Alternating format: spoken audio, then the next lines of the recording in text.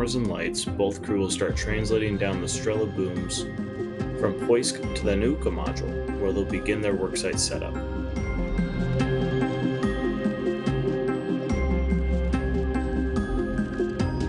EV2 will install a pallet adapter on handrail 4401, and crew will work together to structurally secure the EMMI. Oleg and Denis will then mate the CBT cable and power on the EMMI for checkout.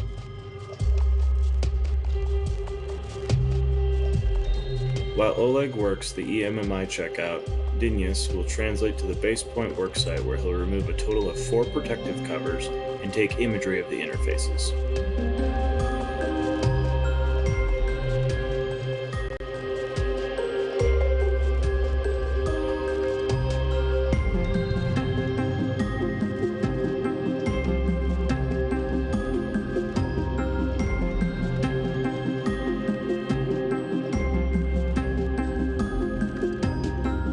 After closing up the EMMI covers, Oleg will translate to the ERA arm, where he'll begin folding back the MLI blanket to install one of several ERA arm handrails.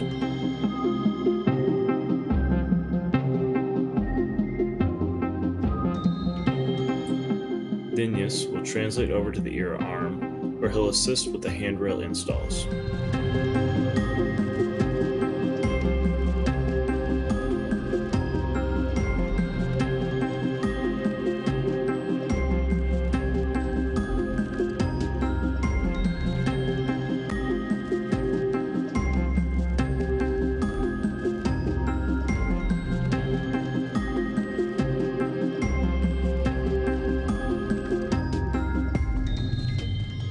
Crew will finish installing the last handrail near the ERA arm elbow on limb number 2. Oleg will then take photos of the solar reflectors near the elbow. Oleg and Denis will translate back to Poisk and stow the covers as well as the crew lock bag back inside the airlock. Using the same translation path they did earlier, we'll head back down to one of the Nauka's passive payload interfaces. While working together, they'll install the adapter and remove the manual drive.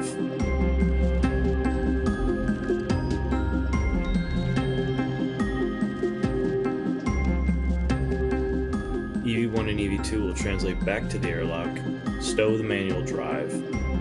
Afterwards, they'll perform an inventory, and then they'll ingress and close the hatch, finishing out Russian Spacewalk 52.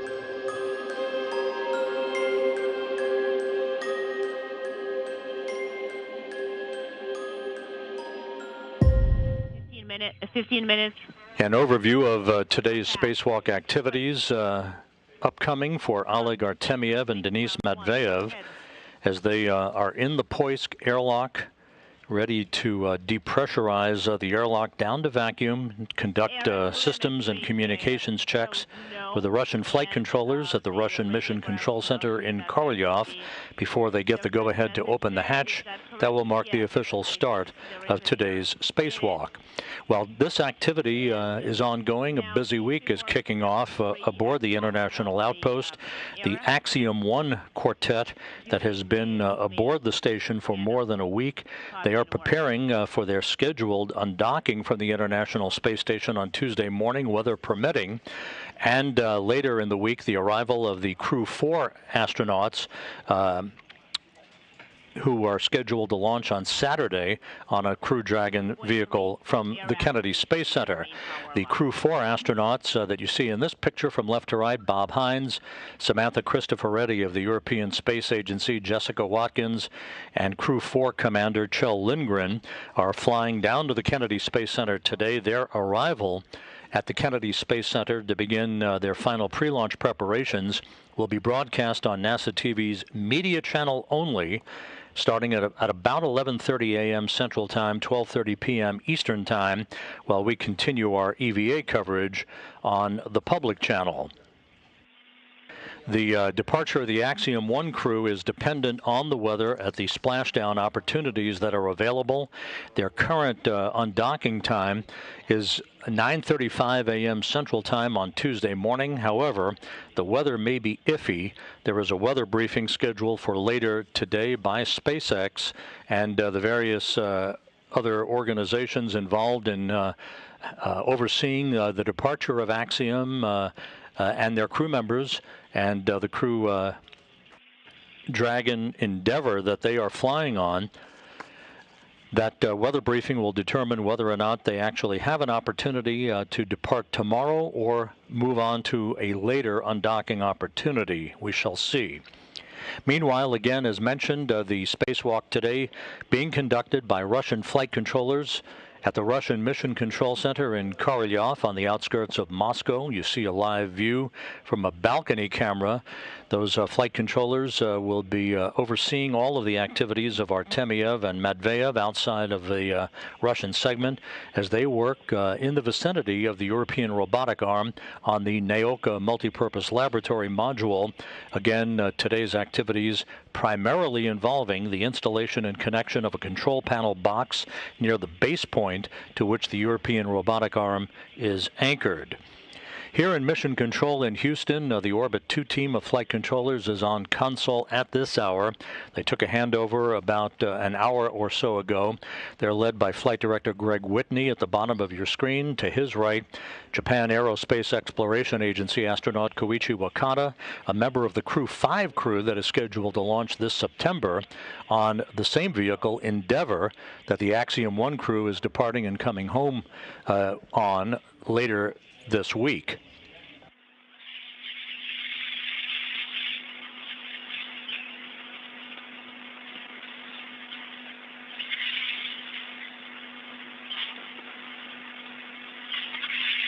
The European Robotic Arm, that is the focus of attention of today's activities and for the next several spacewalks to be conducted out of the Russian segment of the International Space Station, is 37 feet long. It is a very sophisticated and complex piece of hardware with two end effectors, very much like Canadarm2, the primary robotic instrument on the U.S. segment of the International Space Station. It is also equipped with 4 infrared cameras, the elbow joint and the central control computer located right next to each other, and of course wrist and roll joints, very, very much like the Canadian-built robotic arm that has serviced the International Space Station now for more than 2 decades.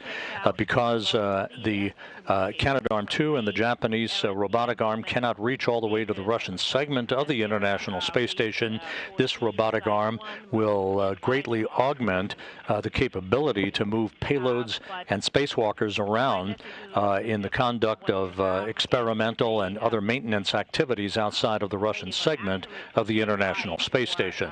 Mode operational message. Okay, we got the standby no operational as you advised. And please press continue and move to step 4. Copy.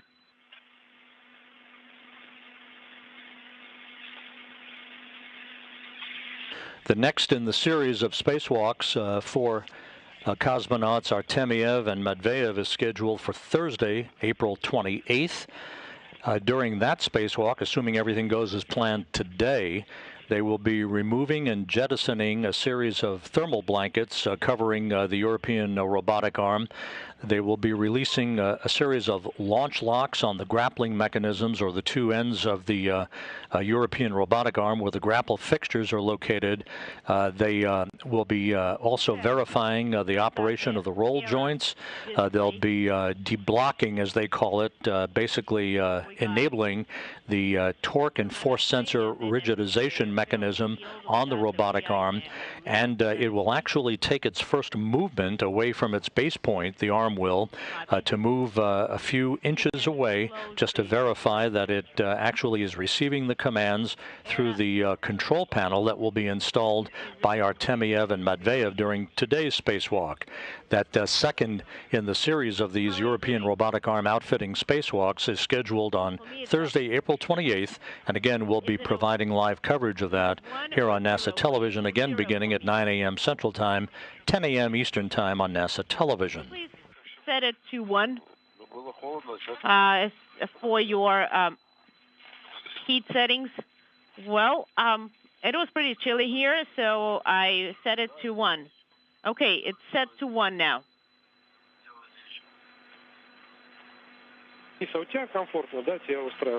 So, and Dennis, for you, the heat setting and the hot settings for your hot and cold for the suit are comfortable. Yeah, I'm just adjusting them as I go, as needed.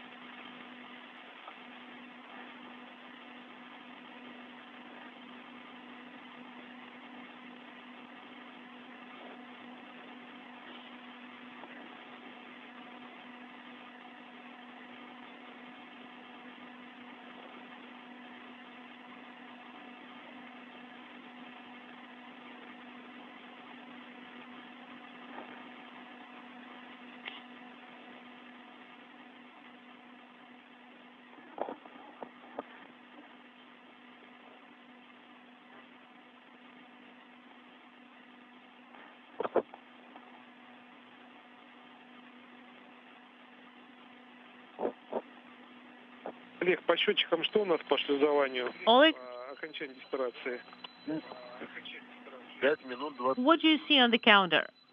5 minutes 27 seconds for EV1 and the same for EV2. All right, then please prepare cue card number 6. All right, that's going to be for depress to 12 millimeters. Okay, so our pneumatic valve is off. Primary regulator.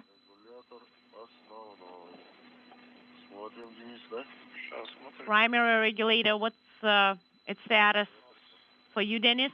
Checking. I have the flag on the right. I have it on the right.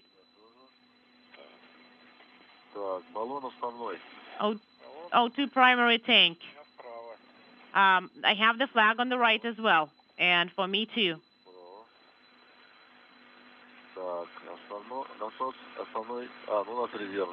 Primary pump, okay, for us it's going to be the backup pump. Yes, it's kind of getting chilly.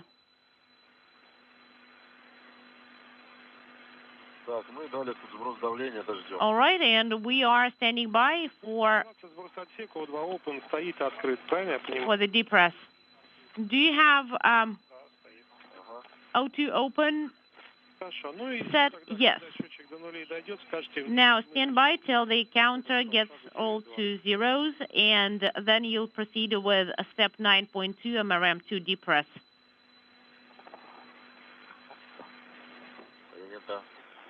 Copy.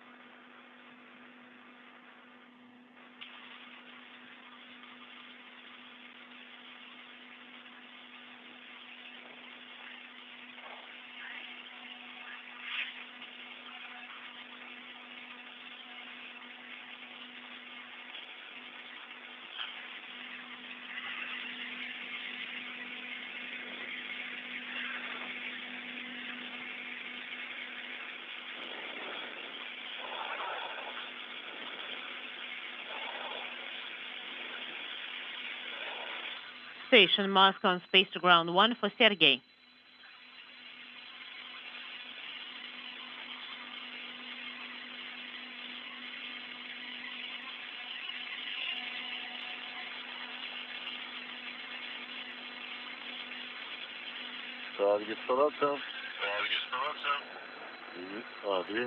Okay, for the pre-breathe, we still have 2 minutes. Okay, we copy. 2 minutes left on the pre-breathe.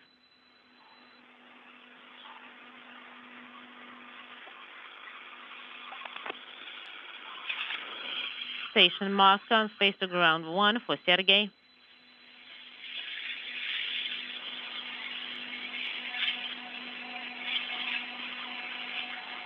Go ahead.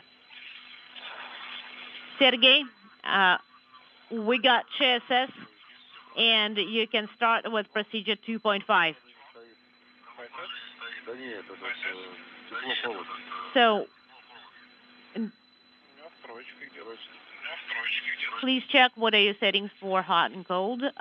And Sergey, you can proceed with the error activation activities. It's going to be 2.5.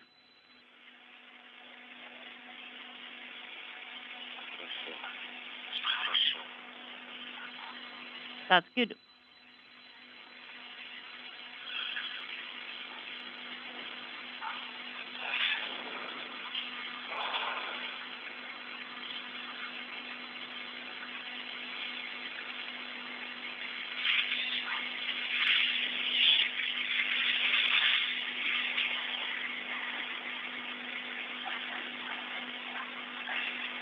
This is Mission Control Houston. We're continuing to listen to the conversations on orbit between Oleg Artemyev and Denis Matveyev in the airlock of the Poisk module on the space-facing side of the Russian segment of the International Space Station as they talk to Russian flight controllers at the Russian Mission Control Center outside of Moscow. The two crew members are suited up in their Russian Orlan spacesuits, ready to begin a spacewalk a short time from now, in which they'll venture outside of Poisk, move down to the Naoka multipurpose laboratory module, and begin work on the outfitting and activation of the European Robotic Arm that is affixed to the outside of the MLM, as it is called, the multipurpose laboratory module. Set to injector menu. Please verify. The Poisk airlock is in the process of being depressurized. Once that occurs, the two cosmonauts will conduct checks of their communication systems. They'll conduct a final leak check on their suits and other systems checks with the Russian flight controllers before opening the hatch to Poisk that will mark the official start of the 249th spacewalk in support of space station assembly, maintenance, and upgrades. I need to be a little bit closer. Oleg, if you're ready, you can start with step 9.2. Are you ready? MRM2 depress. O2 flow selected to injector position. It's in the injector position. I have it in the ejector position as well. Copy. LED is illuminated. And now we're opening KSD SO valve, and we are dropping to pressure of 350 down to 300 millimeters. Copy. KSD SO valve is open. So please monitor the suit pressure and then MV pressure. Okay, for EV102 pressure and for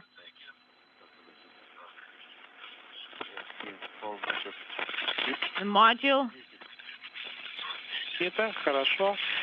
510. Suit pressure is 03 and 02, and 480 is the pressure in the module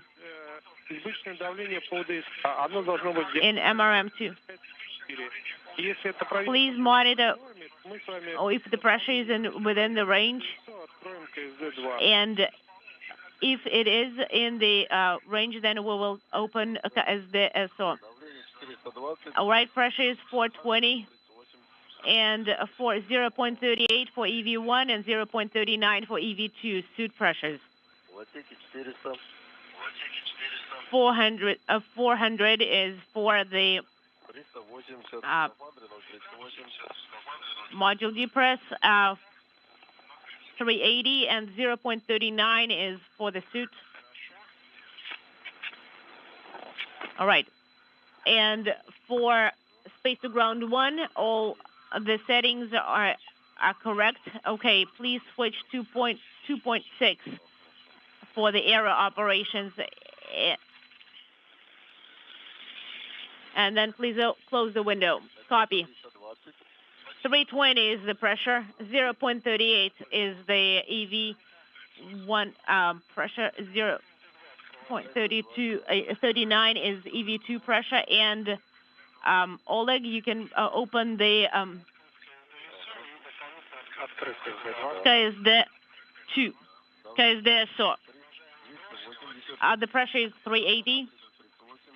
And 0.38 is for the suit pressure. Copy. 0.38 is for the suit pressure. Okay, that's good. So please stand by for the 20 millimeter points. When the pressure in MRM2 reaches 20 millimeters points, you will have to close, guys, the 2. 0.38 is the pressure in the suit. Copy. 0.38. So please, what do you see on the counter for the injector? 3 minutes. Copy.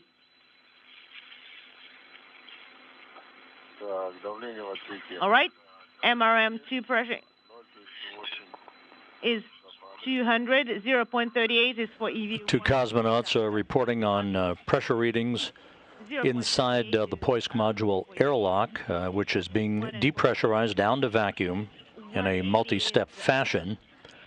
Artemyev is wearing the Orlan suit with the red stripes as EV1, or extravehicular crew member number 1, about to begin the 4th spacewalk of his career. Matveyev, a first-time space flyer, embarking on the first spacewalk of several that he will be conducting with Artemyev in the conduct of the outfitting and activation of the European Robotic Arm. Matveyev will wear the Orlan suit with the blue stripes as EV2, or extravehicular crew member number 2.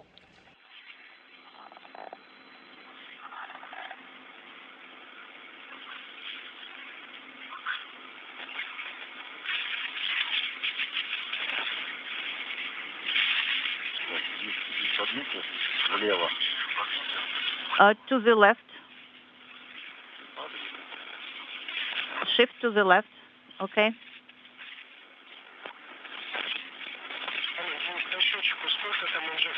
So, what does the timer say? 127 seconds. 038, the pressure is in the spacesuit. Copy.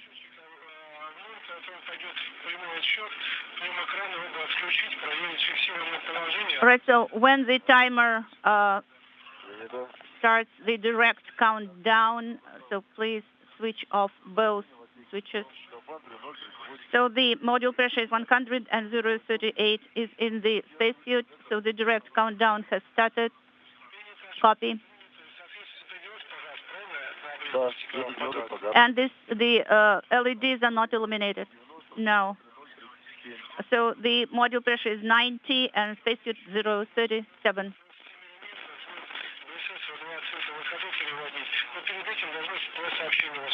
Okay, so you will have to shift the switches to the spacesuit unintelligible, but before that, you will receive the message. Copy. Okay, so on the PSS panel, the O2 open EVA message. Did you acknowledge the message? The view of the Poisk module, in which Artemyev and Matveyev are suited up in the process of depressurizing the airlock that will lead to the opening of the hatch that will mark the official start of today's spacewalk. The first for Expedition 67, the 4th out of the International Space Station this year. Come again. Injector is deactivated? Yes, I confirm. It is deactivated. 60 is the module pressure. Copy. 037 is in millimeters in the spacesuit. Copy. Copy. Sounds good.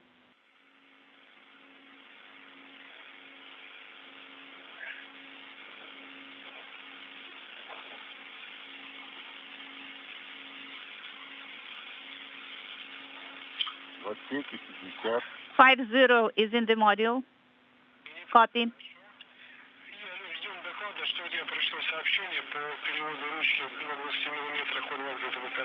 And Oleg, stand by for the message. This module pressure is 4545. So stand by for the message that it is in the O2 open EVA position. And I have not received this message yet.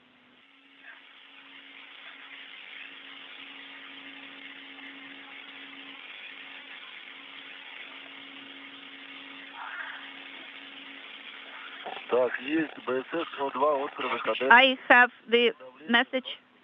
BSS O2 open EVA. 35 millimeters. 37 millimeters. Copy.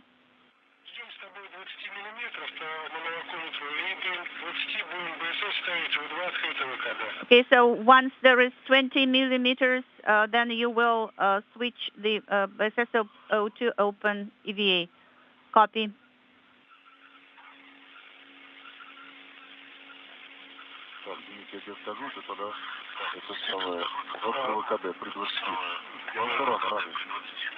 So when we reach 20 millimeters, then we will put the switch in that position. Copy.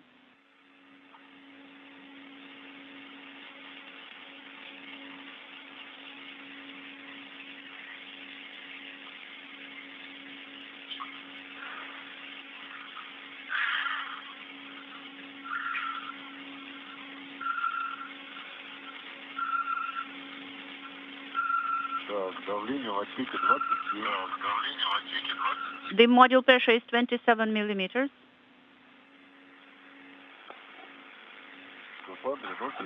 036 millimeters is in the spacesuit. 036 for EV2. EV2 operator, copy. 25. 25. The mark was passed. Copy.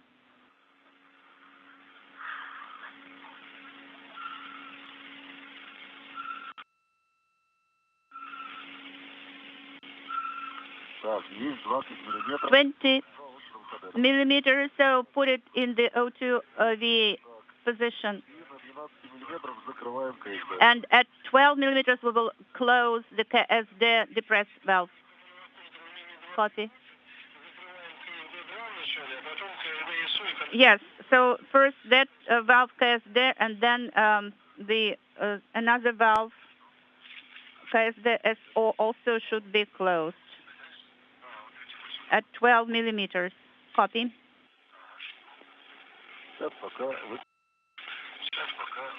So far we have 18 millimeters.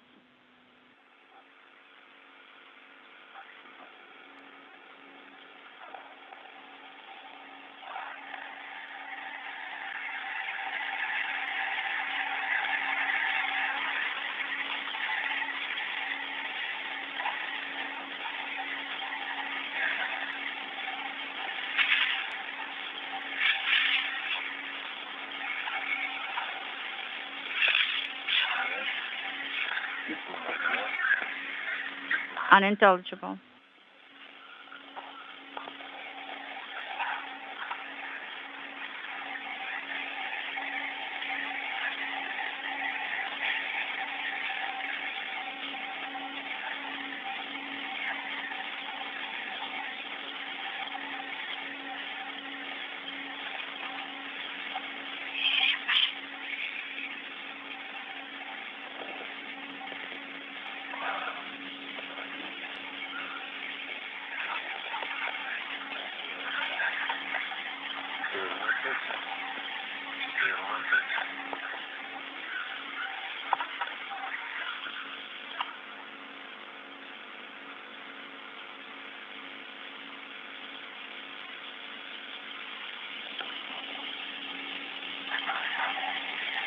Okay, this is Sergey. I'm performing the loading of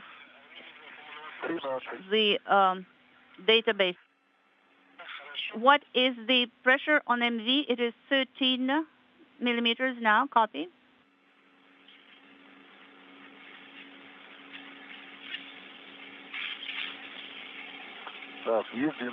Now we have reached 12. I am closing KSD2 valve. It is closed, and now KSDS-OR interface is also closed. 037.37 millimeters is the spacesuit pressure. Copy.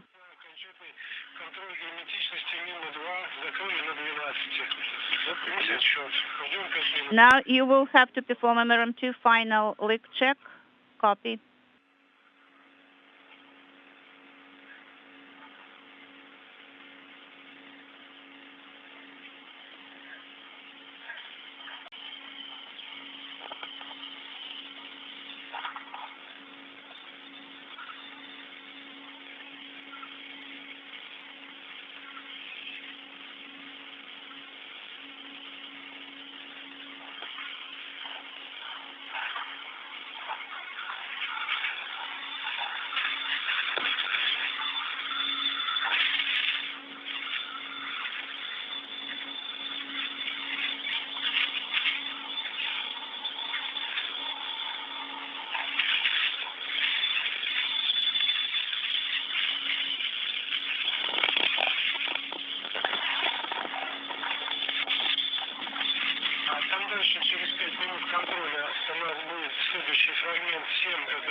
So the next cue card will be 7.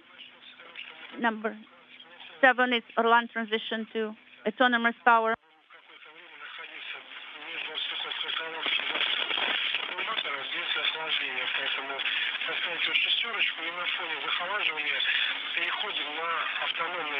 So you put it on 6, and when the cooling down starts, you perform the cue card number 7. So you will disconnect the umbilical, and you monitor that the pressure in the tanks is nominal, and then you will stand by for 5 minutes.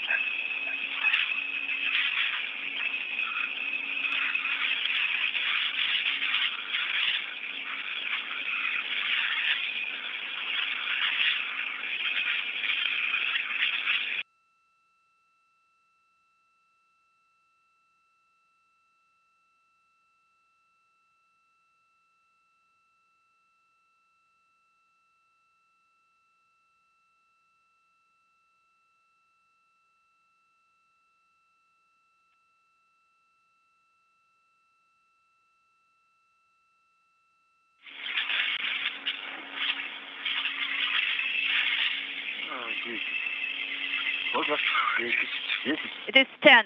Okay, 10. Copy.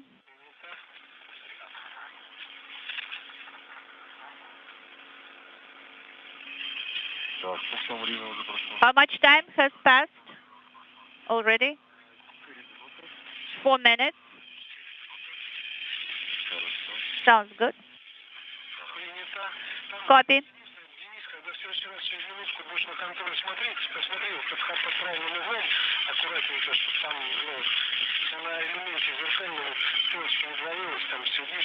Denise, when in 1 minute you will again look at the MV, please do it carefully, okay? Copy.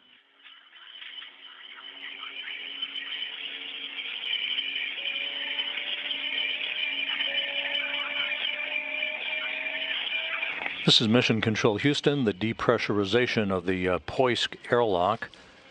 You're looking at the Poisk module on the space-facing side of the Russian segment of the International Space Station. That depressurization is complete. We're standing by for a variety of different systems checks for Oleg Artemyev and Denis Matveyev before they are declared ready to roll with the opening of their hatch to the airlock that will mark the official start of today's spacewalk. This will be the fourth spacewalk for Oleg Artemyev, the first for Denis Matveyev, who launched together along with their intravehicular crew member, Sergei Korsakov, on a Russian Soyuz vehicle, the MS-21. That launch occurring some 3 weeks ago. Valve, the thermal conditioning valve to 6th position, yes. And please stand by for my go to continue, okay? Standing by. And it's the cooler dryer is in position 6. Now it's a go to perform Q card 7 or land transition to autonomous power. Okay, so we're deactivating the pump, the fan.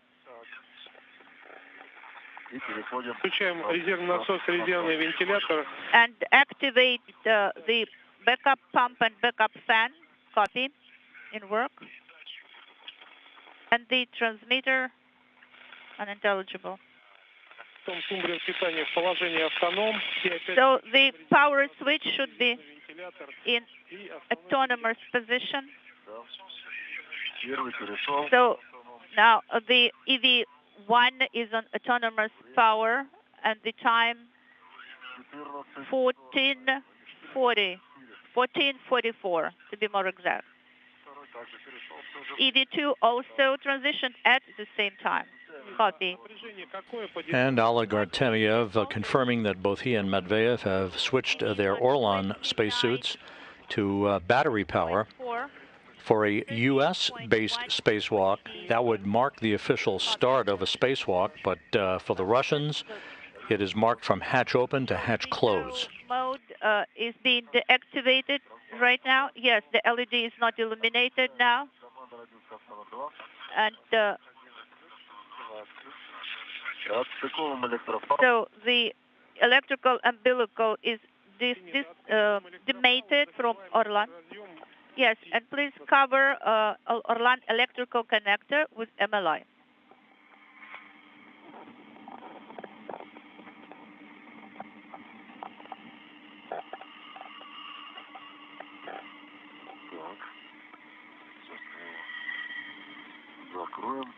So we will cover it and we will stow it now.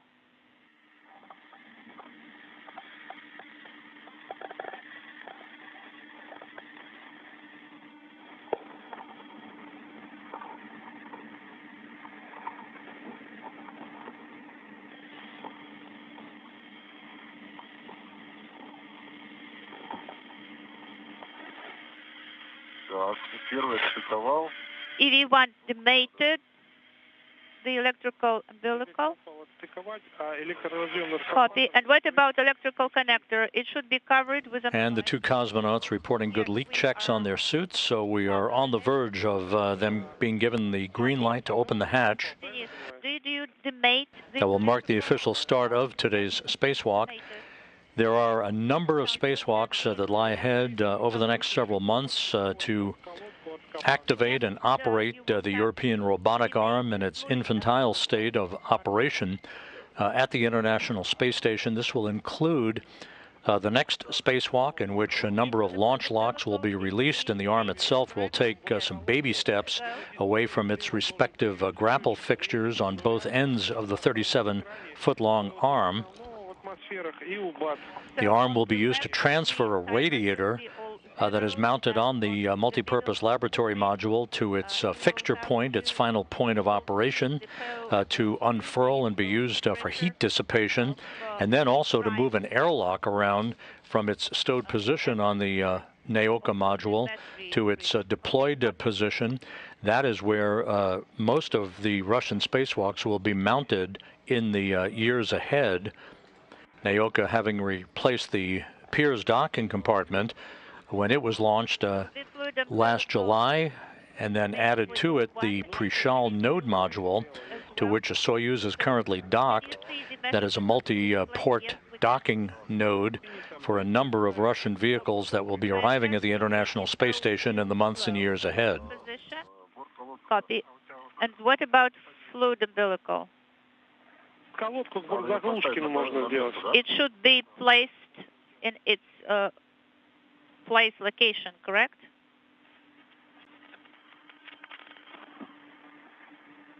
So please plug the fluid umbilical with caps and copy of a storage cap, and cover Erlang fluid umbilical controller with MLI flap in work. So fluid umbilical is covered with a storage cap for EV1. Copy. Now please cover Erlang fluid umbilical connector with MLI flap. Okay.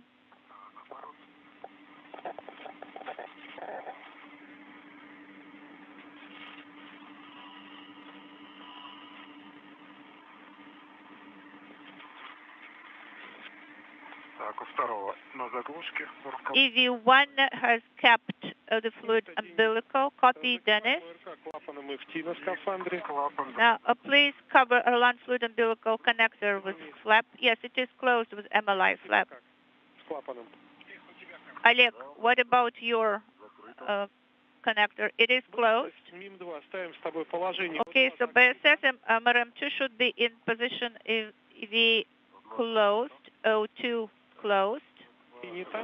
Copy for EV1 and for EV. 2 cosmonauts conducting leak checks as the International Space Station flies 261 statute miles over Canada to the southeast of Ontario, moving from southwest and northeast on this orbit of the Earth that is inclined 51.6 degrees to either side of the equator. So on the display, on the upper line, so what is the O2 pressure? 410 for EV2 and 408 for EV1. Copy. Sounds good. Now, this view of the Poisk module, alongside of it is the Strela boom. Strela, the Russian word for arrow.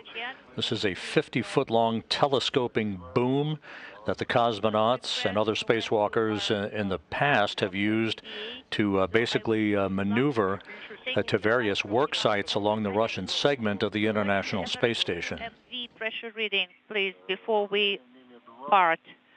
MRM2 pressure is 10 millimeters. Well, maybe 11, about 11 millimeters. Copy, Oleg, thank you.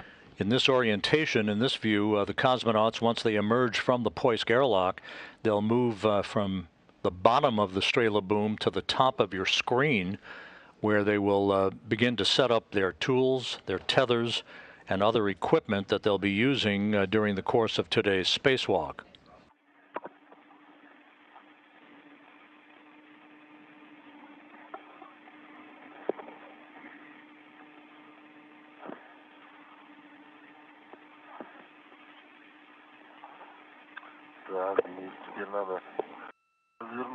So, Denise, now you will have to rotate a little bit.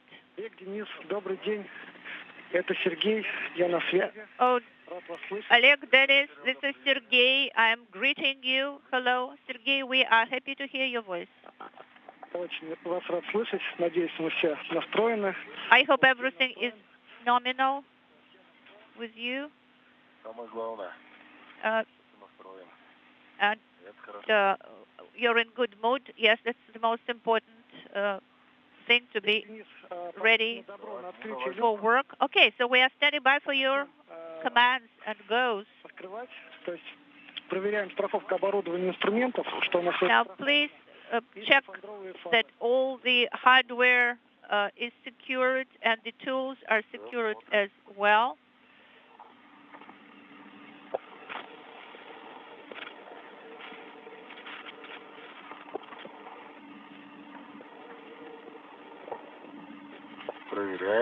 We are checking that everything is secured.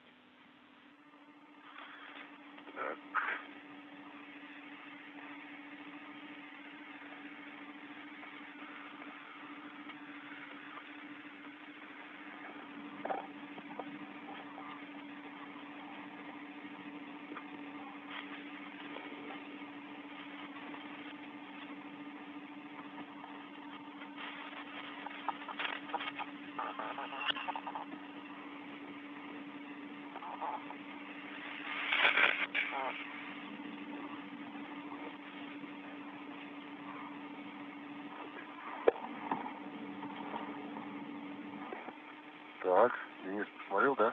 Да, Crew look back is secured by 2 points, and the long hook is secured to the handrail, and the short one also is secured. Copy. Так. Сейчас, и я тоже сейчас посмотрю. Okay, let me check as well. This is EV1. Залетел, да. Сейчас мы его расправим. Okay, I will strengthen this out.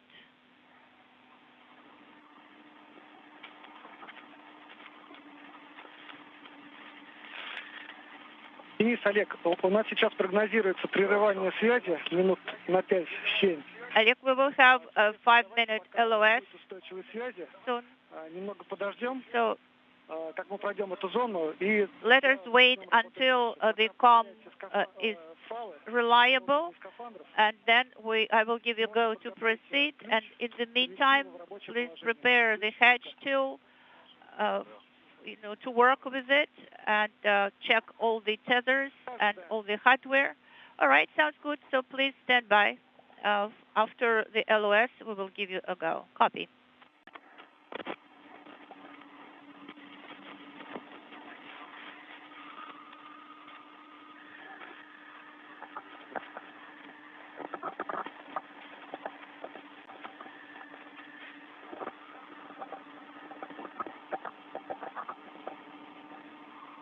Так, ну что? Так, люк здесь. Now let's see. Денис, пока связь есть. Inspect the hatch. So, Dennis, while we have comm, let's continue. So look at the 4 emergency bolts and check them.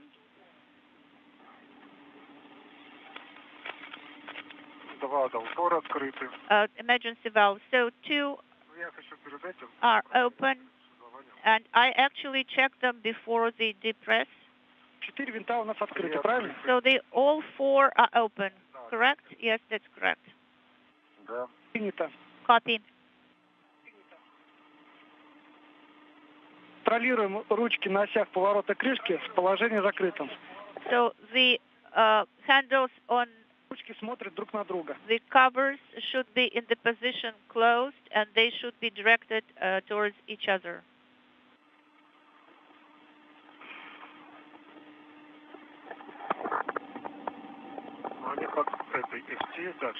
They are covered with MLI, actually. They should be. They are the same plane, and they are directed to each other. Yes, I'm checking.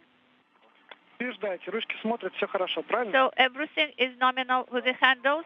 Do you confirm? Yes, they are directed to toward each other, and there are arrows that are pointing in that direction.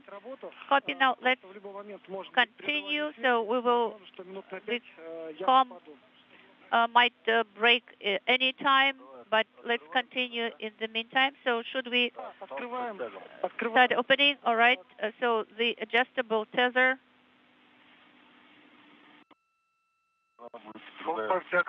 Yes, yes, I have the tether. It is behind you.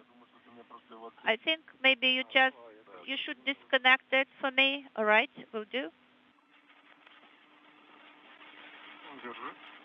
Here you go.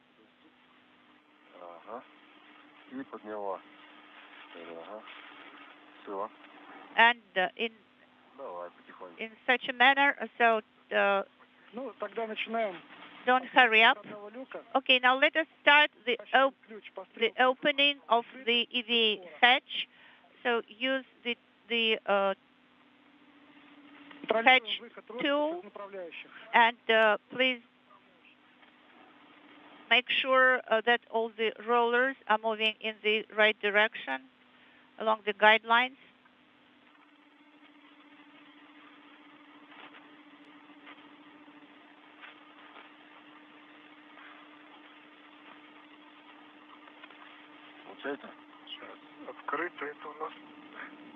Okay, Denise, how are you doing?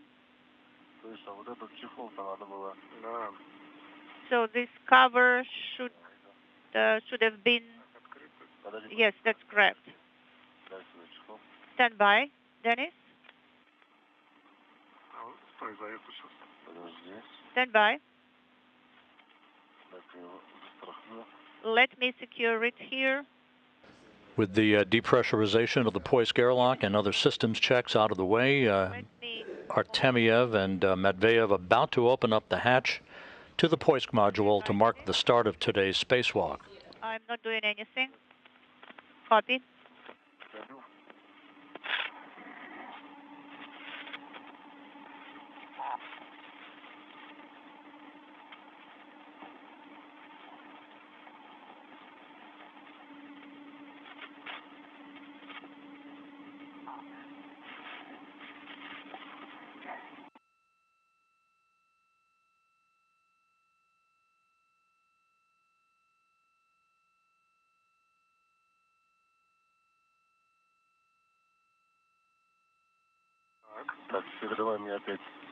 So go ahead and hand over the hook to me. There it goes.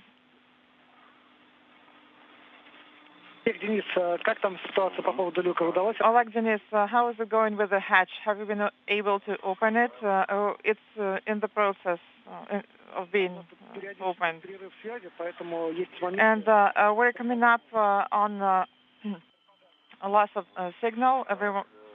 So that's why I'm dropping out. So the rollers are out, and I'm ready to now start using the hatch tool, the pusher. Okay, so make sure that you pull the handle towards yourself to hard stop and hold it there until the pressure drops.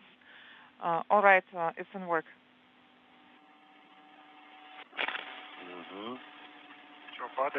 Is it going down? Yes. Okay, that's great. You see, the vacuum cleaner is working.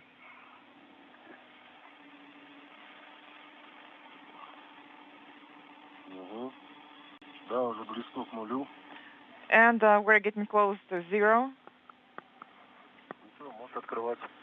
Go ahead and start opening the hatch. Did the pressure drop? Yes. The hatch is open. EV hatch is open.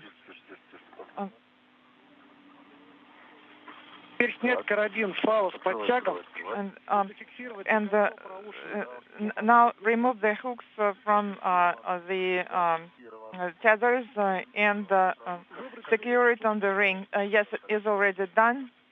Go ahead and take the ring. Stand by. Okay, I'm holding the ring. And with that call, The 249th Spacewalk in support of station assembly maintenance and upgrades officially underway at 10:01 a.m. Central Time, 11:01 a.m. Eastern Time. Artemyev and Medvedev now in the midst of the first spacewalk of several that they will conduct in support of the European Robotic Arm's activation and operation. The start time, 10:01 a.m. Central, 11:01 a.m. Eastern Time. About to start installing the protective ring. Yes, go ahead and install the protective ring. Please retrieve the protective ring from its storage location. Yes, we have done that already. You see, there they are. Yes, I can see it now. So take a look. It should, the mark should be on the other side. Can you see it? Yes. So let's give it a try. Okay. Okay. Let me pull it some. All right. So the protective ring is now installed and secured.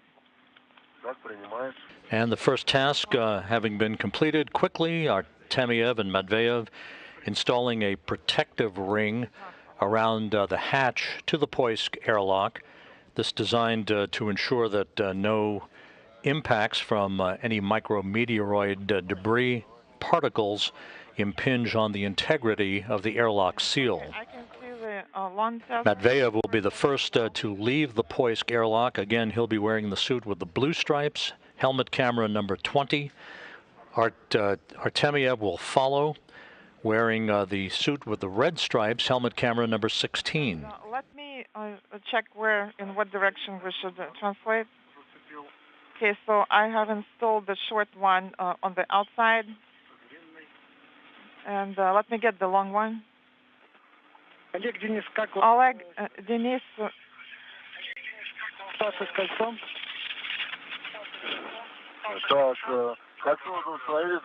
Protective ring has been installed and secured, and Dennis is halfway outside already. Oleg, Denis, how copy? Yes, we copy you loud and clear. We noticed that something came out of the hatch. Did you see what it was? It was a piece of Velcro and a piece of rubber from...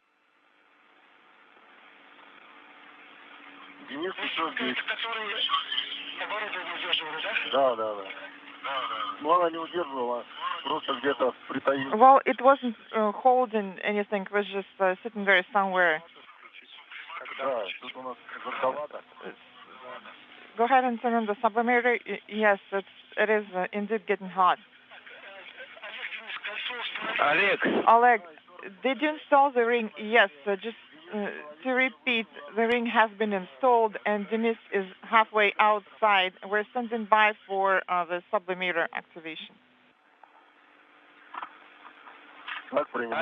Did you copy? Oleg, yes, go ahead. Oleg, how is the temperature in your suit? Well, it's quite warm. I guess we need to turn on the sublimator. Yes, go ahead and turn it on first. Okay?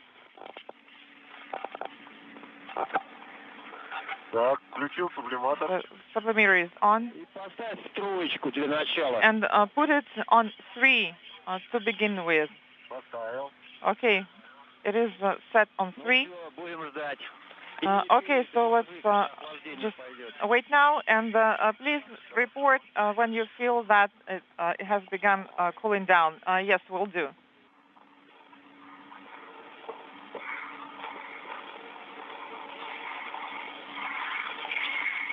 Денис, yes, go ahead. Ты уже на выходном устройстве, да? Денис? Денис, I'm half way out of the EV hatch, and I'm standing by for your go to turn on the sublimator. Yes, your go, and you can also set it to 3.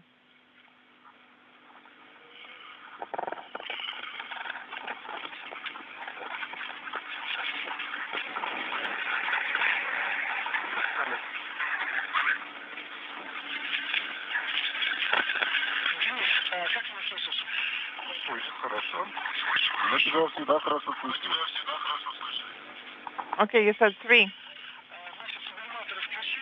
Sublimators are on.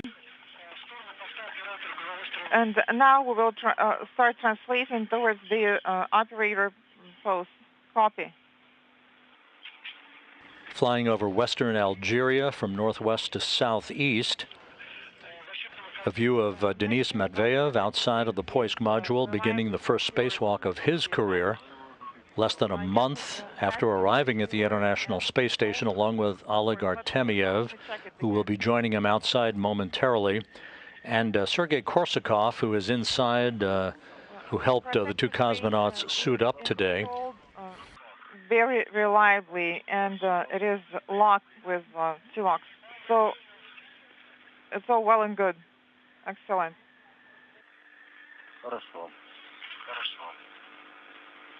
Artemyev will be passing a crew lock bag to Medvedev, in which is the European Robotic Arm Spacewalk control panel device that the 2 crew members will spend a considerable amount of time today installing and checking out in the first step on the road to activating and beginning the maneuvering of the European Robotic Arm, its first motion expected during the next spacewalk by these 2 cosmonauts on April 28th. Hand you the, I guess, the control unit.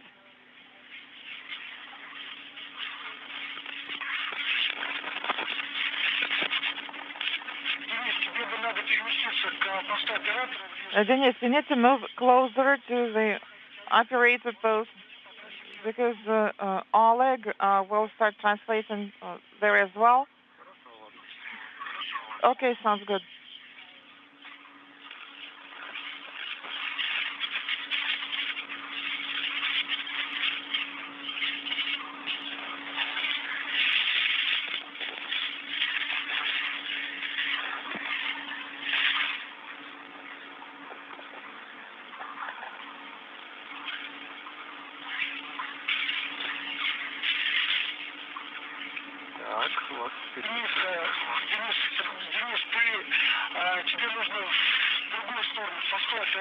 Denis, you need to move in the opposite direction towards the operator post, towards the control room.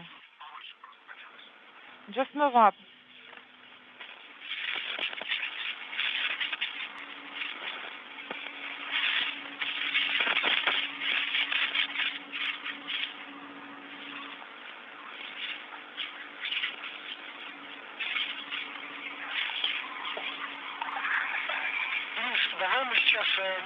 Denis, let's pause for now and make sure that you have time to adapt.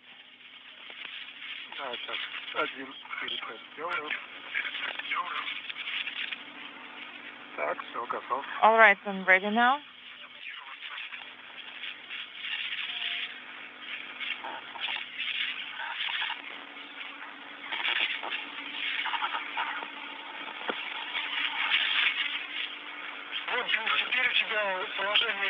So now you are in the correct position. Stop. Give yourself some time to adapt. We are seeing you through the cameras. And make sure that you are translating slowly and move about slowly to save yourself some energy. Okay.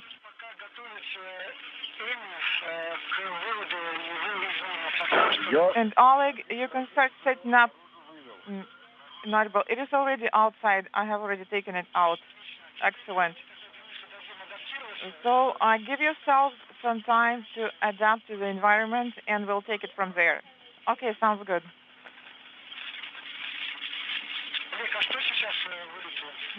Oleg, Inaudible. Say again?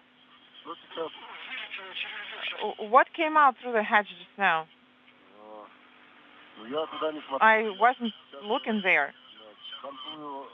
I'm monitoring the control unit now, but nothing serious, I guess.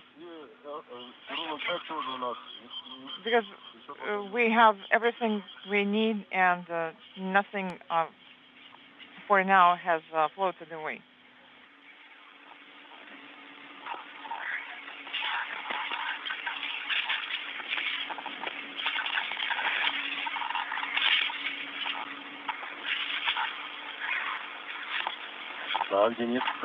Denis, how are you? Great.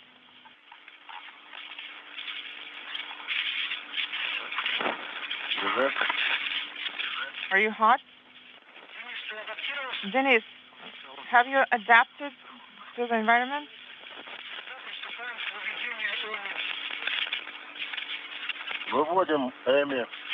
We are taking out the EMMI. And the control panel is now outside of the hatchway.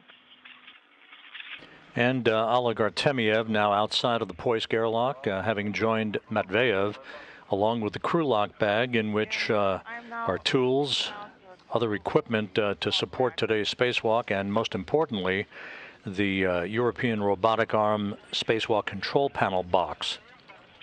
And make sure that you take out the PRM adapter. All right, sounds good. Denis, where are you? I'm here. All right.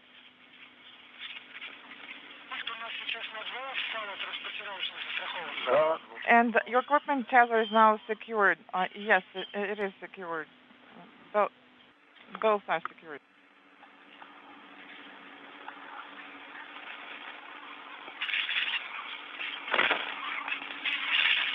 And you can see right behind the Strela boom, the rectangular box that Matveyev is holding. That is the enclosure for the control panel box for the European Robotic Arm that will be mounted and installed and hooked up to electrical cables and data cables on the outside of the multi-purpose laboratory module later in today's spacewalk. It is all secured well. Copy? Excellent. Okay, so I will now start translating and moving the PRM adapter. Okay. Let's move it closer.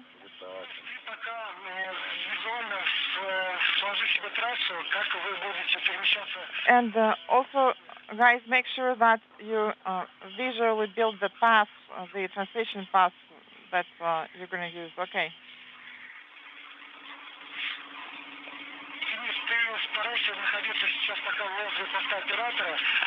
Denis, you will be near the operator post until Oleg is finished taking everything out. Denis, please do not move away. Please wait for me. All right, I'm standing by now.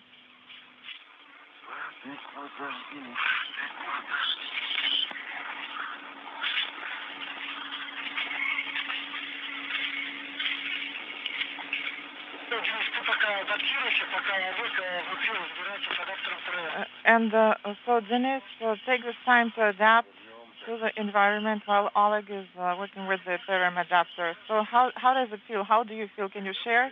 Well, it's interesting. Так, у меня высокая температура газа велика. Это, наверное, гению интересно. So I guess it's just the temperature that's Да, слышали. high. We didn't.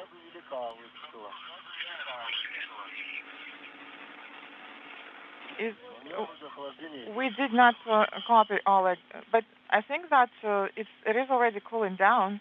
Да, температура газа просто Yes, там есть такой критерий, что gas пониже должна temperature. Indeed, there is such a criterion, and it should be lower at this point, but we'll keep monitoring.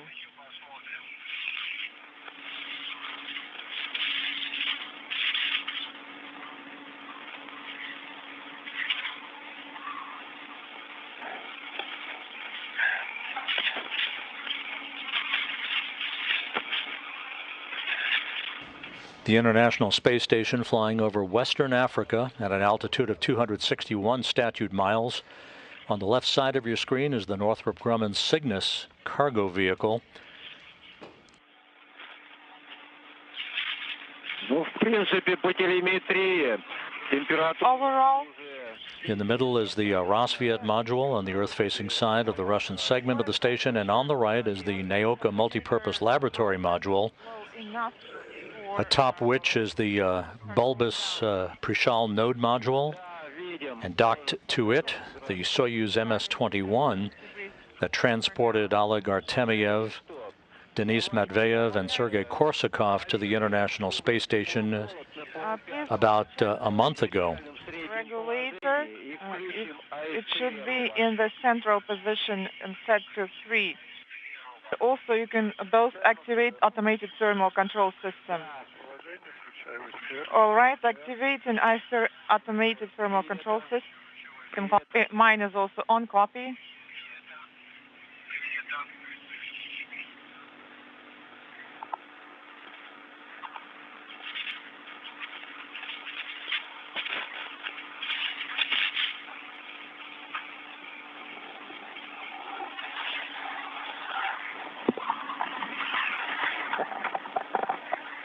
Ой, эх ты. Выскакивают откуда-то, из-под панелей. They're coming out from underneath the panels. Так. Okay. Что сейчас вылетело? Это резинка из-под панелей. What just came out? It's a rubber seal that came out from underneath the panel, and I did see that.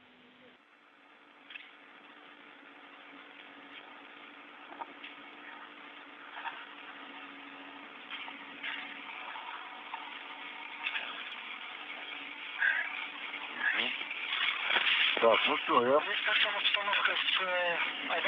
Все, адаптер ПРМ поближе. So what about the adapter? PRM adapter is a bit closer now, and I secured it to make sure it doesn't float away. Все, все.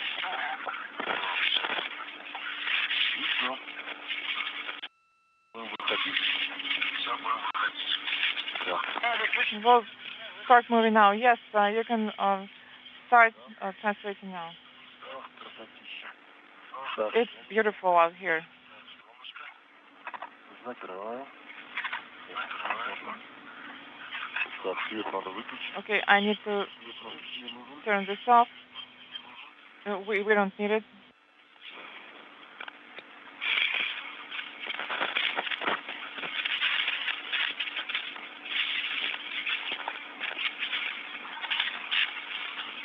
Так, карабин постоянной длины у меня наружу. The fixed length tether hook is outside. И переменной тоже. And adjustable is also outside, so both tethers are outside now. А когда мы будем включать камеру там? And when should we turn on the camera or something else? Well, since you're out now, you can go ahead and turn on the cameras.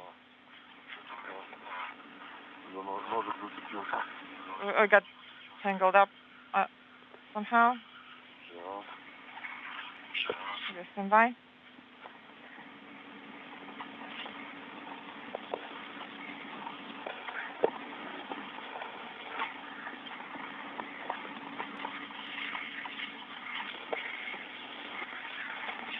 Так, я большую камеру включила. Right. The camera is on. Okay. But I can I can see it now. Maybe Oleg can check it out later. Do not turn on the camera yet. Do not turn on the cameras yet. Олег, Денис. Oleg, Можно перевести Денис, тепло-холод ДБКПУ в 0. you can put the temperature regulator handle to 0. For both of you, please put it to 0. EV2 is at 0. Copy. Now you're going to turn on the cameras.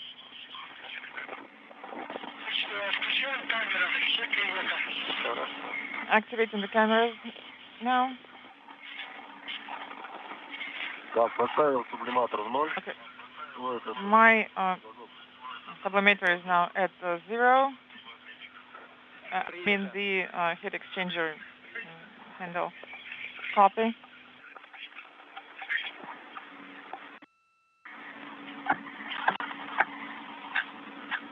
Так. Второго, 25 диодов таймер горят. EV2 confirms that 2 camera LEDs are illuminated. Да. Oleg, yes, go ahead. Большой и фронтально маленький. Big one is below, and the small one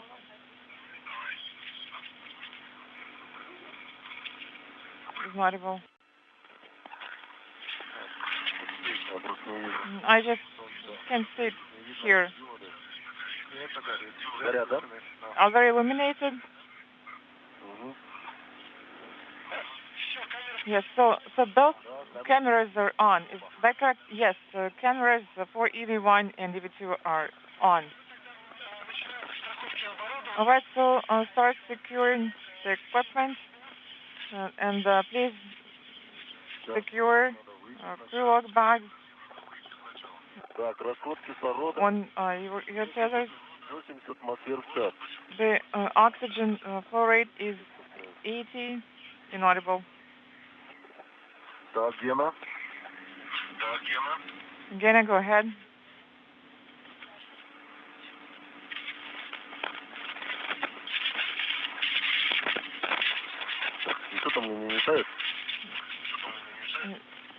Isn't there anything in the way or not? There's a short tether here. Okay, here it is.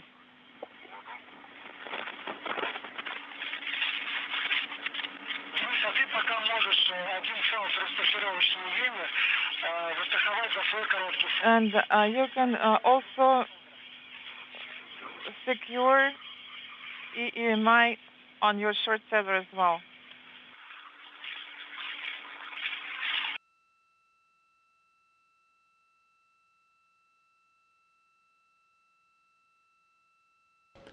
This view from a balcony camera in the Russian Mission Control Center outside of Moscow. We are 23 minutes into today's spacewalk by Artemyev and Matveyev.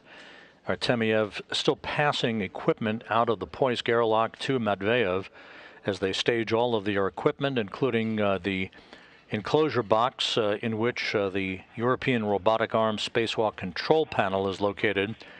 That is the focus of attention in the early portion of today's spacewalk, in which the two cosmonauts will attach and hook up that critical control panel to a base point, an operating point on the Naoka multipurpose laboratory module. They will use the Strela boom to make their way from the Poisk airlock all the way up to Naoka, which will be their workstation for the entire spacewalk today.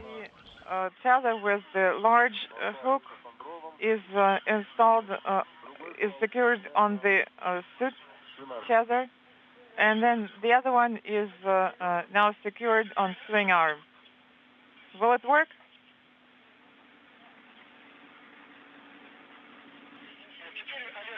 Yes.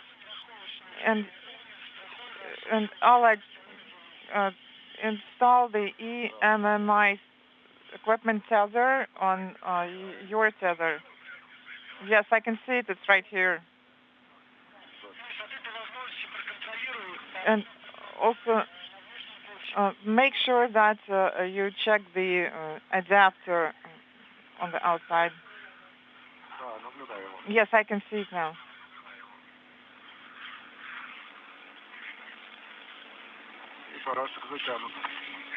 And the wing nut is also tightened.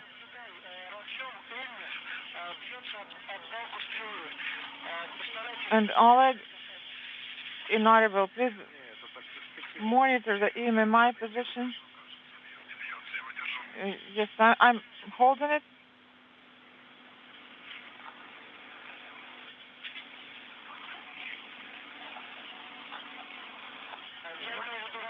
And a view of Oleg Artemyev wearing the suit with the red stripes outside of the Poisk airlock at the early on the portion of his fourth spacewalk of his career.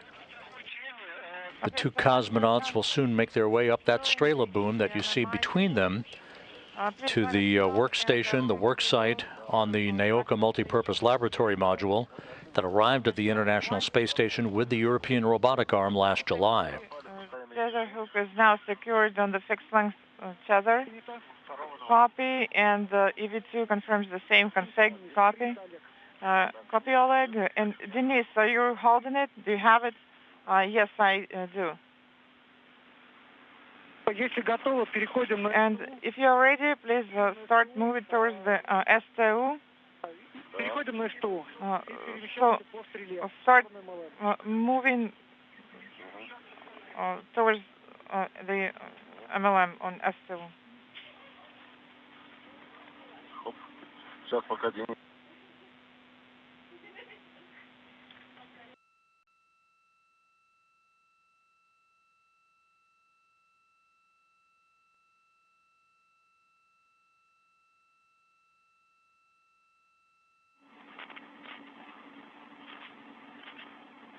Денис, минуты через 3 начнет. Oleg and Dennis, just heads up, we're coming up on an eclipse in about 2 to 3 minutes. Да, у меня фал переменной длины. Yes, and my adjustable length tether is secured on the ring. Copy. Так, кольцо у нас. And what about the ring? The ring is on the tether. Okay, that's good.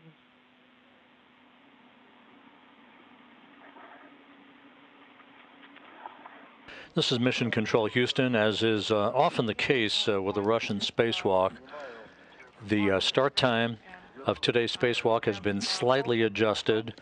The official start time that we've just received from Russian flight controllers at the Russian Mission Control Center, now 10 a.m. Central Time straight up. 10 a.m. Central Time, 11 a.m. Eastern Time. So we are coming up on the 29-minute mark in today's spacewalk. For about 5 minutes or so. So just continue translation towards the MRM. Copy. Так, давай подходи поближе. Okay, move closer. And I'm just gonna hang here for now to make sure that it works for you.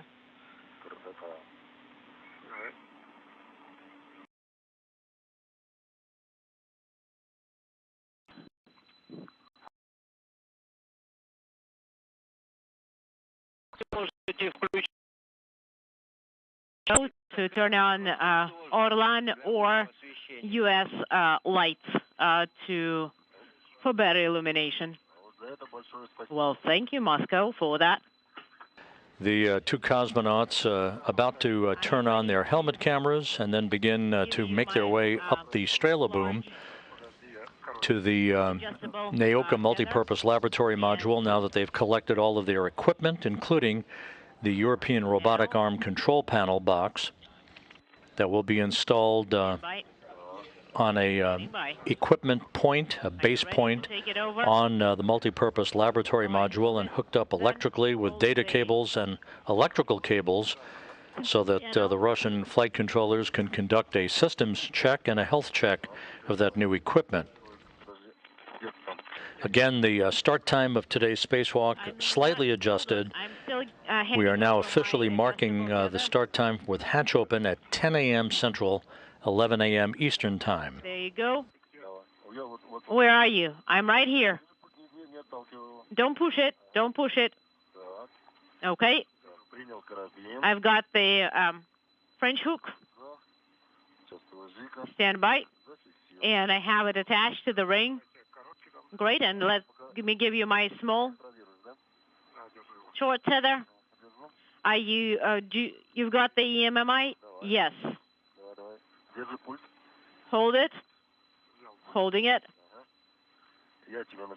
And I have you secured to the ring. Now we need to open up the ring. Well, let's not forget about the lights.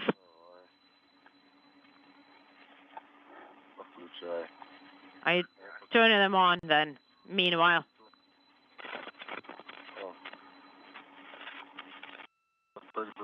Stand by. We need to take off this tether. And where do you want me? Leave it. Somewhere you have a place to secure it to. Oleg, this is Moscow. Dennis, Oleg. Have you opened up that ring? Yes. We have it. Free. And now we are rolling. Okay, so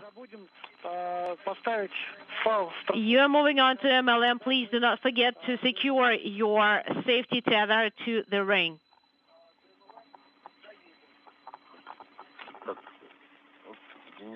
Dennis, hold on. There you go. Dennis has the EMMI. And I am chugging along and moving. Now, we need to round it out. Hold on, don't move. Guys, be careful about the PHO. There is a target there, so please be aware. Dennis, stand by. I'm not seeing it. No rush. I'm standing. Artemyev and Medvedev now making their way up the Strela boom, the 50-foot-long telescoping boom that is used as a translation path for cosmonauts conducting spacewalks out of the International Space Station's Russian segment. They will arrive at the work site on the Naoka Multipurpose Laboratory Module shortly and will begin to set up all of their gear at that work site for the temporary stowage of the European Robotic Arm control panel box prior to its installation onto the surface of Naoka. Wow. We're kind of far.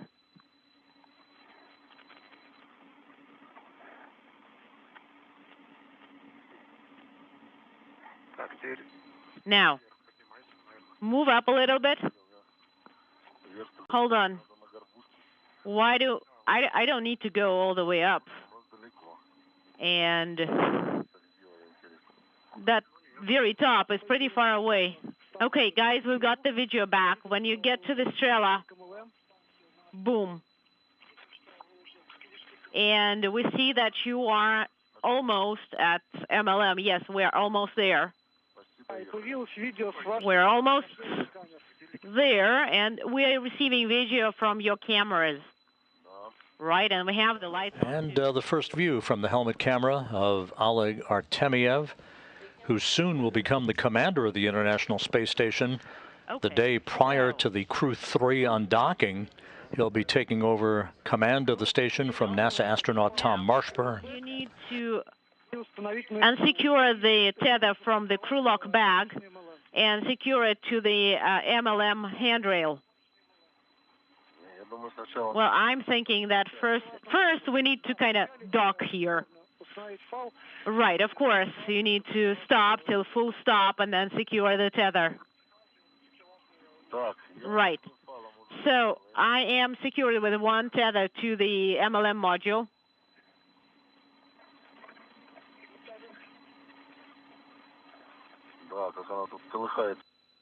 It's blinking here.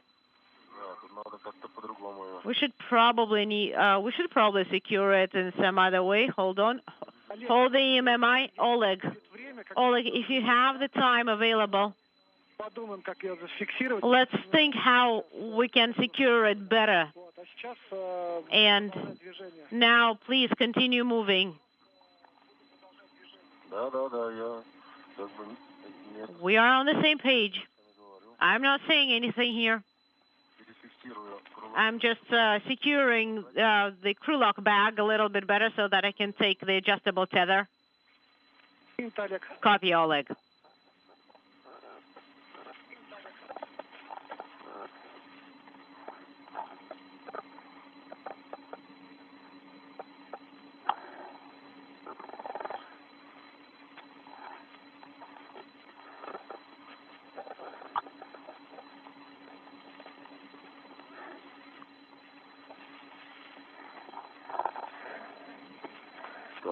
There. Dennis, I'm here. Hold this ring. Here. And we're securing it with to the handrail. Okay, let me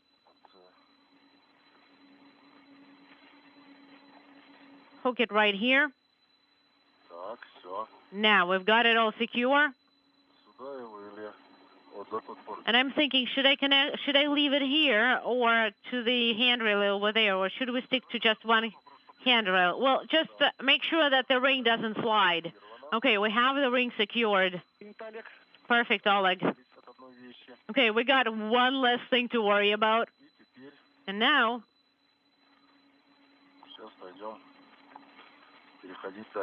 we'll continue moving. All right, our legs are going to be in that direction. Understood. We are at handrail 4,100. Okay, can you unhook my French hook? Thank you. A big thank you.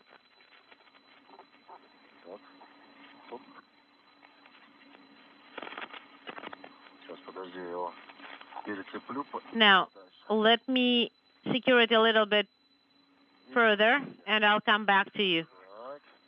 There we go. We see it, guys. Okay, it's a little bit like it got a little bit tangled up here. So I am switching the ring to over here. There. Let me move a little bit further. Now look, it's tangled to this little thingy here.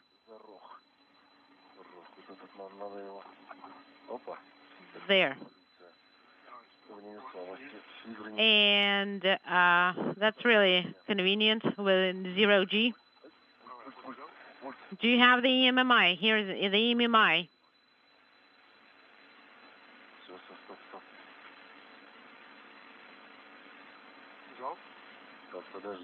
Slow. Okay, that's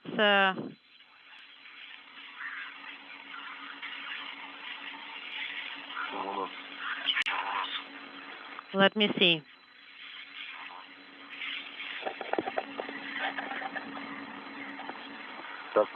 Okay, could you hold the EMMI for now? Got it. Thank you.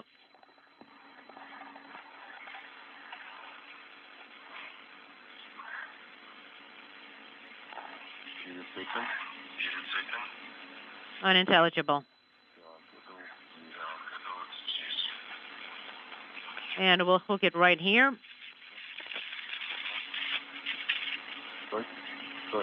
Hold.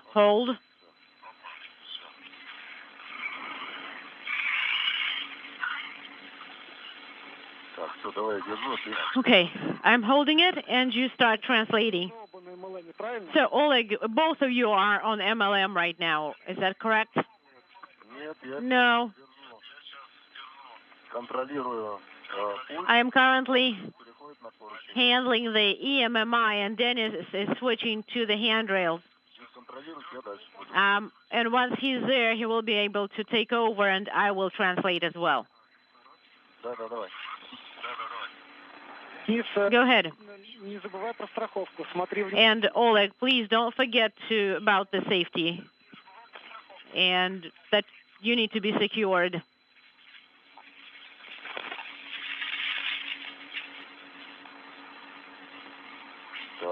Okay. No. Hold the EMMI. Got it.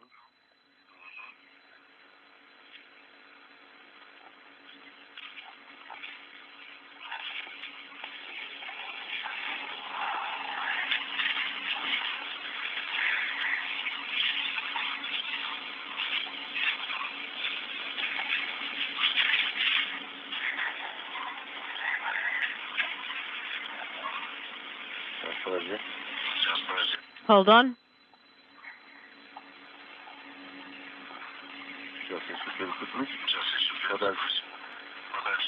And let's move it a little bit further.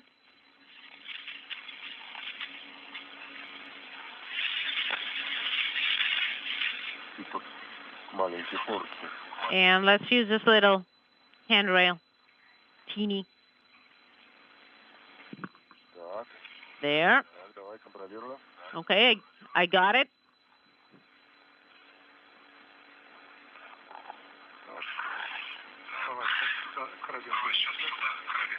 And let's switch the hook to here.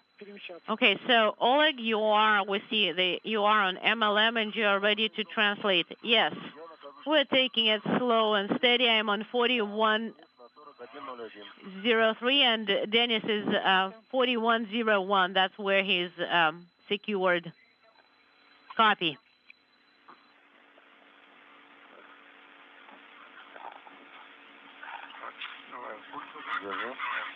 You got the EMMI? I got it.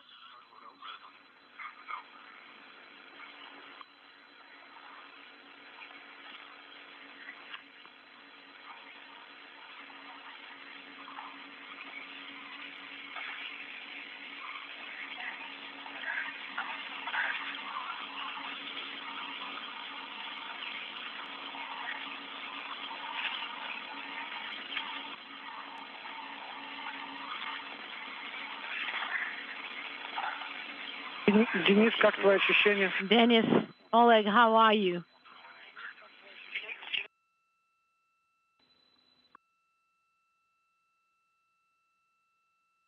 Денис, у тебя оба светильника работают? Dennis, could you check that you have both lights on?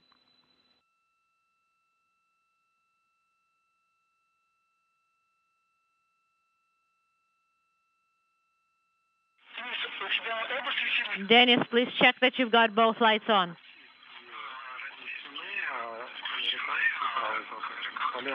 All right, we only have one light for U.S. lights on. I only have the right one. And I have the Russian light, the Orlan lights on. Is it enough light for you, or do you want to take a break and make sure that all of the lights are working? Oleg, would you be able to assist Dennis? Of course I will be. No, don't worry. I'm fine. So, do you need more light, Dennis? I'm fine. Why do you... This is Mission Control Houston, 45 minutes into today's spacewalk that began at 10 a.m. Central, 11 a.m. Eastern Time. The two cosmonauts, Oleg Artemyev and Denis Matveyev, are at the work site along the Naoka Multipurpose Laboratory module that arrived at the International Space Station last July. Fine with the lightning, please continue. Artemyev, currently at the top of your screen, is currently holding the European Robotic Arm control panel box that will be installed and tested today during the spacewalk. This is the 249th spacewalk in support of space station assembly and maintenance, as well as upgrades. AC system, and the temperature is very, very comfortable and really good temperature controls. How for you, Dennis? We're glad. I'm going to 4107 and I'm monitoring the EMMI. Dennis is here. He is handing me the kit over and will continue to translate. Copy.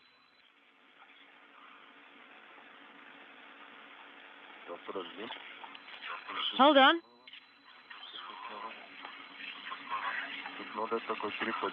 There is it's a little tricky here.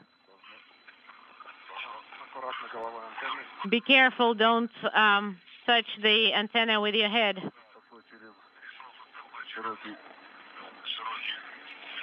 Okay, I am one more flight down, so to say, a section.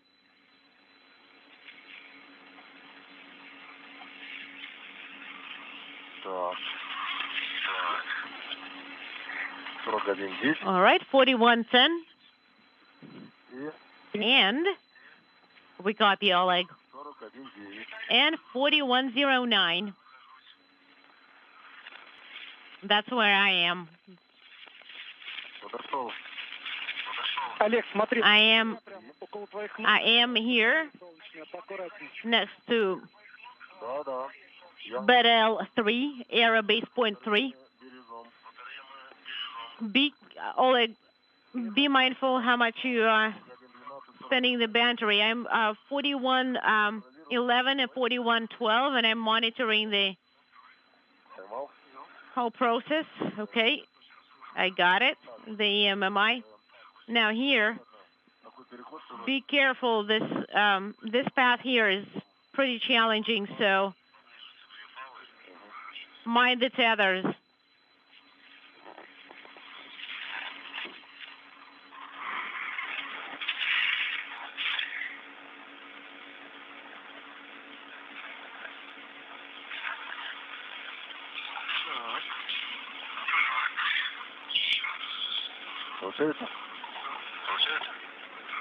How goes it? Not bad. Right there, this one.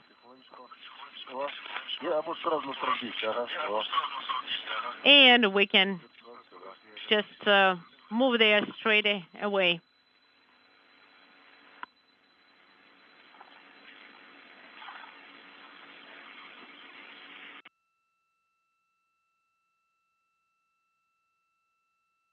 This is Mission Control Houston, a good view up the Naoka Multipurpose Laboratory Module. Did you leave it? Artemiev and the red stripes at the top of the two cosmonauts, Matveyev at the bottom. There we go. They're holding the European Robotic Arm control panel, and you can see all right. Hold this. Two of the base points, as they're called. This is where thermal covers are currently covering grapple fixtures to which the European Robotic Arm ultimately will be affixed to during the next spacewalk when it begins its first motion away from its stowed position on the multipurpose laboratory module. Lightning. At the very top of your screen is the Prishal node module that arrived at the International Space Station last November.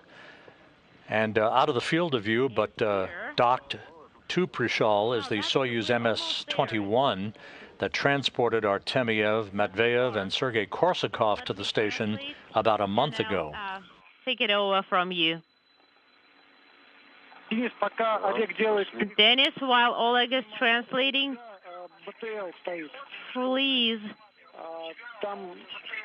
check that you should have a BTL there, and it needs to be secured.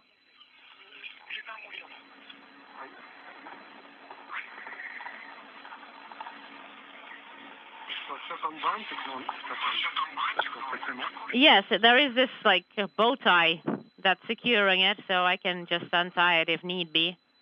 Copy. Okay. Let's deal with that later. Also, guys, be careful. Solar arrays. Yeah, we'll deal with the BTL later. Yeah, agreed.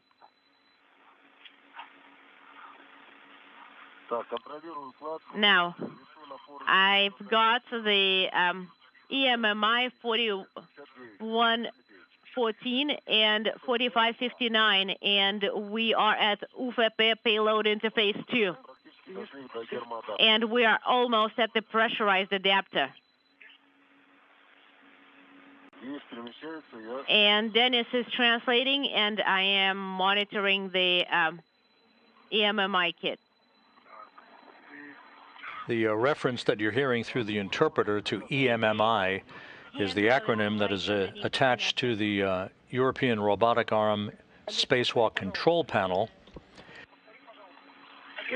They will soon be installing that on a tray adapter along a handrail on the Naoka Multipurpose Laboratory Module as the two cosmonauts work in tandem, approaching the 1 hour mark into today's spacewalk. Over the EMMI to him.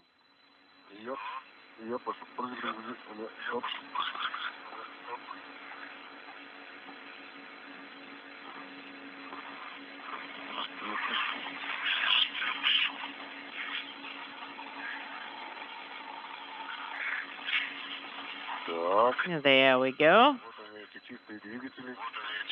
Oh, and here are the thrusters. Pretty clean. Guys, try and not touch them. No contact with any of the thrusters. We'll do our best. But it's so tempting.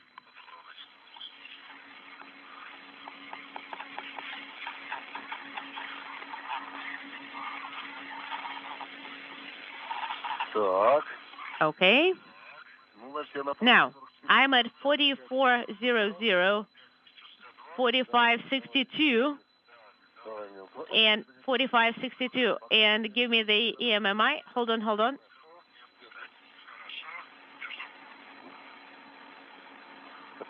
Let me get it from you. Now, I've got it. And I'm translating. Sounds good. 4400, and it's going to be strut number 3.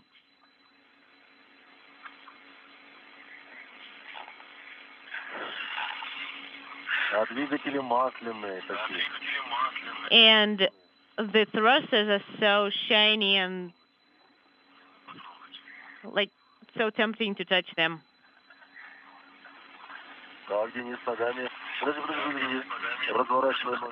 So we are near support 3. Okay, Dennis, turn your legs back, turn your feet back, and move over to me head first. Wow, that's beautiful.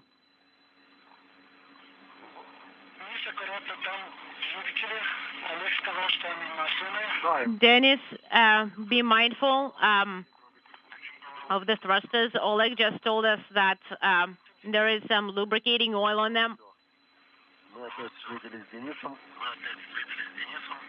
Okay, so Dennis is secure to 4561, and I'm on 4562 handrail, secured. Now, please take this Olympic torch from me. The EMMI. There we go. Slow and steady makes it.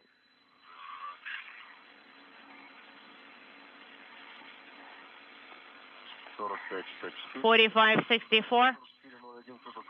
4401 is in no-go handrail. Yes, and just be careful. Mask is unintelligible.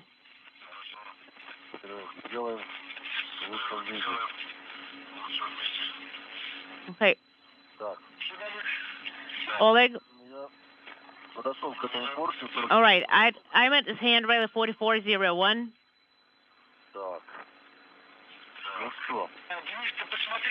Dennis,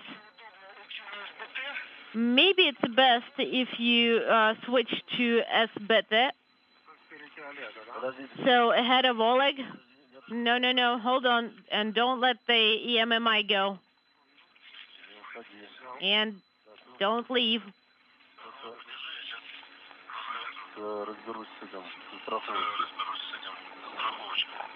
Okay.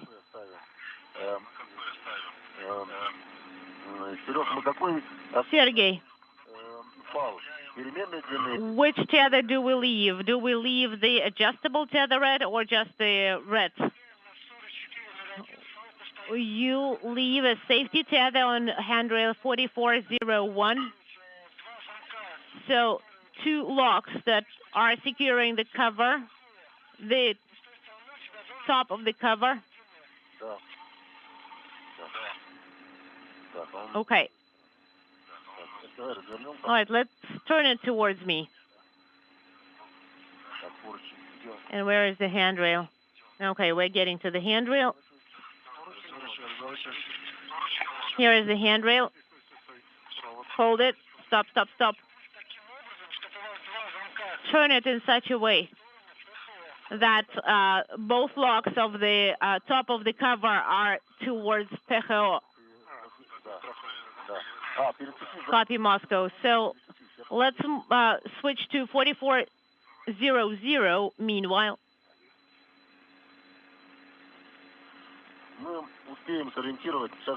We will have time to orient it as you are telling us, but let's figure it out what we are doing with the tray adapter for now, like do what we need. Okay, you've got it? I got it.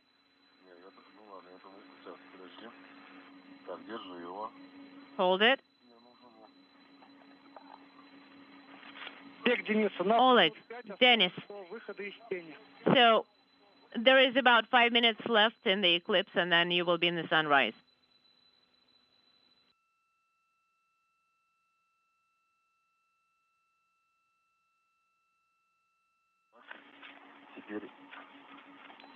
Now hold it. And we need to switch the point where we are secured, where we have it secured.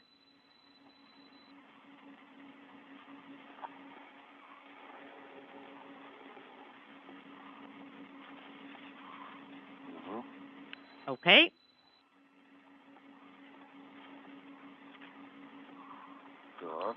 There. Okay, and now the tray adapter, and the tray adapter is secured.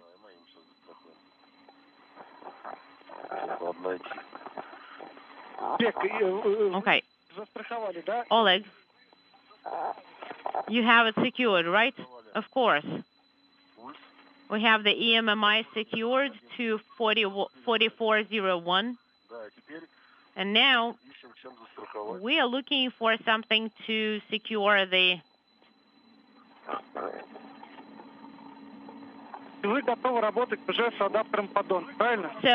So you are ready to start working with the tray adapter? We are getting ready. Copy. We're getting ready to work with the tray adapter. Coming up on the 1 hour mark in today's spacewalk, Artemyev and Matveyev about to install a tray adapter on a fixture outside of the multipurpose laboratory module, upon which the European Robotic Arm control panel will be installed, and electrical and data cables will be hooked up to that control panel for the initial testing of its operability by Russian flight controllers at the Russian Mission Control Center.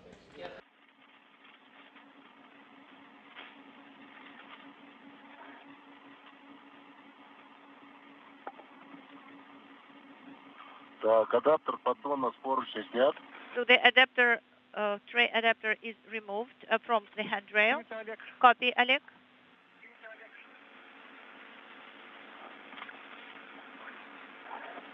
И устанавливая его на поручень 4401. Please install it on the handrail. Фау. 4401. То есть у тебя фау должен быть между кронштейном поручня. And the equipment tether should be between the adapter and the bracket. So what about the wing nut? What direction it should be oriented? You know, it is actually at your discretion, Oleg, so that it is convenient for you to work with it, with this wing nut. Okay? Олег, снимать будете вы в 54-м. Вот, и шарик должен смотреть на себя. You will remove it, and the pin should be directed at you. Okay. Олег, причем трещотка его нужно and should I use the ratchet wrench here? Yes, you should tighten it. A few rotations with the ratchet wrench. Я понял. I copy. Сейчас даю ключ трещотку. So I am retrieving the ratchet wrench. Денис, а ты пока попробуй. Dennis, and in the meantime. Нет, все хорошо, Денис. Мы сначала. No, you don't have to do anything, Dennis. Disregard.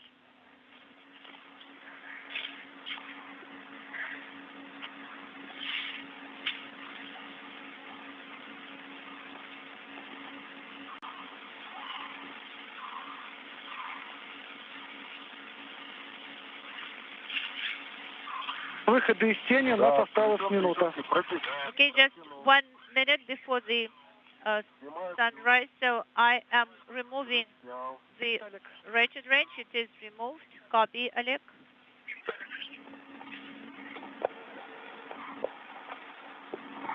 Олег, и не забудь забрать РЭД, который страховал адаптер поддона к...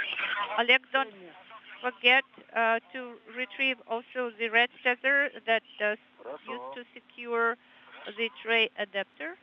Just over an hour into today's spacewalk, Oleg Artemyev and Denis Matveyev. Artemyev on the bottom of the two cosmonauts in this view. Matveyev just above him as they work to install a adapter tray upon which the European Robotic Arm control panel will be installed as the first major task of today's spacewalk, the first of several, perhaps up to a half a dozen or more, that will activate and operate the European Robotic Arm in the first phase of its activity to augment the Canadarm2 robotic arm and the Japanese robotic arm that operate on the U.S. segment of the International Space Station. This European robotic arm was launched on the Naoka Multipurpose Laboratory Module. The next spacewalk, 10 days from now on April 28th, will see these two cosmonauts releasing a number of launch locks and launch restraints and begin the process of monitoring the arm's first tentative steps away from its launch and stowed position to other base points upon which it will grapple on either end of two grapple fixtures. Basically the same concept as the Canadarm2 robotic arm with two end effectors that can grapple various grapple points along the Naoka Multipurpose Laboratory Module to provide additional robotic capability to move people and payloads around the Russian segment of the complex. The station is about to enter an orbital sunrise over the Pacific Ocean, moving from southwest to northeast. The two spacewalkers, after a slight delay in getting out of the Poisk airlock, are right on the timeline of their activities from that point on. That is pulling me here. Just a minute.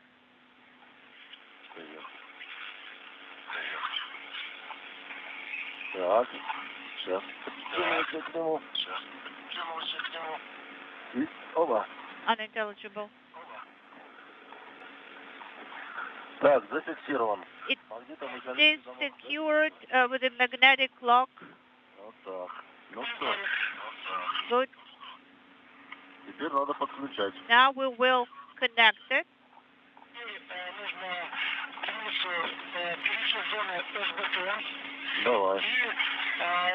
Now, Oleg, you will have to move to SBT, a launch base point area, and unfold MLI, and then work with the connectors there.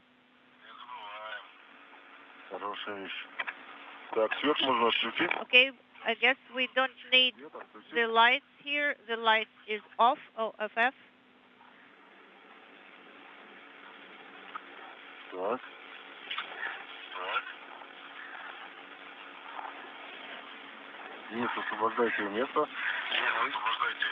Okay, I'm moving away to give you space, Dennis. Yes, just like that. Will you be able to squeeze in, Dennis? Please be careful with your feet so that don't break the panel. Stand by. So my kit is in the way here. That's it. That's it. Now go ahead.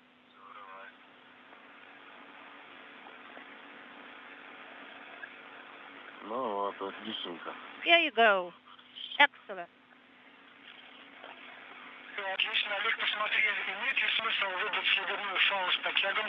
Oleg, so please check whether the adjustable tether should be used here. Standby 1, I will check. Adjustable tether. So that it does not move about. Yes, that's correct. And the hook is secured to the handrail 4401. Maybe it will be best to secure it to a different handrail. So we will take it with us, correct? Or we will leave it there?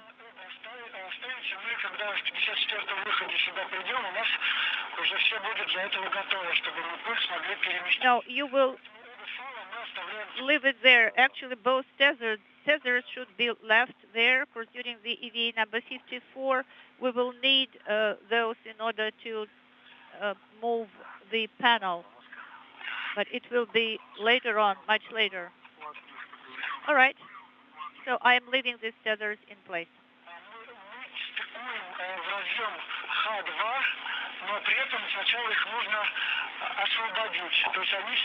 So you will connect the connector H2, but first of all, you will have to release them, and there is a locking wire there that you will have to cut, because they are right now beneath the MLI cover.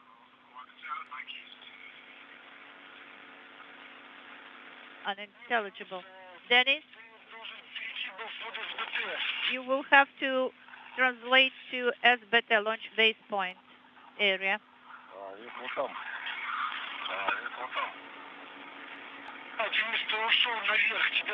Dennis, you are too far away. You are too far up. You will have to move. Okay. I am giving you. I'm moving in order to give you more space, Dennis. And I am unfolding the cable.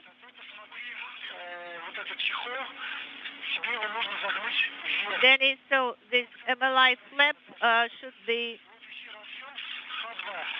moved upwards, and so that you can see the H2 connectors there.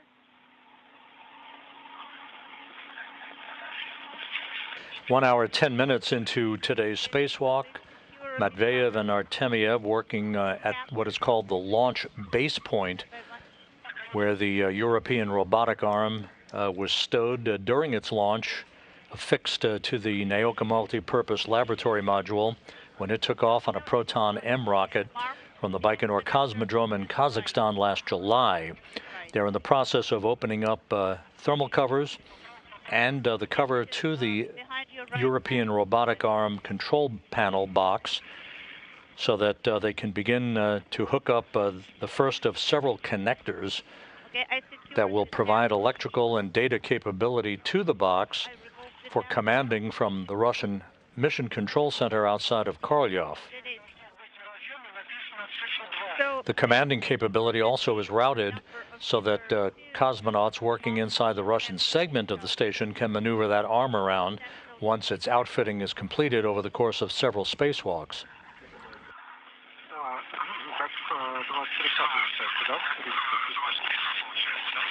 Unintelligible. So there are some two marks, yes, but also there should be a number 2. Please look at the other side.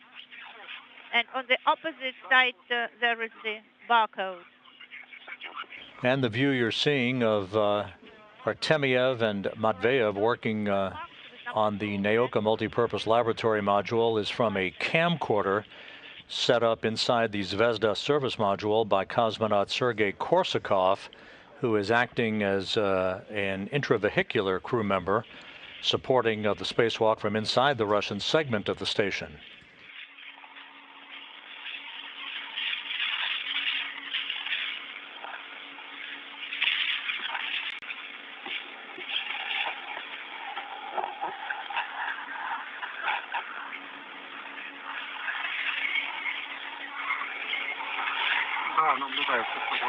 Yes, now I can see number 2. Copy, Dennis. Now please get from Oleg the connector 510 and then mate it to the connector H2. Yes, I'm standing by for Oleg to give me this part of the cable. So just one wire, lock wire is left. I'm working with it. Copy, Oleg. So the cable is untied now. Copy.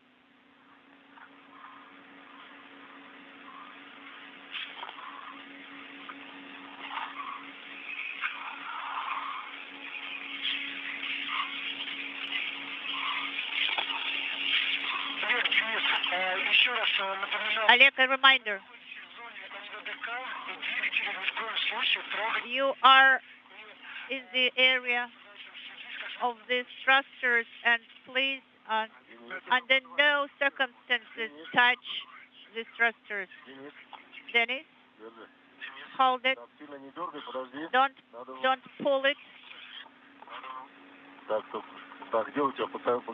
Please now show me where are you going to connect it. Yes. Yeah, you will have to do it in such a way that it is routed properly and connected well. Maybe it should be rotated a little bit, moved around. Now I am holding it. Yes, that's great. That's exactly. Okay, sorry. I took it from you again. Now, you saw a wire tie here. Before you connect the cable, please make sure that all the markings are proper. Yes, the big contact is opposite the PIP pin. Well, Dennis, that's exactly the configuration that we need.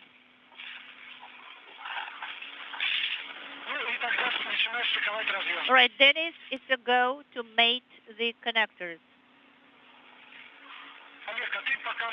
Oleg, in the meantime, you can start opening the MLI. You know, I think I should secure this wire tie beforehand so that cable does not move around a lot. Yes.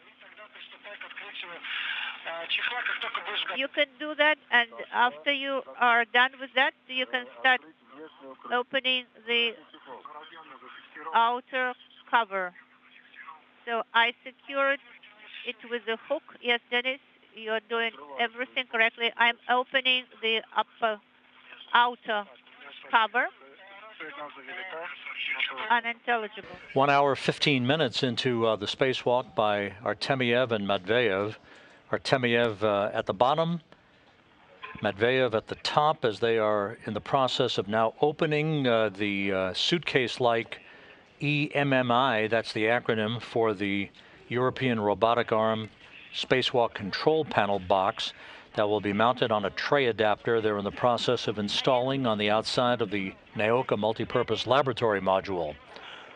Please make sure that they'll be hooking up a number of connectors for both electrical and data capability that will be tested during the course of today's spacewalk with some preliminary commanding that will be provided by the Russian flight control team outside of Korolyov. At the very top of your screen is the Prashal node module, the 6 docking port bulbous module that arrived at the station and docked to NAOCA last November, and upon which the Soyuz MS-21 spacecraft is currently docked. In just a few minutes, the media channel of NASA television, we're currently simulcasting on both the public and the media channel of NASA TV.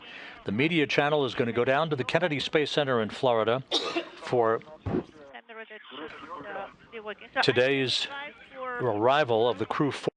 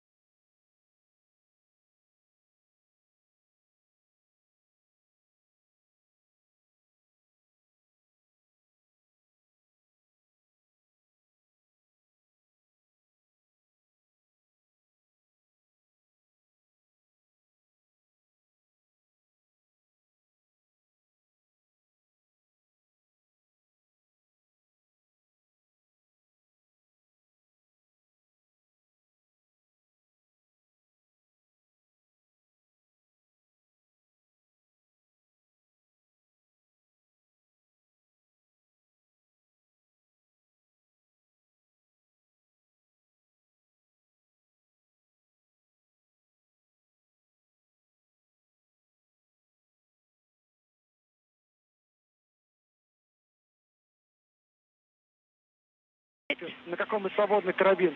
To some available hook in the cap keeper. Okay, will do.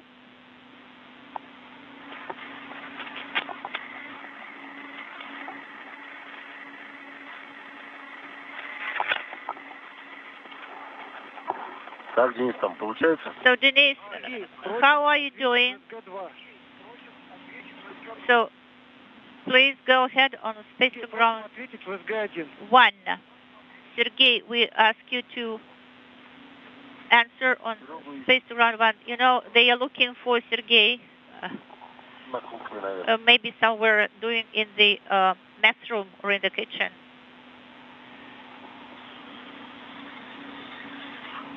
Олег, ты можешь пока поснимать пульт, обстановку.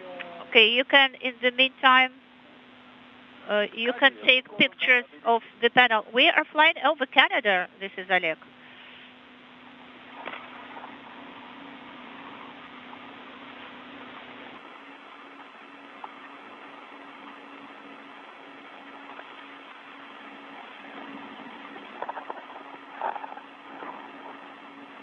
Canada. This is Canada below. So you mean to take pictures? You mean to activate the camera, Sergey? Yes, that's correct. If you know you want, you can do it. Well, I'm working only on your go and your command. Yes, Oleg.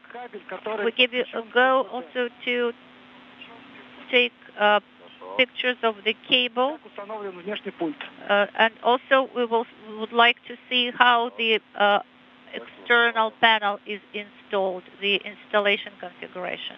All right. Денис, подскажи, чехол, он был затянут на...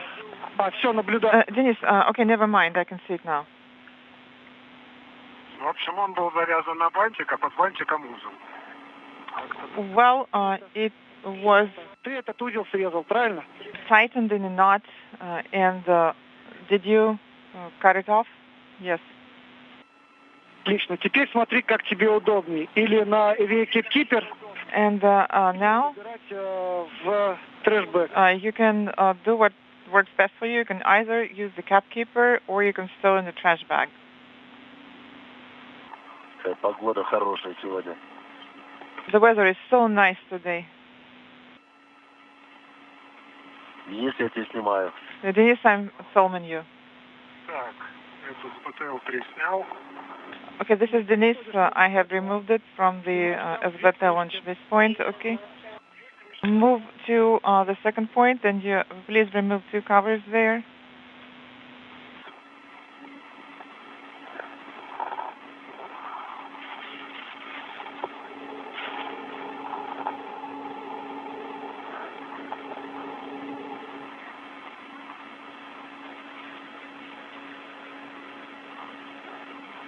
Так, и разъем тоже заснять, да?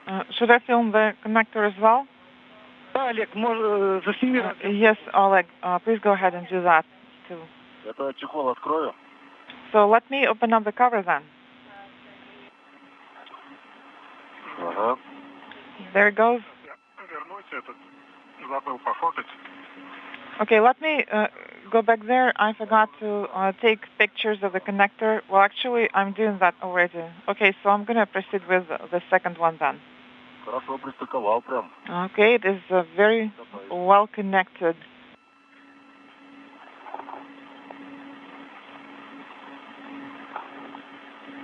А вот эти чехлы надо будет снимать тогда. And we're going to have to remove these covers at some point, right? Олег, это мы сделаем на следующем выходе, все эти чехлы. Yes, Oleg, we're going to remove these covers during the next EVA.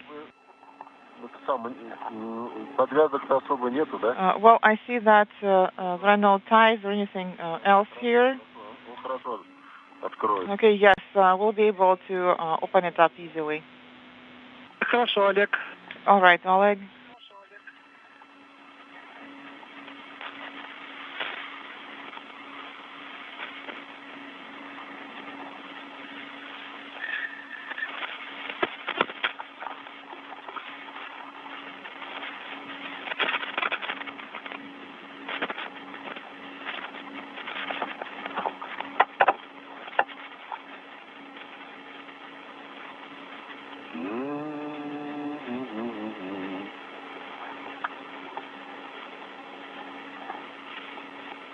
Так, ну что, будем экономить батарейку. So I guess we're going to save battery power. Yes, you can go ahead and turn it off. 22, 23. Выключил, проконтролировал, что выключил. It is off, and also I checked that it got turned off. Copy all?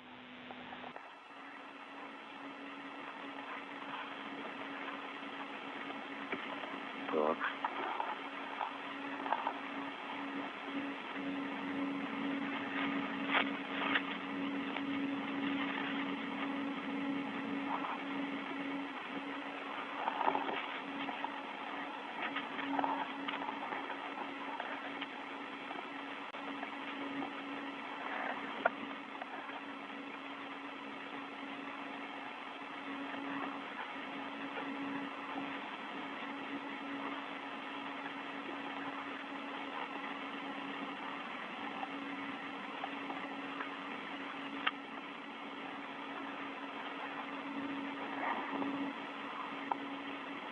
This is Mission Control Houston, an hour and 33 minutes and change into today's spacewalk by Artemyev and Matveyev. They are right on the timeline, in fact, slightly ahead of the timeline, even though they began the spacewalk a few minutes behind schedule. They have already connected the European Robotic Arm control panel box to a tray adapter on the NAOCA multipurpose laboratory module. It is receiving power. They are in the process of checking out self-diagnostic health messages and are beginning the process of removing some protective covers from the area and the launch base points upon which the European Robotic Arm was affixed during its launch on NAOCA back in July of last year.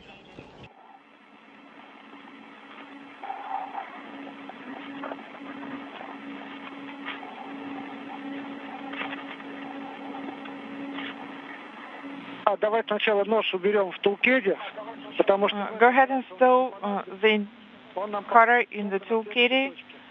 We aren't going to need it during this operation here. We're going to need it at the next point. Okay, copy that.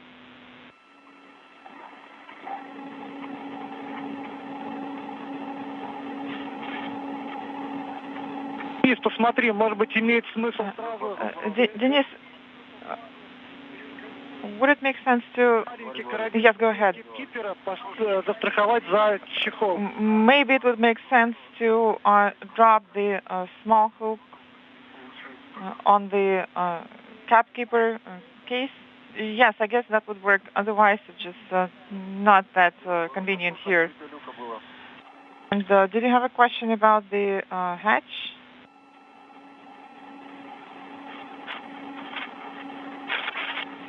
В 15:01.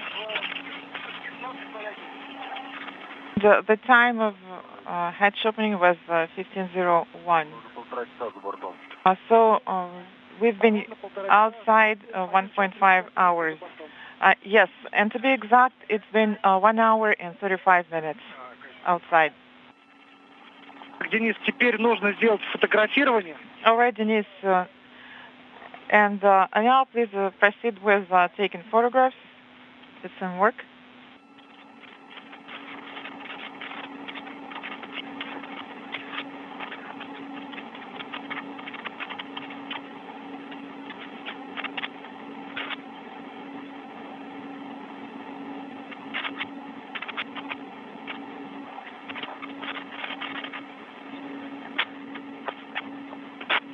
Олег, тебе еще минут 5 отдыхать. Oleg, and you can rest for about 5 minutes now. Может, Денису помочь? Should I help Denise? Нет, Олег, буквально еще немного, и мы начнем с тобой работать. No, Oleg, please stand by for now, and we will start your activities soon. And Denise, as soon as you're done with taking photographs, so maybe it would make sense for you to rest as well. Well, yes, I guess I could take 5. Давайте тогда сейчас All right. дождемся квитанции от Сергея. So let's wait for Sergey's confirmation, and once he hands it over to Oleg, when he hands the control over to Oleg, we will proceed. Hope you all. Во, вон наш корабль. Денис, смотри. Denis, take a look. This is our Soyuz. Let me look around. Oh, yeah, I can see it now.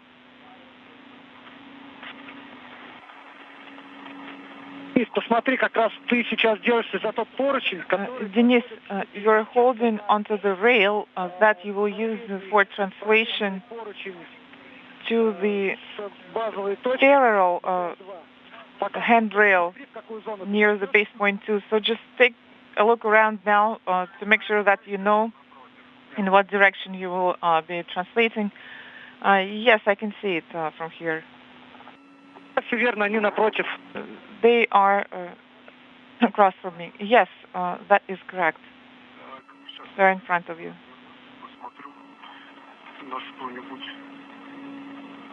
Okay, let me... The view from a variety of different cameras of today's spacewalk that is now 1 hour, 38 minutes in duration, as Oleg Artemyev and Denis Matveyev have made quick work of the installation and initial checkout of the European Robotic Arm control panel. This is the control panel through which commands will be sent to operate the arm, either from the Russian Mission Control Center or from the cosmonauts from a workstation inside the Russian segment of the station. Artemyev on the left, Matveyev on the right, and at the top of your screen, the Prashal node module to which the Soyuz MS-21 vehicle is attached that brought Artemyev, Matveyev, and Sergei Korsakov to the station a month ago. Okay. It's just the fact that the sun is shining right on the card and really not letting me see anything, but I guess I'm going to wait for it to go away. Oleg, please repeat your last.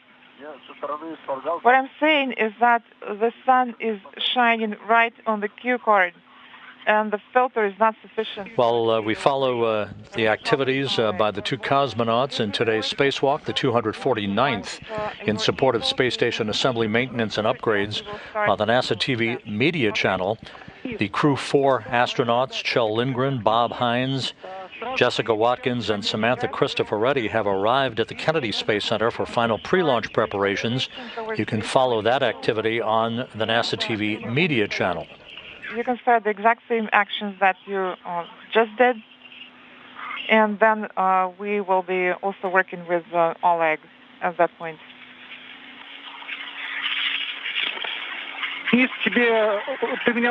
Denis, did you copy? Yes, copy all. This is Denis.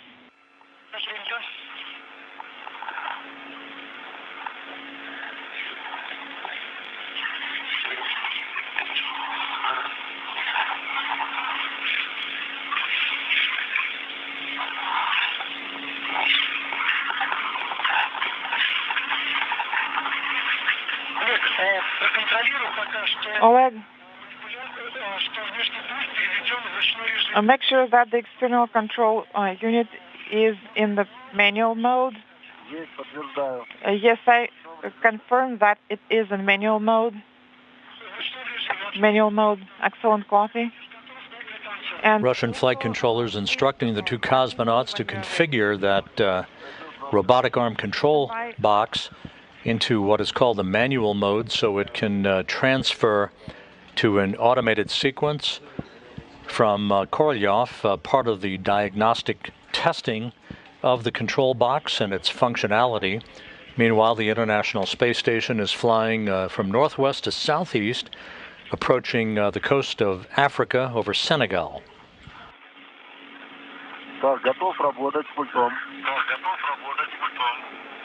Yes, I'm ready to start the activity with the control unit now.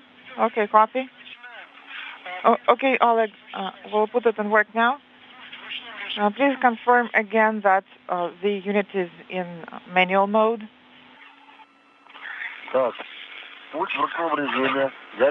It is in manual mode. LED for manual mode is illuminated. Copy. Switching to the second one, the switch is in operating position, and Standby. Copy.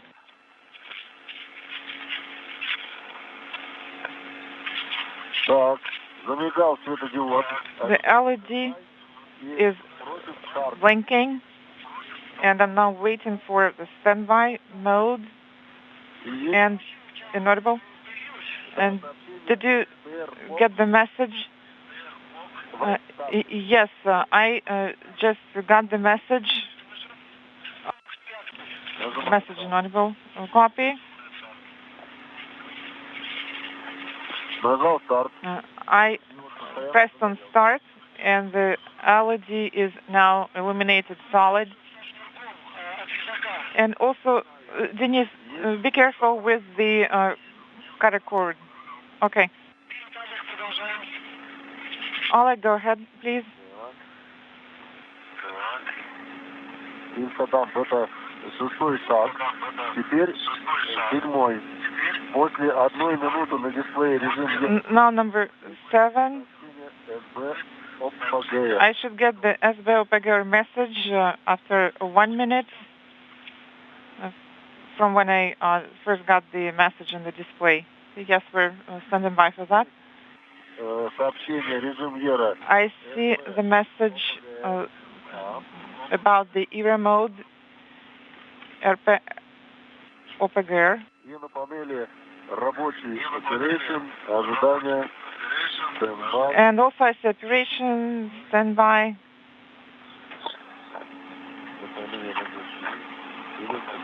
Ожидание, standby. Standby, well, let's see. Сейчас.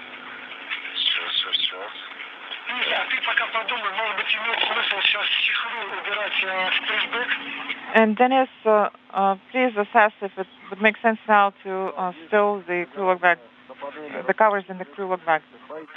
Yes, I confirm that the LED is illuminated, the standby LED, and switching to step 9 in the table.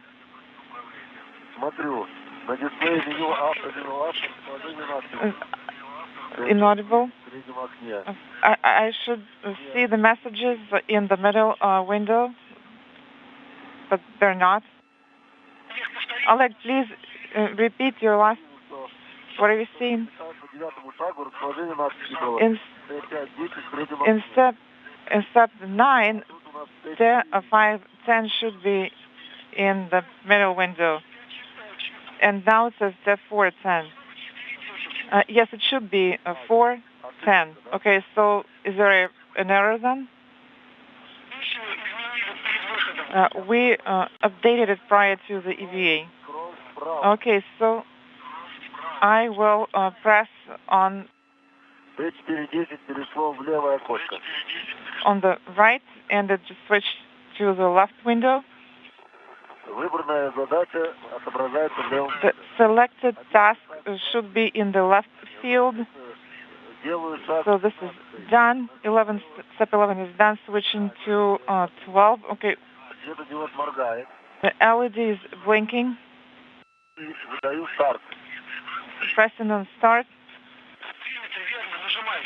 Copy. Go ahead and press start. I was holding it for 2 seconds, and the LEDs are solid, and I will press it then. Let's see what happens next. I see that the task is in progress.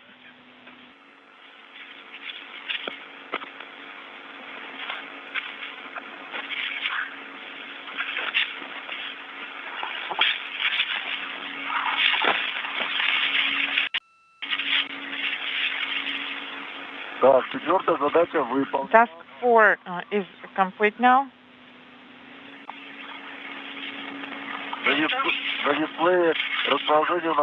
And I see the following on the display: C5 in the middle window, and the cue card says T619. And I will proceed with step 15. Scroll to the right, selecting the command. Task 5 is selected. It has switched to the left field. I think your thumb was close to the emergency switch. Okay, copy that. LED is blinking near the start button, sending the start command to execute task 5. Is that correct? Can you confirm? Yes, go ahead and press on start. At the 1 hour 48-minute mark into the flight, as the International Space Station crosses the west coast of Africa, a great view of the Earth from the helmet cam of one of the two cosmonauts, Artemyev and Matveyev, working in tandem outside of the Naoka multipurpose laboratory module, conducting a series of diagnostic tests on the newly installed European Robotic Arm Spacewalk control panel. Oh, all right, then you just stow it for now with the cap keeper, and then Oleg will help you to put it in the bag. Okay, and you can go on. Oleg, go ahead now. Task 5 is now complete. I can now select task 6. Copy. And I am selecting the commands on the right. That's correct.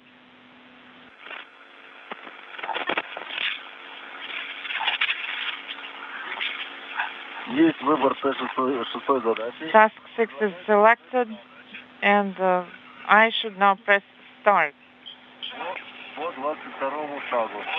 This is step 22. Actually 23 already. Go ahead and press start. All right, it's done. Okay.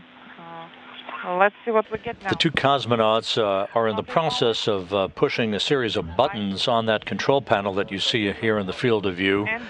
That essentially is a health check of various commands that will be given in the future by either the cosmonauts from a control panel inside the Russian segment of the station or by Russian flight controllers at Korolyov as they operate the robotic arm for a variety of tasks to move payloads and people around on the outside of the multipurpose laboratory module.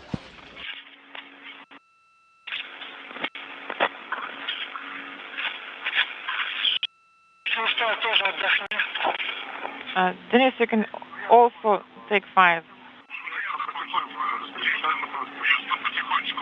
I will start translating slowly now.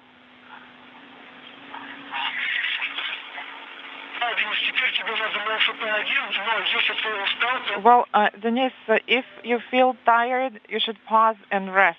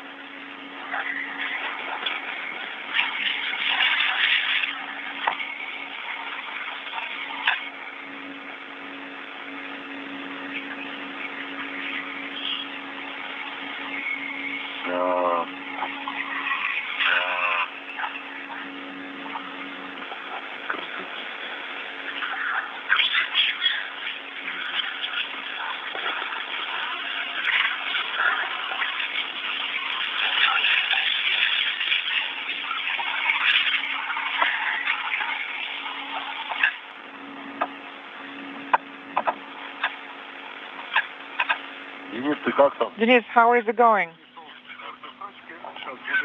I am now at base point 4, and now I'll start taking photographs. Well, I can't see you, Denis. Denis, inaudible? Near the MLM. Okay, copy. Denis, do you have it in your hands? Yes.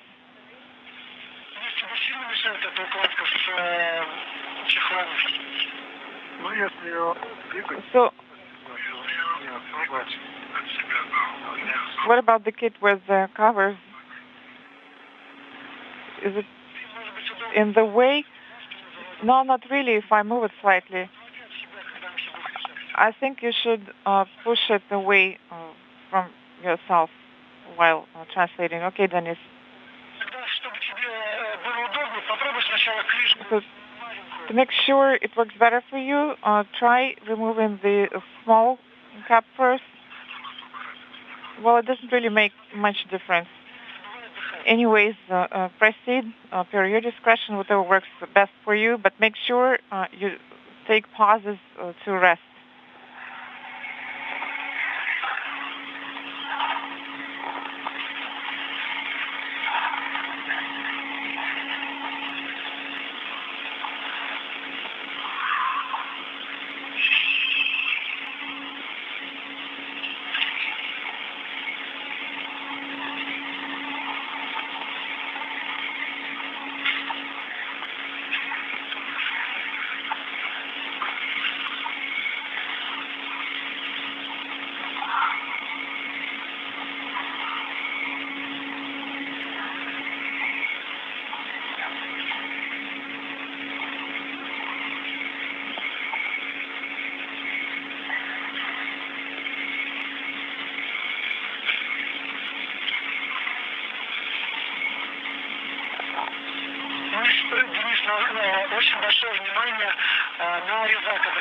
Denise, just a reminder of please make sure you're monitoring the cutter. Make sure that it is inside its case while you're translating. Okay, copy all.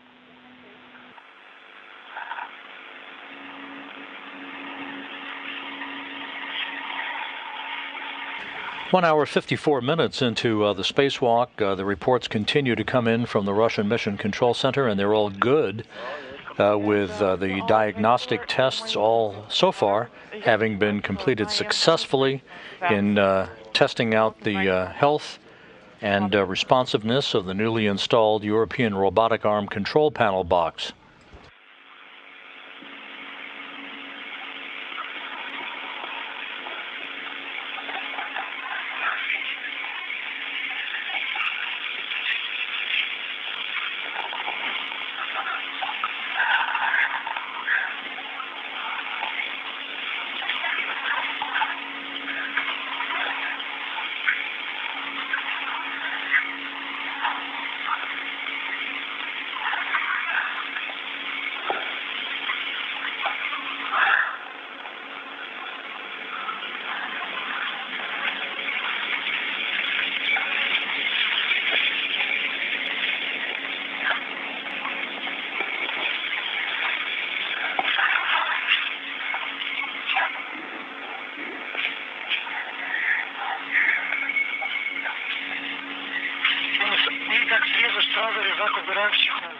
Denise, once you're done cutting, please stow the cutter away in its case.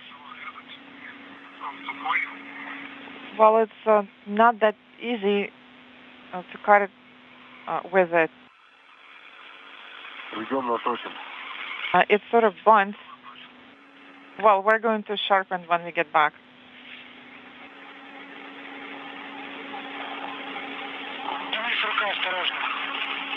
Denise, just make sure that you're careful with it. Just go ahead and put it in its case right away.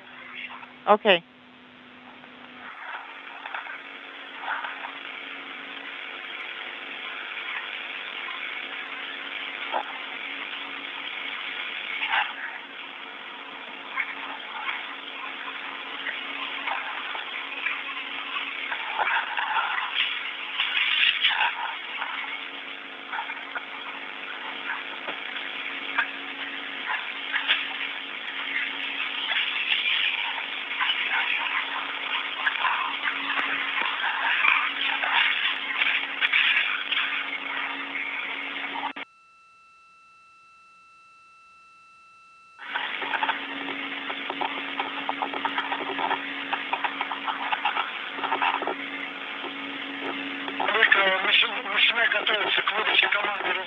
Oleg,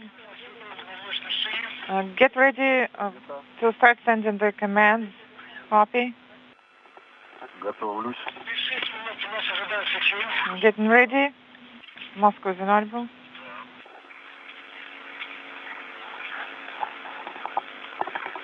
Так, у нас Коушен горит. Caution is illuminated. Do not press anything for now. Stand by for the command. Okay.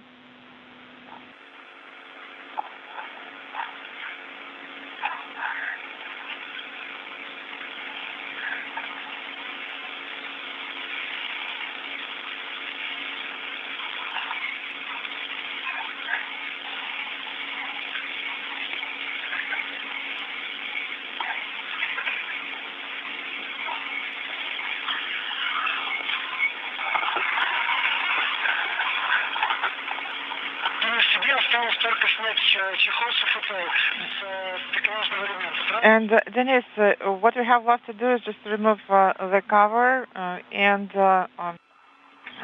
from the grapple fixture. Yes, correct.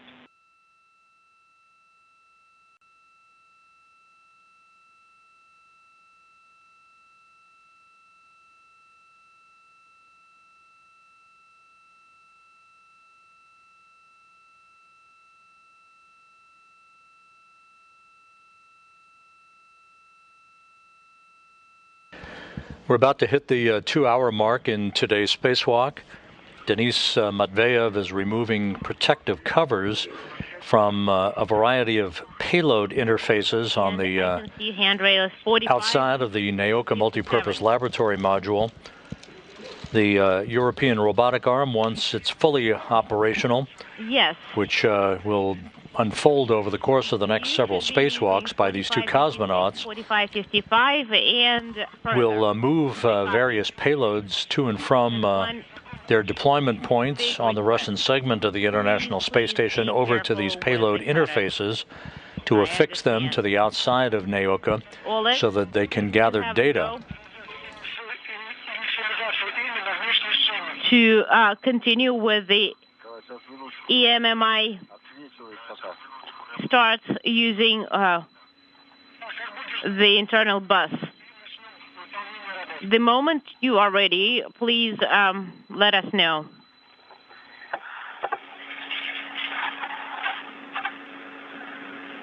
Так, все, готов. I am ready.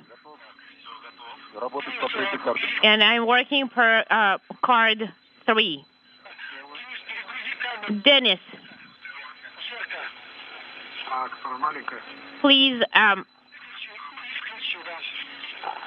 make sure that your hacker camera is in correct position and is on.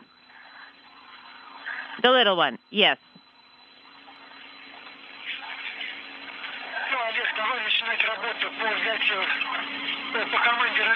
All right, send the reset and EMMI initialization or start using the internal bus. Okay. And I'm manual? No. We would like to be in the auto mode, right? Correct. So please put the switch into the manual mode. It's in the manual mode.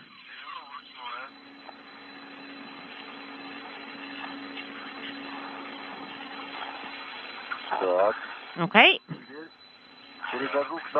And I'm getting to step 2. And please confirm that the LED for manual control is illuminated. Yes, I confirm. And I'm switching to step 2. EMMI will be using the middle monitor. Copy. EMMI is on the middle monitor. And I'm scrolling to the right, performing step 3. All correct. I'm done with step 3. And EMMI reset is on the left screen. I confirm. Copy. I'm scrolling to reset on screen number 3, or monitor number 3. Also, Oleg, just FYI, we are you're entering eclipse in 1 minute, so please don't forget to. It will be orbital night. Please don't forget to turn on your lights. Definitely, they're on.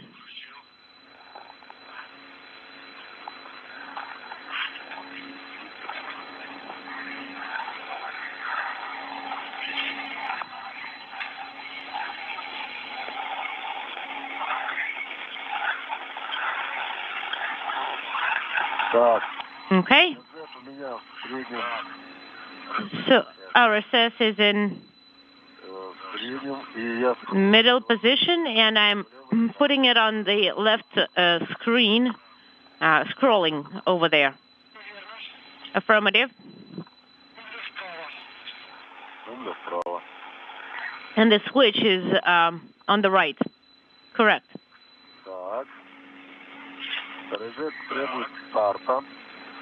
And reset is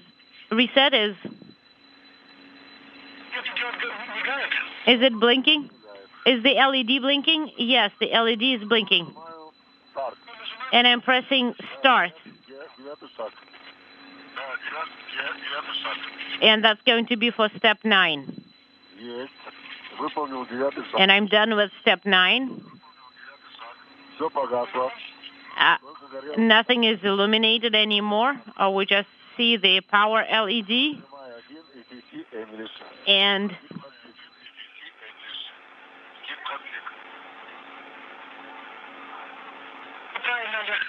all right, Oleg, it's looking good. Please press on. I'm going to the configuration menu. And I'm pressing stop. Correct.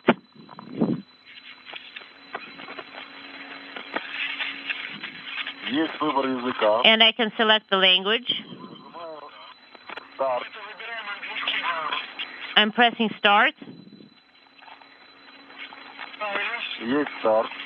Start is confirmed. And I see that the configuration for bus 1553 is available. That's the menu. And I'm pressing stop from the table.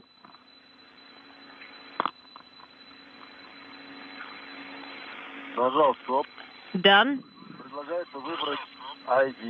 It's asking me for ID.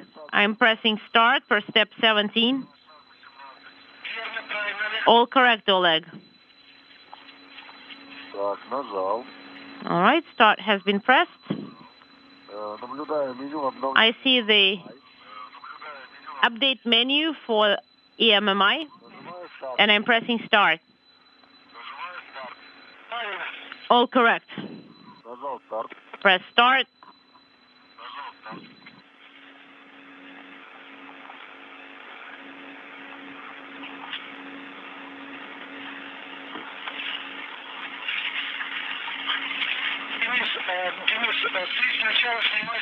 Denis, you first need to remove the covers.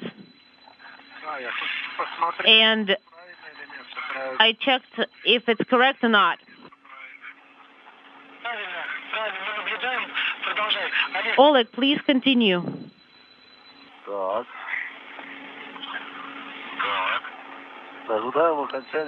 We're standing by for the end of the checkouts, and I confirm that all indicators lit up and then went out.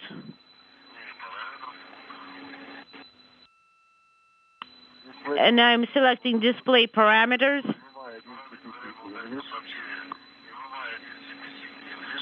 And I'm selecting English.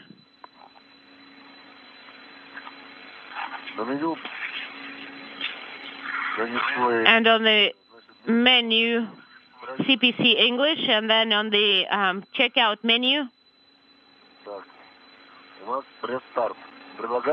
it's asking me to press start. That's correct. Select start.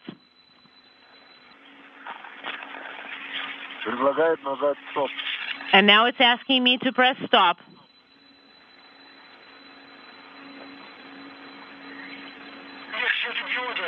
Oleg, are the LEDs illuminated? Yes, they are. Error shows 3 green ones. Grapple and grapple is in green. And it's also suggesting that I can press stop. Okay, Oleg, you can press stop. It's asking me if I should press, it's suggesting that I press emergency. Press. In work. Command sent. And then it's telling me release emergency and suggests to go back to the original configuration. Go ahead, done. The LED is illuminated and no longer illuminated. And I see the video and caution messages. At the 2-hour 9-minute mark into today's spacewalk, Oleg Artemyev and Denis Matveyev reporting that the European Robotic Arm control panel has checked out in normal fashion. You can see a good view of that control box that has been affixed to the Naoka multipurpose laboratory module. The 2 cosmonauts are just completing a few final diagnostic checks of the box that will ultimately be used to route commanding from either the Russian mission controllers outside of Moscow or from cosmonauts inside the Russian segment of the station to move the European robotic arm to and from various grapple points on the outside of the multipurpose laboratory module in support of payload and people-moving capability.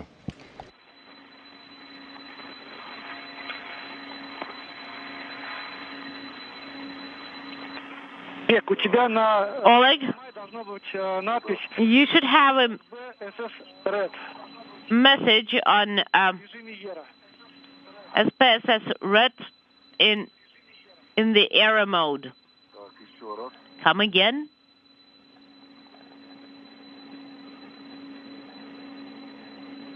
I told you. Okay, what you see is correct. Just check what's in the mode, error mode. Yes, we are in the error mode.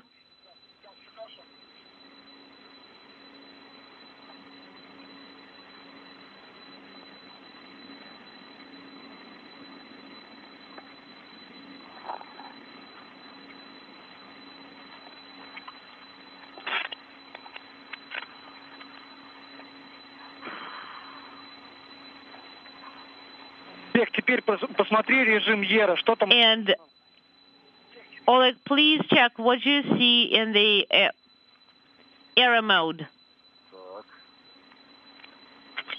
Stand by. Manual.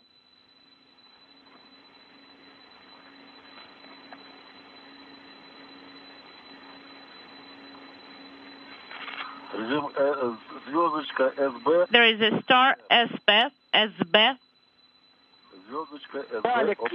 OPGR. That is correct, Oleg. This is what we want to see.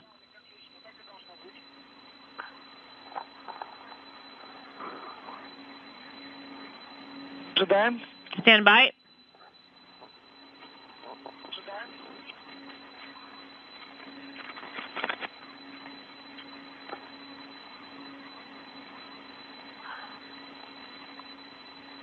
With the European Robotic Arm control box having checked out in nominal fashion, the 2 cosmonauts are going to be setting a variety of buttons on that device to place the control box in what is called stowage mode. They'll then close thermal insulation over the box before the next spacewalk that is planned for April 28th.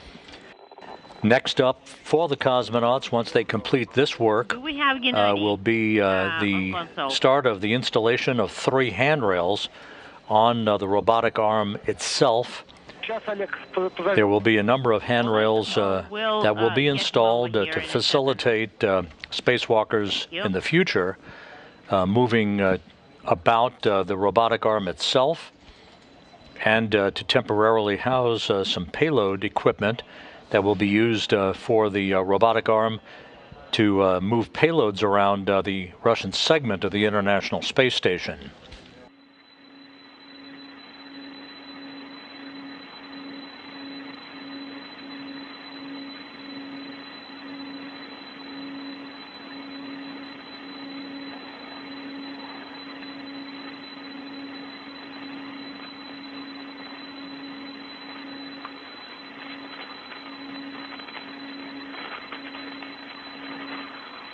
Олег. Oleg? Да. Yes. Ты вызывал? Gennady. This is Gennady. Да, вызывал, спросить просто хотел. Морозить начал, может быть, что-нибудь... Gennady, for whatever reason, my hot-cold settings are pretty cold. I was just thinking maybe we can make it a little bit warmer in my suit. Well, if you are taking a break and if you are in orbital night, then you can try and put the switch for the heat exchanger to the warm position. It's going to increase the temperature by about a couple of degrees, but if you are pretty chilly, you can turn off the pump temporarily and then turn it back on. Okay, the pump.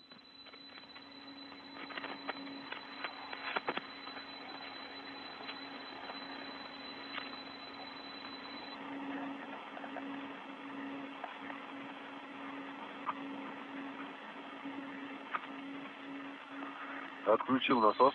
All right, the pump is off. Copy. And the hot-cold switch. Да, поставил. Ну, хорошо. Потом, когда насос включишь, Put it немножко теплее будет регулировать, там на 3 градуса. in the hot position. Yes, it's going to be a little bit warmer. Right. But to be honest, it started getting pretty chilly even when we were in insulation. This happens, but it's all in our hands. We can even turn off the pump. Okay. All right. Денис, а как у тебя тепло? Dennis, how are you? Мне нравится. Oh, I'm happy and comfy, neither hot nor cold. Хорошо. That's good. That is good.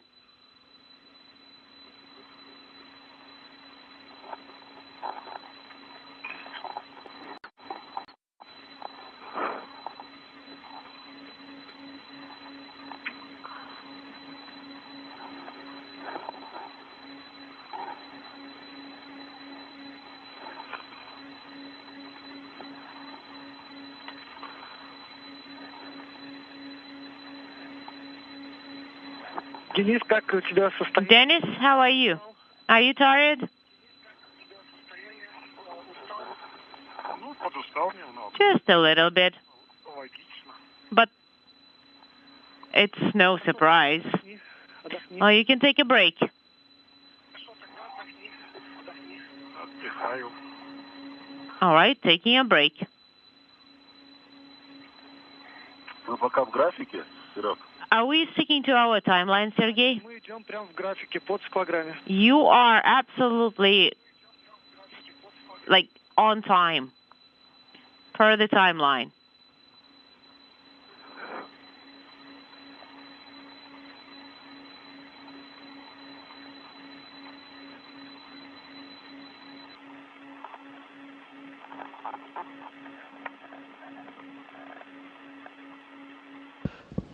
That report from the crew and the Russian flight control team in Korolyov outside of Moscow at the 2-hour, 18-minute mark in today's spacewalk, the International Space Station, flying to the south of Australia from southwest to northeast. And once you recover, the European Robotic Arm control panel box has been successfully installed and checked out. The two cosmonauts will be moving on to the next series of tasks, which is the installation of 3 handrails on the arm itself. The European Robotic Arm is 37 feet long. It is essentially folded in place on the side of the Naoka multipurpose laboratory module in an inverted V, if you will, if you saw it, on the side of the module itself. On the next spacewalk on April 28th, the protective covers on various points of the arm itself will be removed, launch locks will be released, and the arm will be commanded to make its first tentative motion away from its grapple fixtures. It has 2 end effectors on either end of the arm, very much like the Canadarm2 robotic arm does. The Canadarm2, along with the Japanese robotic arm, service robotic tasks on the U.S. segment of the International Space Station, but cannot reach as far as the Russian segment, hence the need for yet another robotic arm, this one provided by the European Space Agency. Лично сейчас внутренний оператор закончит работать. All right. Once our IVA is done with his steps, you will have just a little bit left.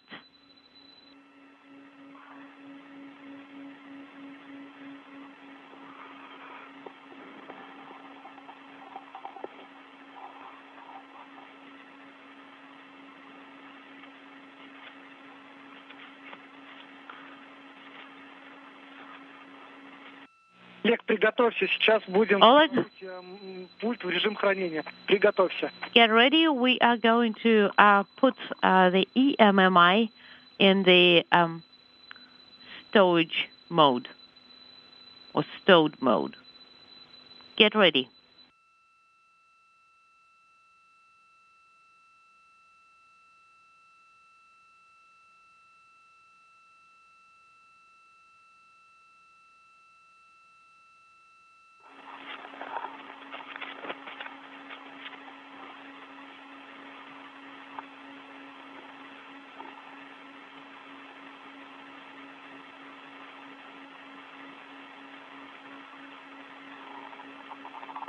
Олег, подскажи в статусе. Oleg, Какую надпись ты наблюдаешь? what do you see in the error status? Статус ERA. Error status 2 X's 1 0. Повтори еще раз. Come again. 2X. I see XX dash 1 dash dash 0.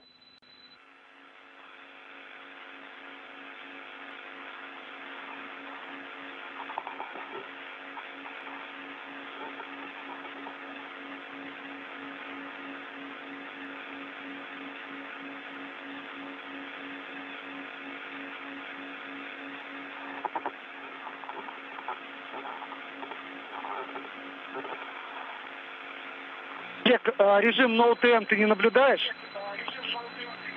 Do you see, Oleg, that there is mode no TM, and then start no TM error mode, and then it's XX10. That's good. Олег, тумблер яркость 2 раза вниз. So the brightness switch, toggle it twice, and then put EMMI in the stowage mode. Copy. Яркость уменьшилась. All right, the brightness has decreased. Еще разочек. Should I do it one more time? Yes, please. Okay.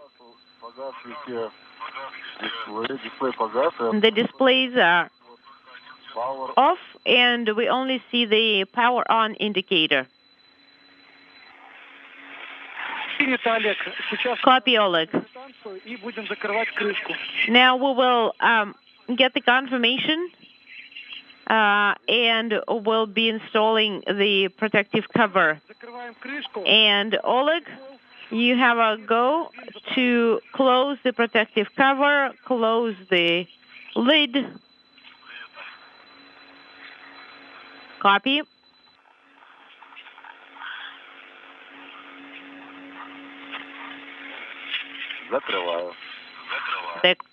I'm closing it all.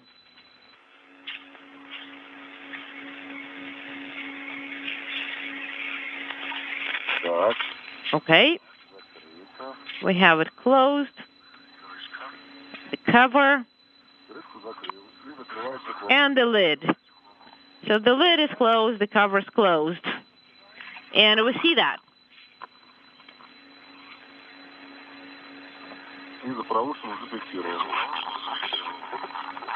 And I have, all right, and then I can confirm that EMMI is in the stowage mode.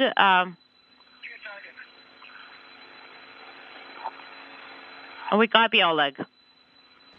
Right on the timeline, the two cosmonauts have now closed the cover to the European Robotic Arm control panel box, placing it in its so-called stowage mode until the next time it is used. Now they'll press on for the beginning of the work to install 3 handrails on the arm itself. Translating to plane 3, is that correct? Yes, towards plane 3. All right, we have 2 reds left. And a cable that's attached with a wire tie.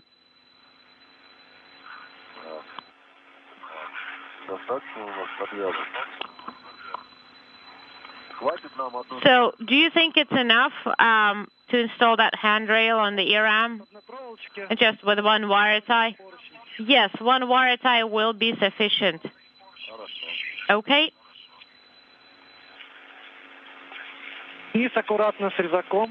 Dennis, be careful with the cutter. I'm in no hurry. I'm very careful.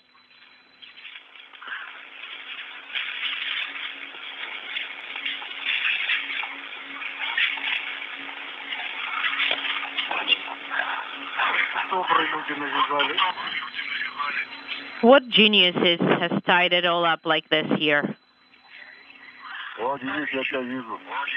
Dennis, I can see you.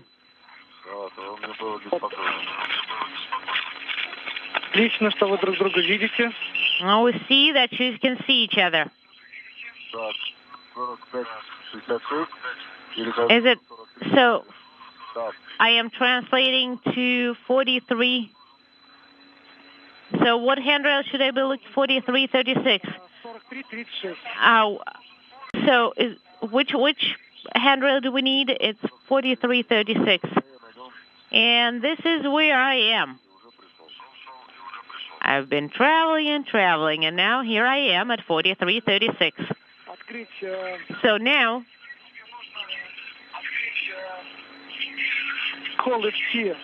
you should open the MLI blanket where you have the support for handrail number 4. So you want me to kind of open it up a little bit, right? I'm doing that. It's opposite handrail 4336. Okay? And we can see it, Oleg. I am opening it a little bit. Well, that's such a good Velcro here. There we go.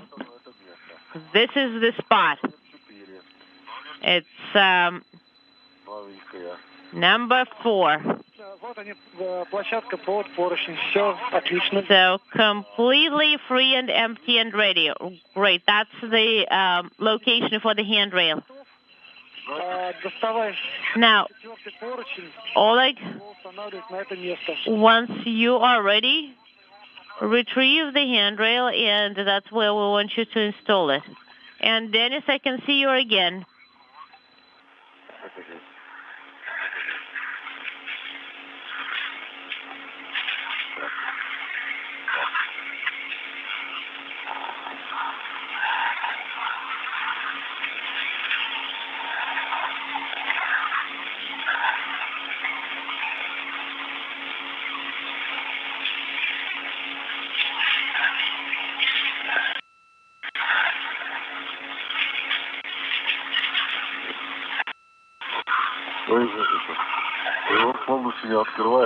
I'm not opening it up completely because it's going to be pretty difficult to close it later.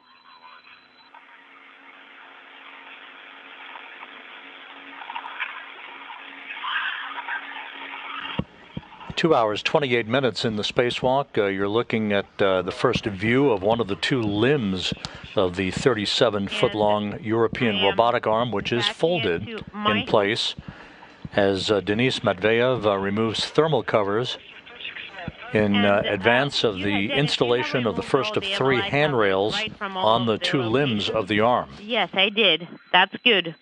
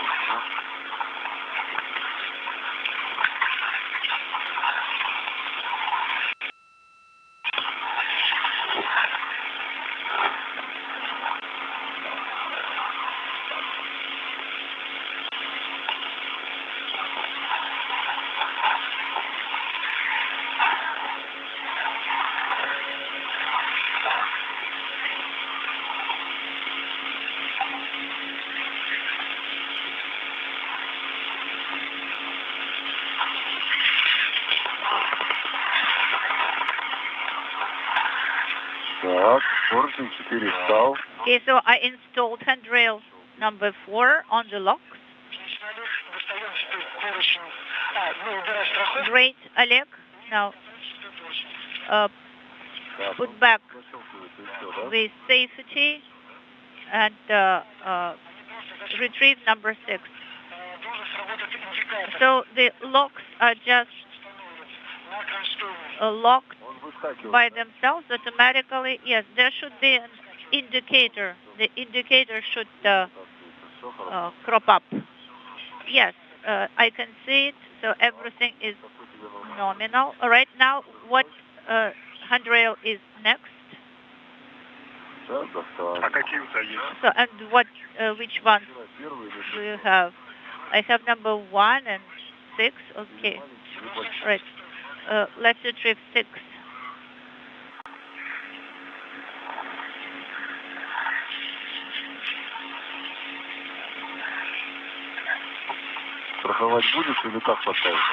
Are you going to secure it with a safety tether, or are you? Matveyev has now installed the first of 3 handrails on the European Robotic Arm. 2 more to go for this particular spacewalk. Yes, I do. Here you go. It's a good one. Hold it for a while.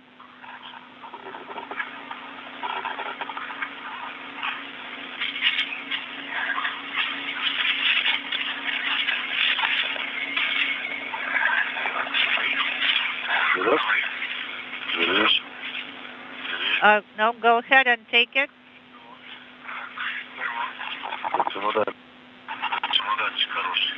It's like a suitcase with a handle.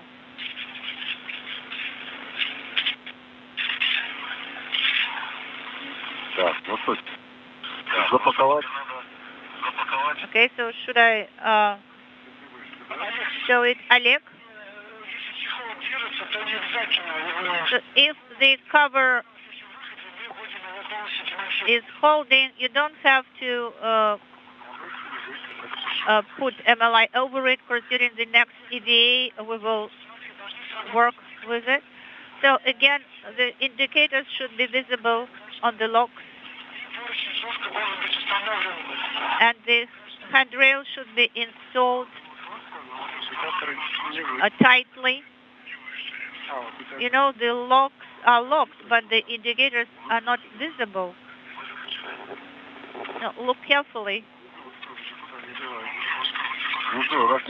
No, the indicators are not visible here, so I guess you will have to hold it now.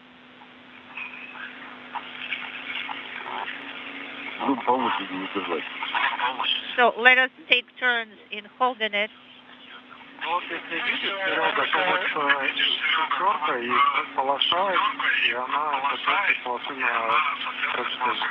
Okay, so there is the line here.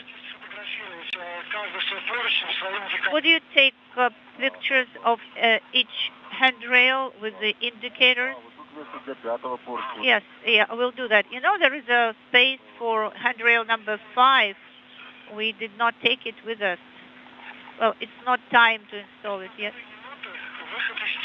So in a minute and a half, you will have sunrise, guys. Copy.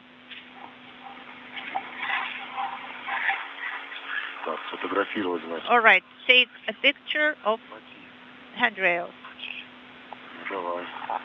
Go ahead.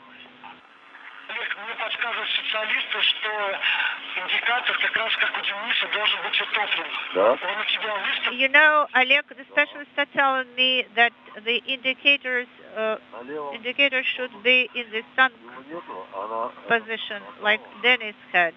You know, I didn't have it on the left one, but on the right, it is visible. So should I press it down?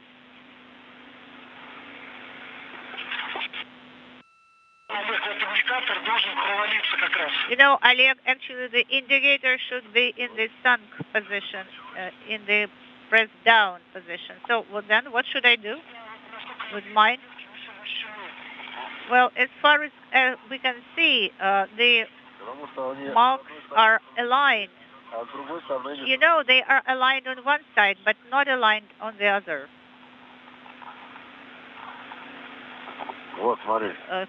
Have a look. So they are aligned, they match. And here, they are not. Maybe it's just the handrail itself. Maybe the area for it is not suitable.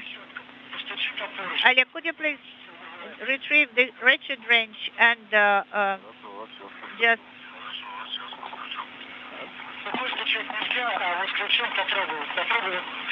try to use it on the indicator. Very carefully, just knock on it. Okay.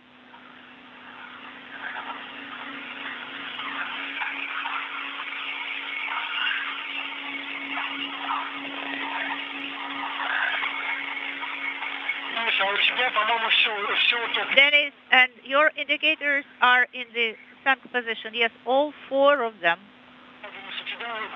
Okay, so Dennis, your handrails are installed nominally then. So,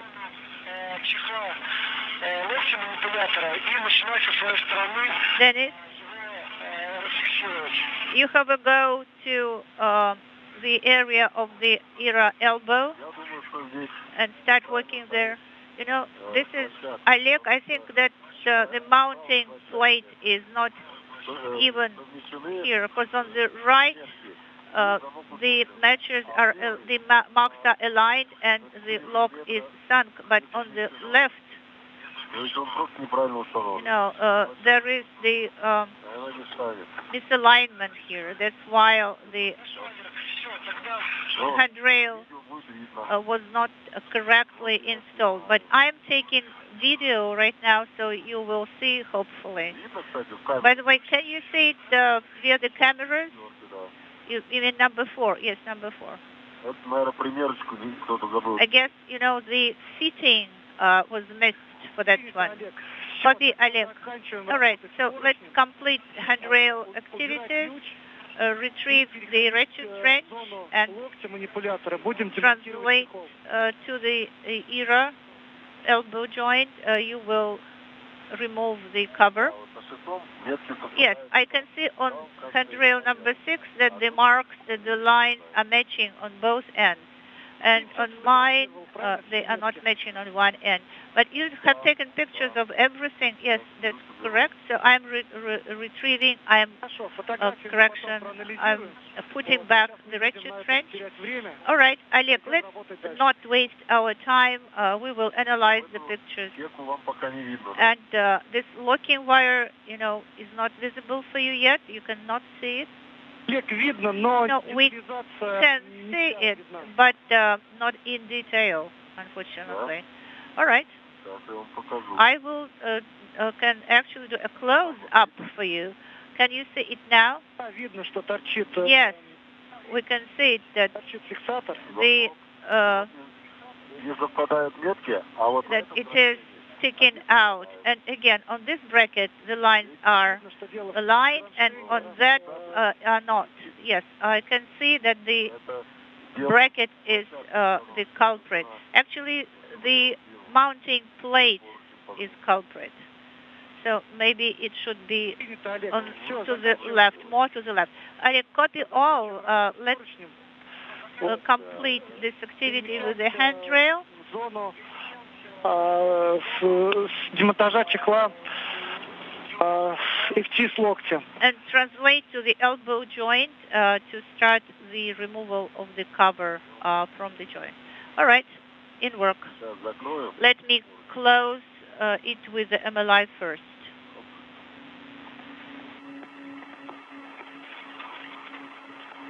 Олег, ну а так по твоему Олег, ощущению поручень стоит жестко. But in your opinion, it is installed tightly, right? The handrail. Yes, it is very tight. I did a pull test and I knocked on it, and it looks like it is stable.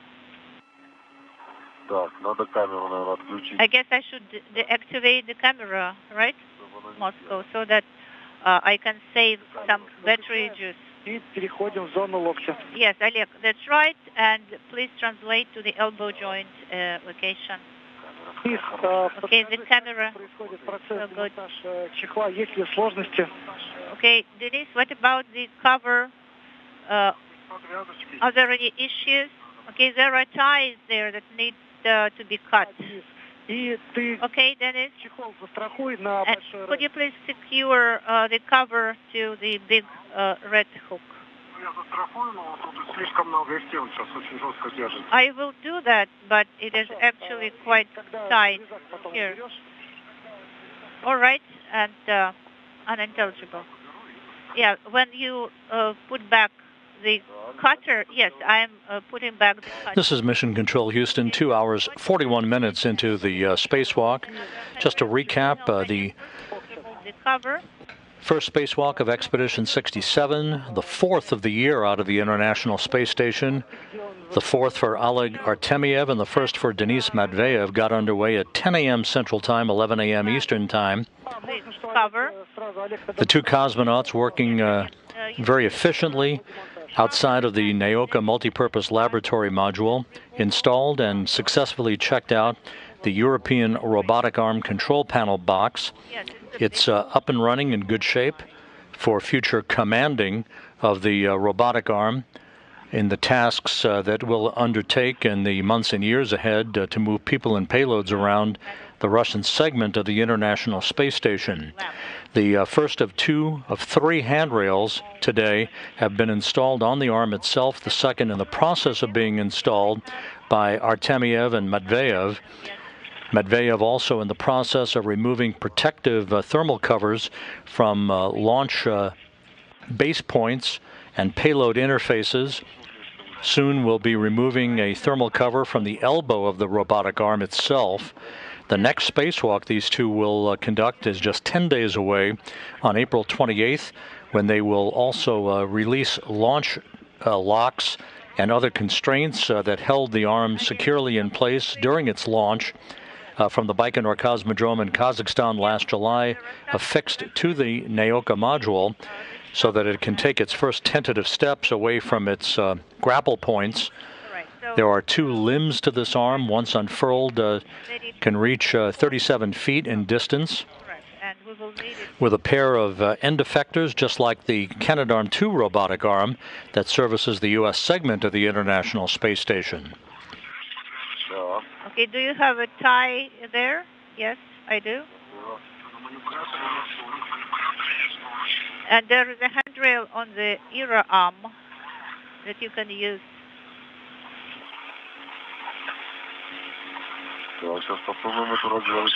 Okay, first I will try to untie this ribbon.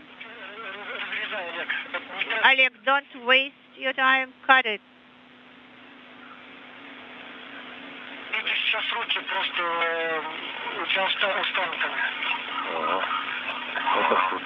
Unintelligible. But I will first try to untie it.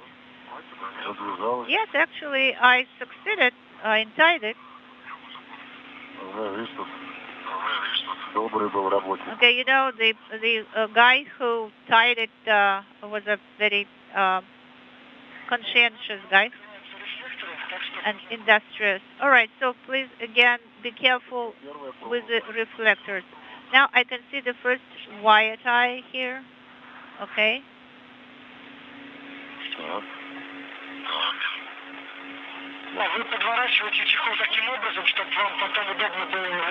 Fold the MLI cover in such a way so that it will be convenient for you to put it back later on.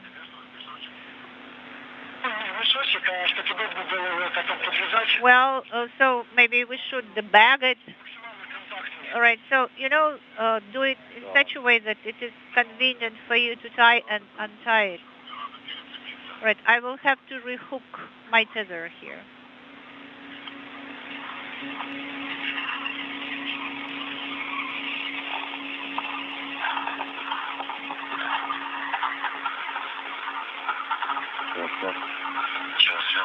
Stand by one. And what handrail should I use? Is it a 4351 handrail? Okay, it's 36. All right.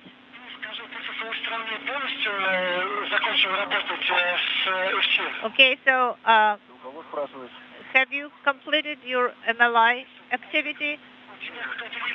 I'm asking Oleg. I'm asking Dennis.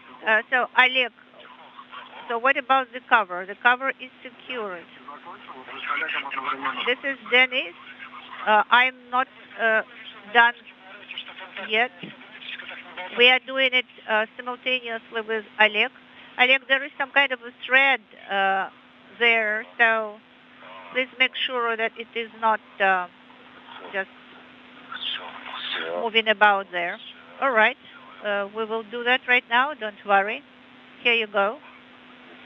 Everything is ready. All right, I will rehook my tether towards the handrail where I will be working.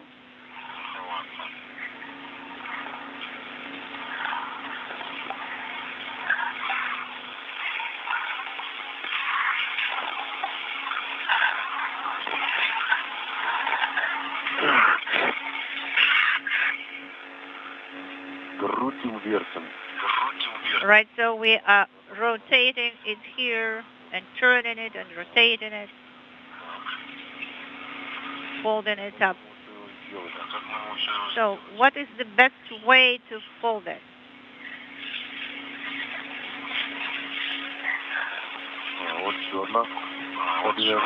Another tie here that I discovered.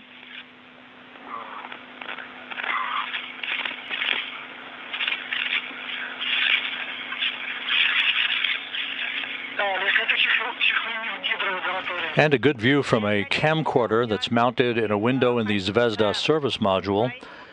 At the bottom of your screen, Denis Matveyev, Oleg Artemyev at the top of your screen as they continue to remove thermal covers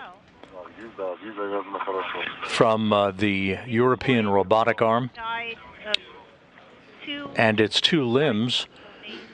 They're installing a trio of handrails on the arm after the completion of the work to install a control panel for the operation of the arm. That went by the book as we are closing in on the 3-hour mark in today's spacewalk. You know, for Denise, maybe it is dangerous. For me, it is not. It is in the shift now. Now, Oleg, unintelligible.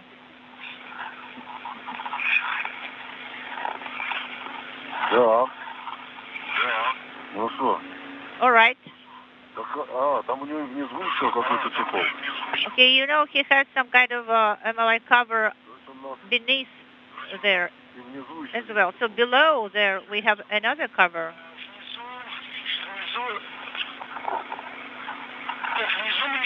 No, actually you should not remove anything below.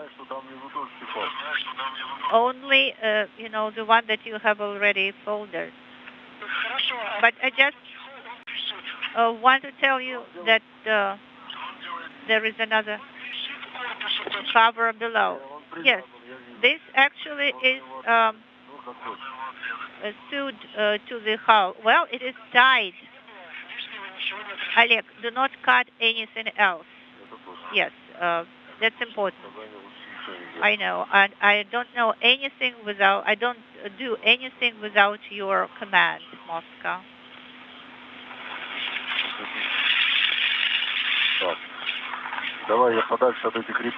All right, let me move away from these reflectors here. Denis, have you completed your side of the cover folding? Yes, I have. Now, could you please take a camera and take picture of the sun reflectors in the area of the elbow joint?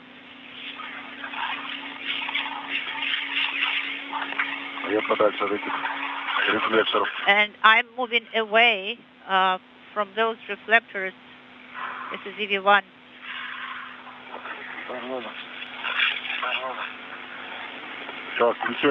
All right, I'm activating the pump. Of course, now I'm on the hot side, kind of.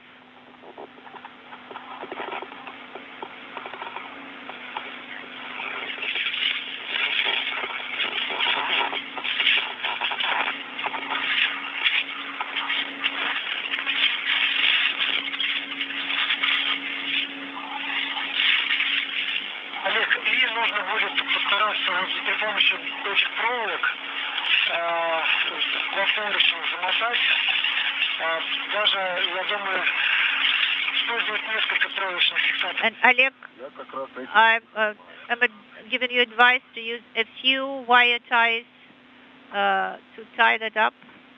Exactly, I'm doing this right now.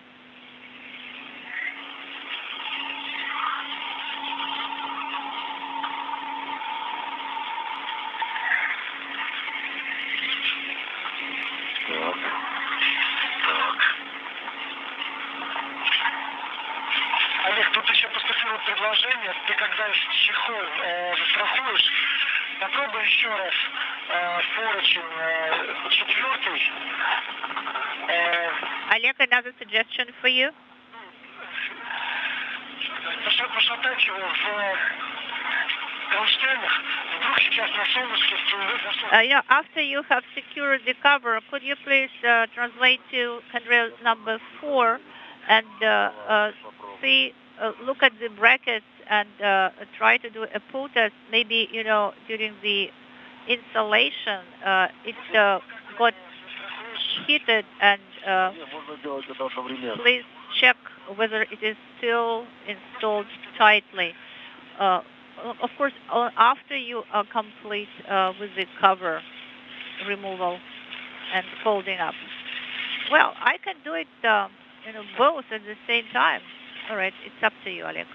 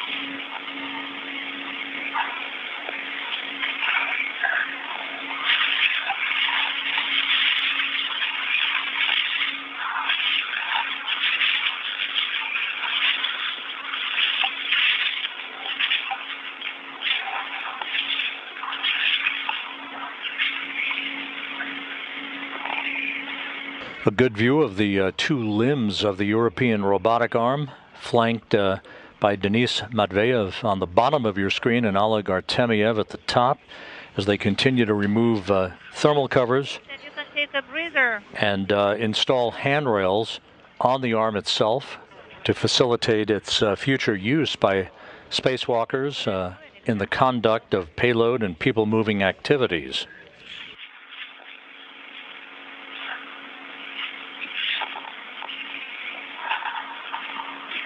And an excellent view of the arm itself.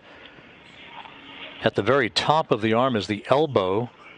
That thermal cover will also be removed.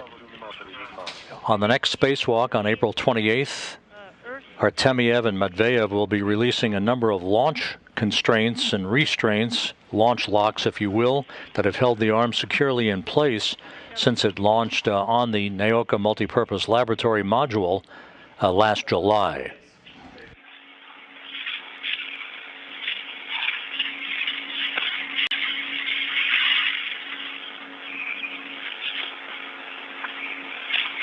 Two of the three handrails scheduled for installation today have in fact been installed. One more to go. Oleg, the kit looks tight as it is.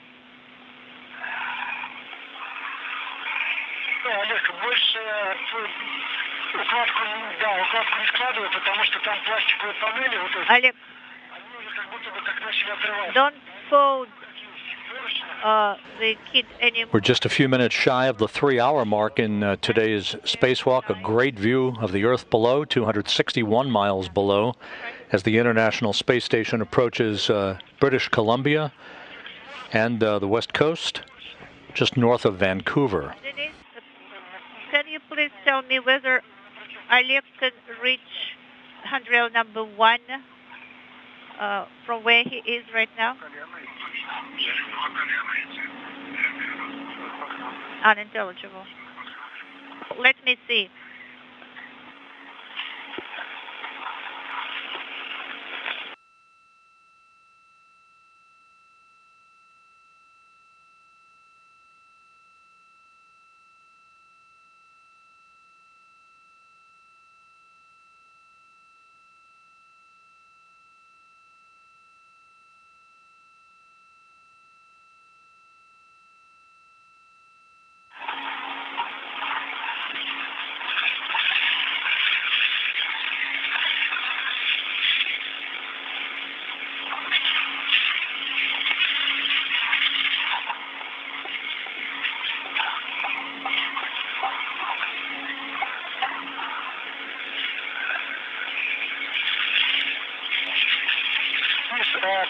Скажи, пожалуйста, еще раз, дотянется Олег со своей стороны до поручня номер 1? Denise, again, will Oleg be able to reach to handrail number 1 from where he is? Yes, he will.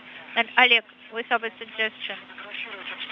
We will ask Denise to take some pictures, and you will install on your side, you will install handrail number 1.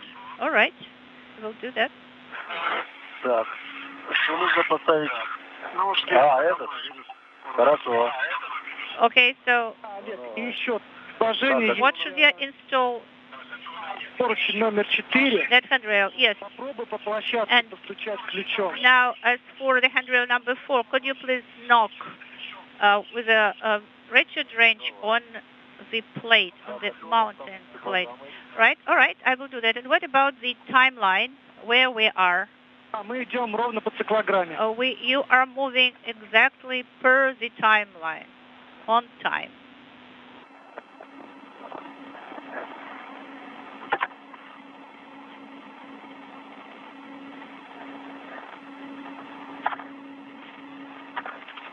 The report from the Russian flight control team informing the two cosmonauts they're right on the timeline. They began the spacewalk a few minutes behind schedule, but have made up time and are working quite efficiently outside of the Russian segment of the International Space Station, approaching the 3-hour mark in today's spacewalk. And I will give you instructions. You will have to translate towards Поручня 4306. Handrail 4306.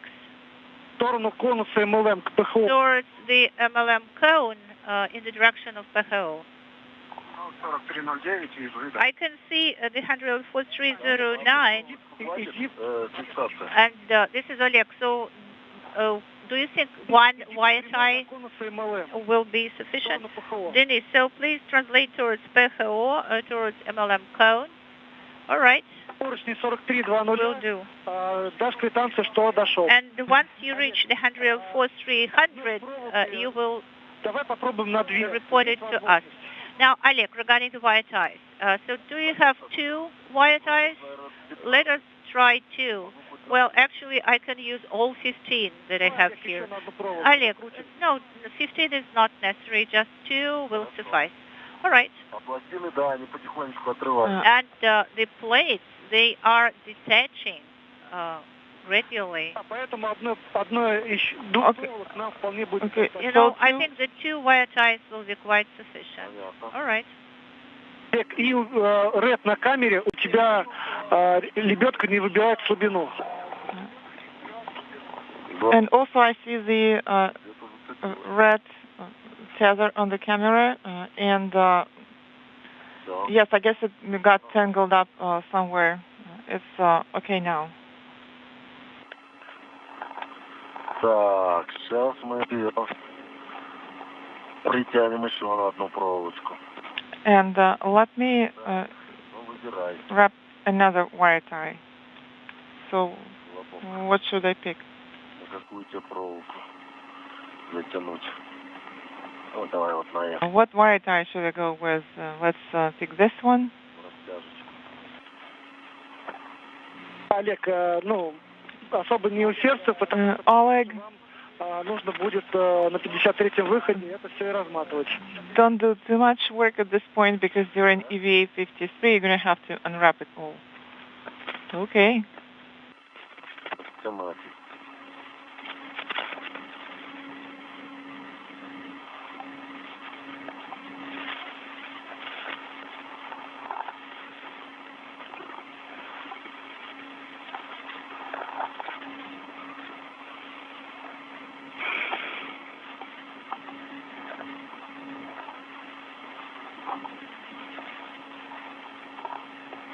Так, вот так достаточно? Would it be sufficient like this? Yes, Oleg, that will do. Так, ну что, пробуем еще раз постучать. Okay, should I tap again? I don't think it's going to work, but I can give it a try. Oleg? Да. Yes, go ahead. Поправь там по возможности крагу на правой перчатке. Oleg, if possible, please adjust the gauntlet of your right glove. Вверх ее как бы закрыть. Try to pull it up to cover the connector.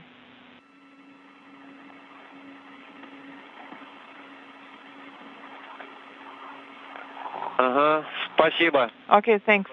Okay, it's covered now. Thanks.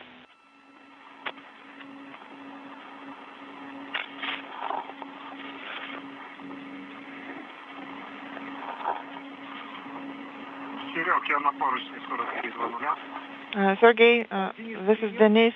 I'm at the handrail 4300, copy all.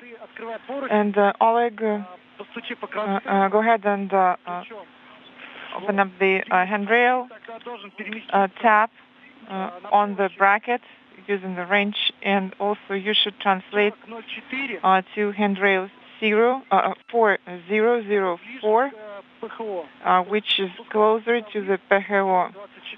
Go ahead and translate down to 424 first, and then slightly to the right. Your work site is the area of the antenna to say, and your task there is to take photographs of this antenna.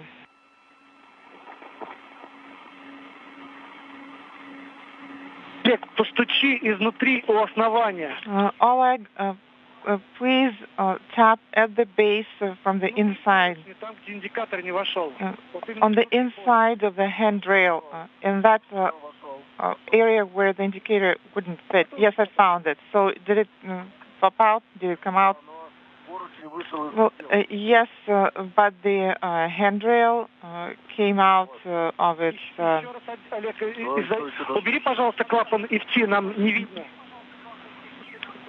So could you please remove the MLI flap? No, this is not what I'm trying to show. So this is the handrail. It came out, as you can see, from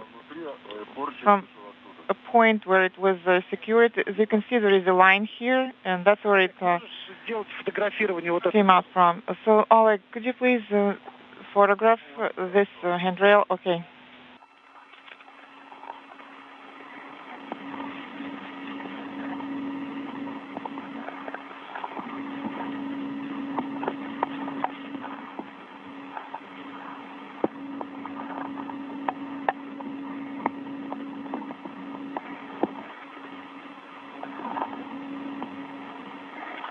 Сделаем фотографирование. All right, I'll take photos now. Так.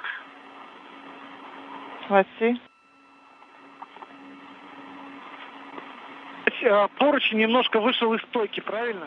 So if I understand it correctly, the handrail came out of the stanchion. Yes, by about 4 millimeters. Just exactly that same clearance that we saw earlier that we lacked. Okay, Oleg, I see it now, and you can continue. Good view of the European Space Agency's latest contribution to the International Space Station. Its long-awaited European Robotic Arm that is attached to the NAOCA multipurpose laboratory module. As you are looking up almost to the top of NAOCA toward the Prishal node module, What antenna should it be? and attached to it, docked to it, if you will, Soyuz MS-21 that delivered Artemyev, Matveyev, and Sergei Korsakov to the station a month ago. Looking towards plane 3. Sergey, are you getting any picture through the camera? Yes, I am. And I know what you're talking about. I can see it in the camera. And what about the handrail? Is it installed reliably? Yes, and it was installed reliably before, but now it fits.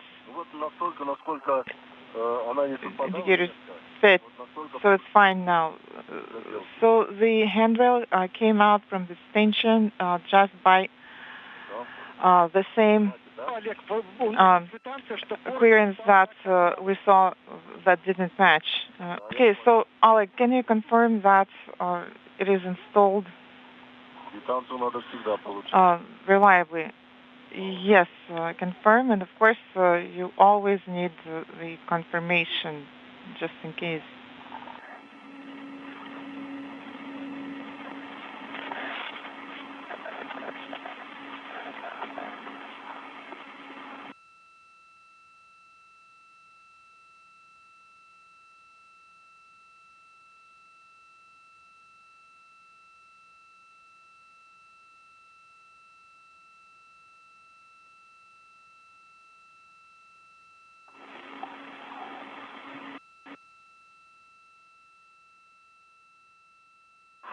передышечка. Okay, I'm taking a break. Олег, Денис, у нас был перерыв. Oleg, Dennis, we're back from LOS. Okay? У нас небольшая передышка. We're taking a break now. A quick break. Давайте отдыхаем. All right, go ahead and take a break.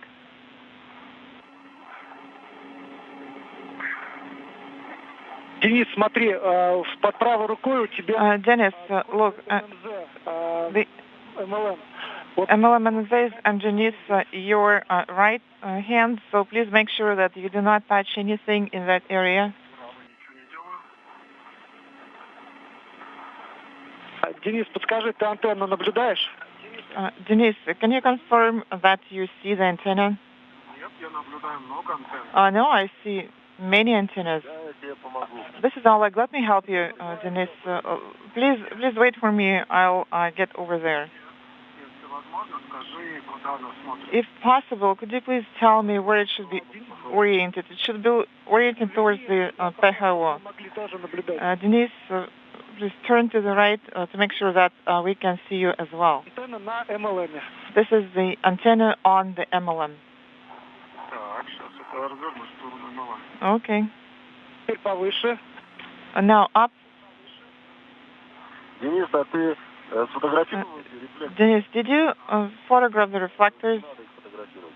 Or so I don't have to do that right now. Okay. Okay, good. Олег, а ты когда отдохнешь, нужно Oleg, поручень номер 1, and манипулятор в зоне локтя. once you're done with your break, please translate towards the handrail 1 Денис, повернись вправо. inaudible. Dennis, please turn to the right. Так.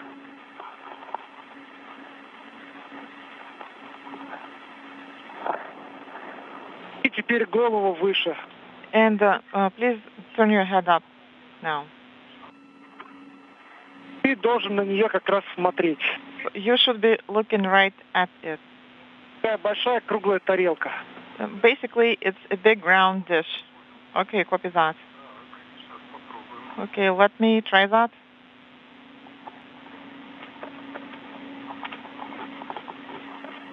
С правой стороны у тебя солнечные датчики, грибки. Их постарайся тоже. So trackers should be on your right. So make sure that you don't touch them as well. Copy. Денис, а можешь как-то постараться еще повыше Dennis, камеру would it be possible повернуть, to чтобы мы turn your head убедиться, что мы смотрим все на одну и ту же антенну? in such a way that we can see what you're doing too, to make sure that we're looking at the same antenna? So, okay, I will try that now.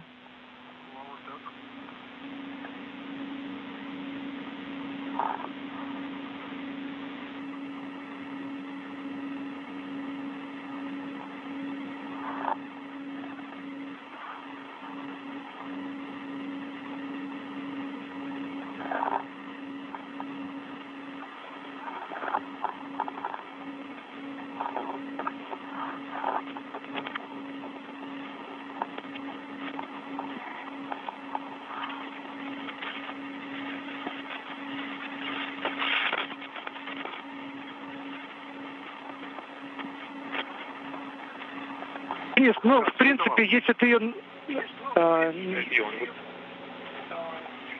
Денис, вот она должна быть... Denise, it should be to your right on the MLM.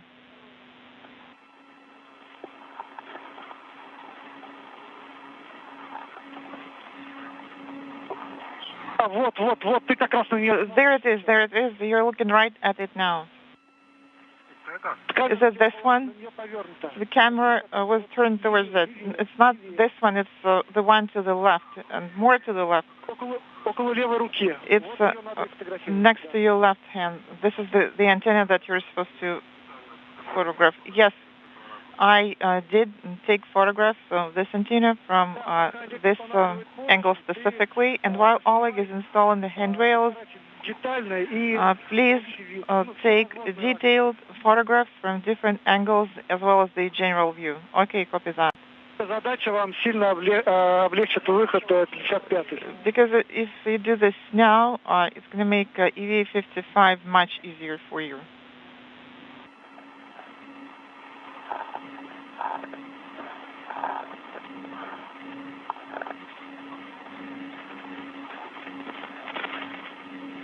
Денис, ты там еще где-то работаешь? Тут кабели Денис, стыкуются. you're still working in this area where there are some cable connections, and make sure that you don't touch them. Okay, I am doing my best.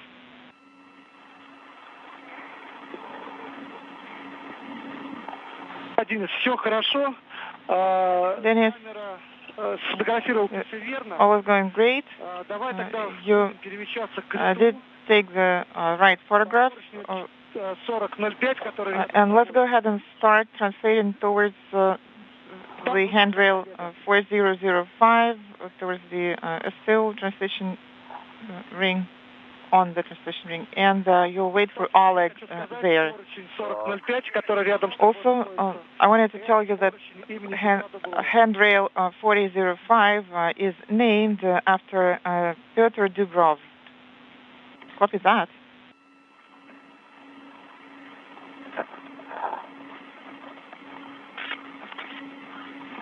Что он его сломал? Did he break it or something? Мы этот поручень смогли установить только лишь со второй попытки. We were able to install this handrail on the second attempt during the second EVA only. Петр вложил всю силу в этот поручень, and Peter did all he could, all in his power, to install this handrail because it was not an easy job. And the same for handrail 4 on ERA arm. It will be named after Oleg Artemyev. Well, I see the exact same handrail, I think, here again, the exact same situation. Олег, ну попробуй тогда, да, стучим. So should I tap on it? Yes, go ahead. Хорошо. Так, он стоит хорошо. Okay, well, it is installed securely, reliably.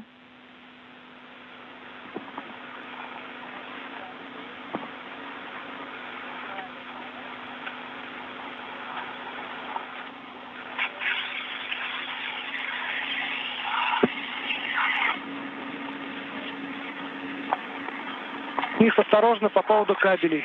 Denise, please beware of the cables. Okay?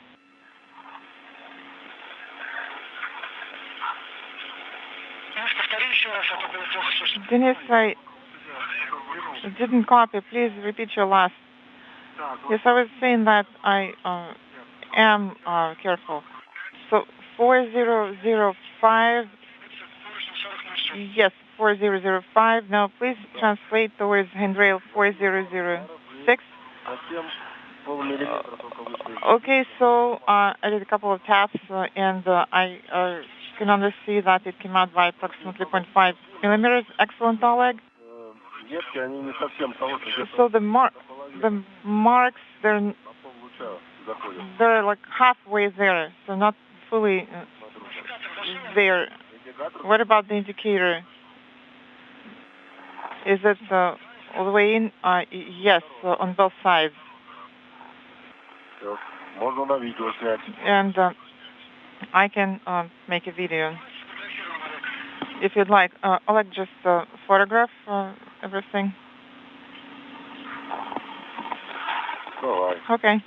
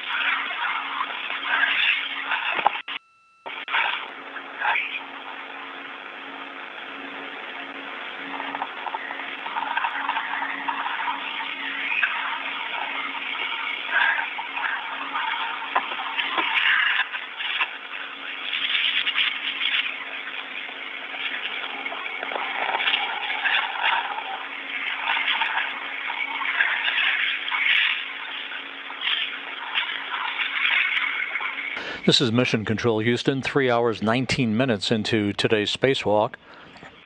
Oleg Artemyev and Denis Matveyev continue to work on the installation of a third handrail on the European Robotic Arm and to take pictures of various points on the arm for documentation in advance of their next spacewalk on April 28th to continue the outfitting of the arm and the release of launch constraints and launch locks that will enable the arm to flex its muscles for the first time since it was launched on the Naoka Multipurpose Laboratory module last July.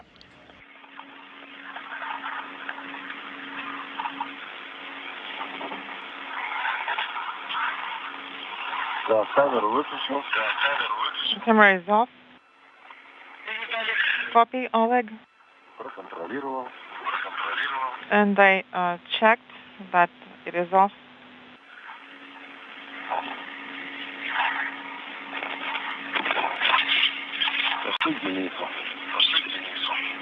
Moving towards Denis now.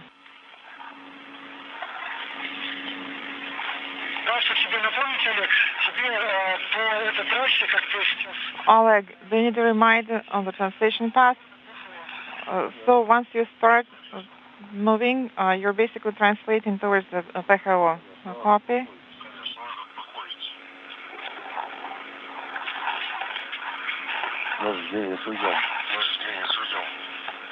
So I'm going towards Denis.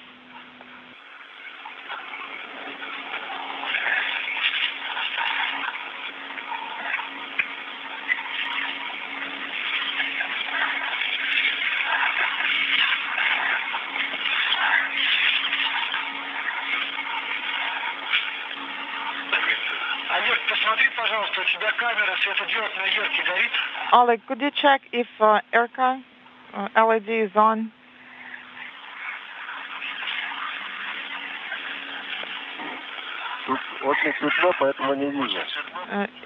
It's very bright here, so I can't really see. So is it not working?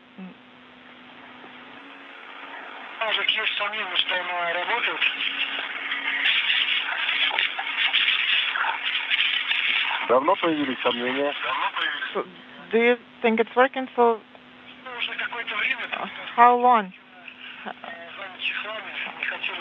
Have you started suspecting that it wasn't working? For a while, but we didn't want to distract you with that. Well, you should have, Denis was next to me and I could have forward cycled it. So, you will translate towards Denis and then you can check it again.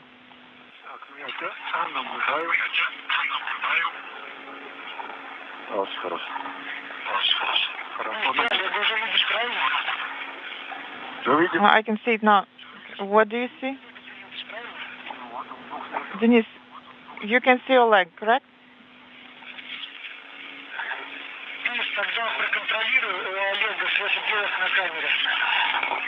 Denis, can you check Oleg camera's LED?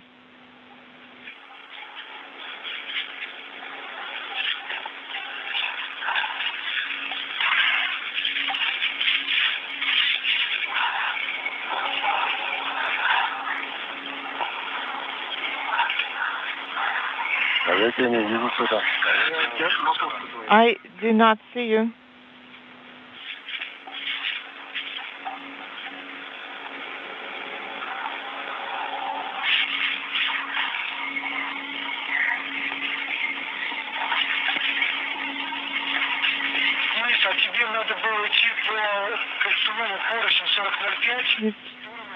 You should have translated towards the STU using the circular handrail 4005.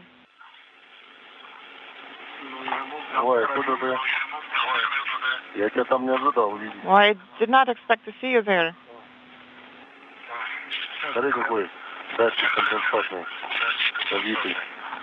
Look at this sensor.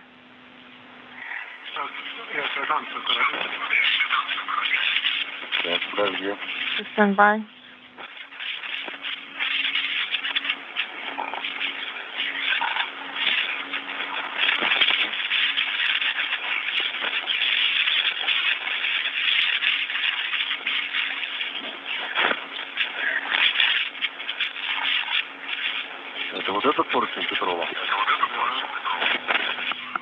Is it this handrail? 4005. 4005? Yes. Correct. So should I remove it? No, please do not do this. This is the handrail that's named after Petro Dubrov, and you're supposed to be moving along plane 4. We're just this is where we're going. And also, could you please check the LED? Check what? The camera's LED. Careful here. Make sure that you do not cut anything. Please be careful. Do you see this sharp corner here?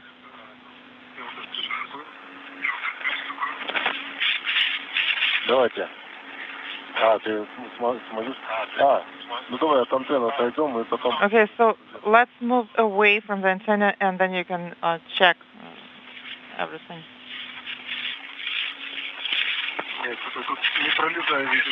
I don't think that I can get through. Here, please wait, stop, wait. Let me get through first.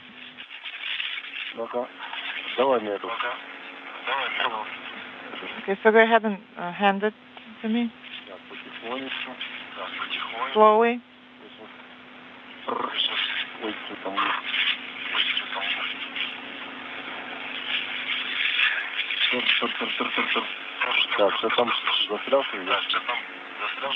So how are you doing? Did you get stuck? No, I'm getting through now. It feels heavy. Okay. Go ahead and move away from the antenna.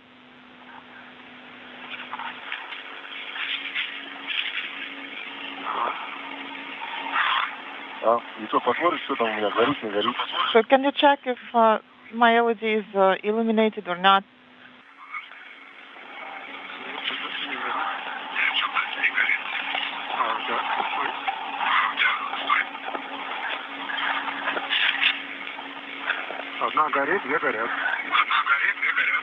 So one is on and two more are on. So this is the light here. One is on.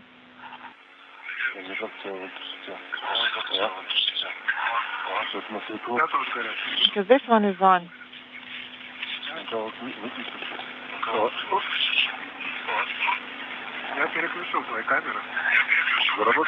I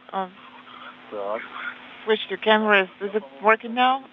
I think one of your LEDs is not illuminated. Could you please turn?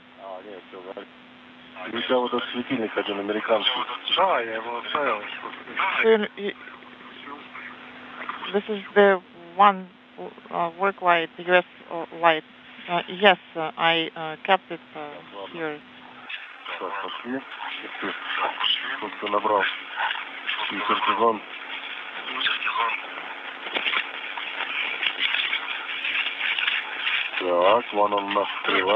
Okay, so there it is.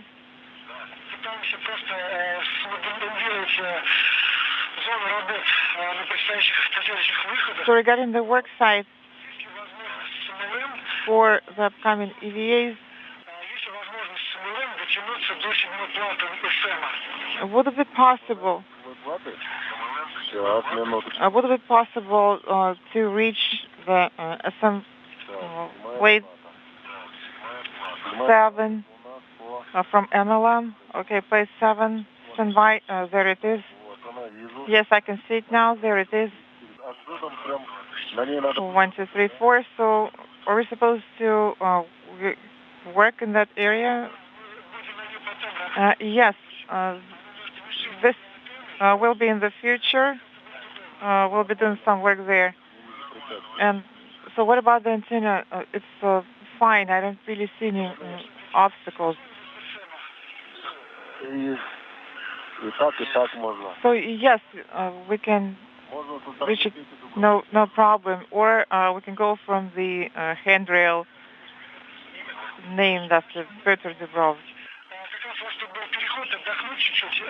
Okay, Oleg, you can take a break now since you just finished translating along this path. And also, can you film now? You should have told me earlier. I can film Denise only. So, Denise, please move back, actually towards your feet. Yes, move over there, and I'll start taking pictures now. So we aren't getting any pictures now, so I can't really give you any recommendations. I guess that will work.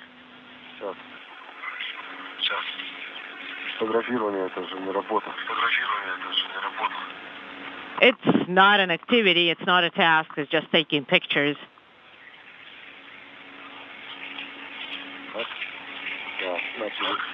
All right, and there you go.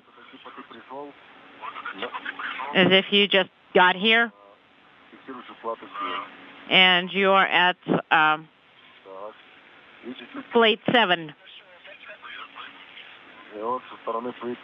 And from the side of the handrail of Pyotr Dubrov, you have arrived and you are working.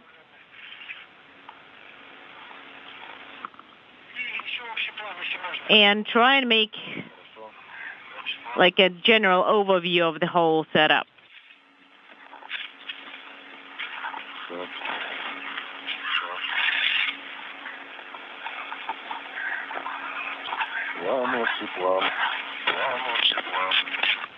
And here is the general view.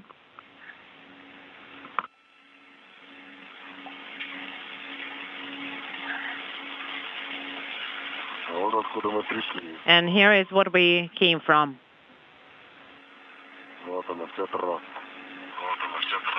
And that's the whole translation path. How are you? Are you guys tired? EV2? I'm okay. That's good to hear. Oleg, thank you so much. We just wanted to say a big thank you because it's going to be very beneficial for later EVAs.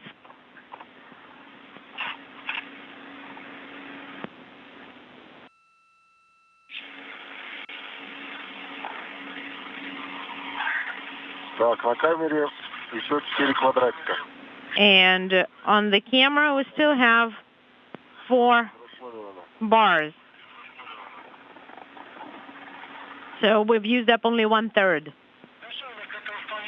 That is plenty, Oleg. All you need to do is to take pictures of the adapter. And then you will be going back home with no rush, just taking pictures and imagery. You will be in orbital night in 3.5 minutes, so please turn on your lights. Copy.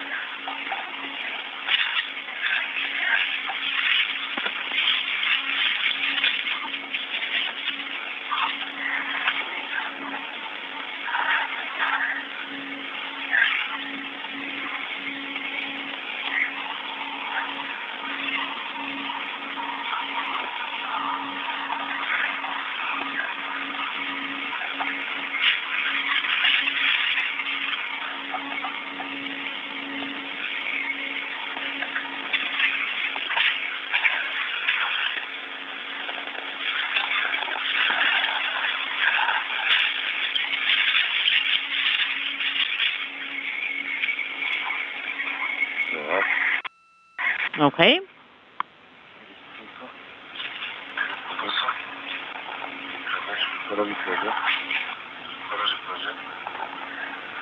And here's the French hook.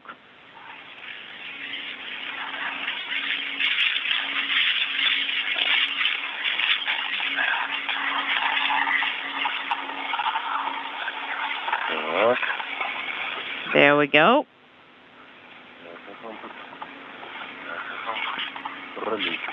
Unintelligible. This is Mission Control Houston, 3 hours, 34 minutes into today's spacewalk. Oleg Artemyev and Denis Matveyev continue to work diligently and efficiently along the timeline, having installed 3 handrails now on the European Robotic Arm, having removed thermal insulation from the elbow of the arm, and all is going well as the crew is working per the timeline. Meanwhile, up on board the International Space Station, we're just a few minutes away from the daily planning conference as the remainder of the International Space Station crew nears the end of its workday.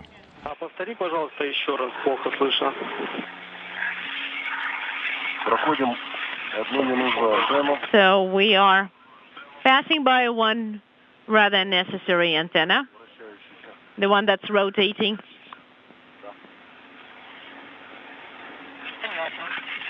Copy.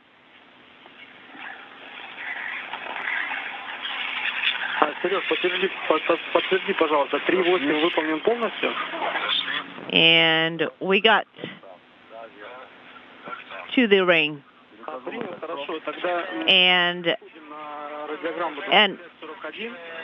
And we're translating to the ring. And Oleg, just a reminder, please make sure you do not touch that antenna with your left hand. Okay, so I can't touch it with my left hand? Well, neither left nor right. Just don't touch it. All right, I won't.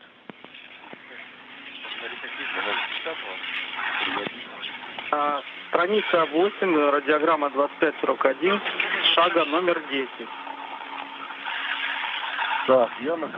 Okay, I'm at the ring.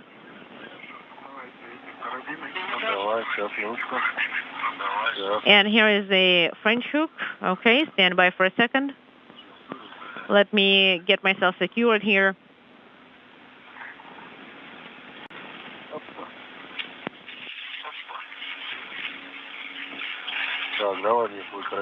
Give me your French hook.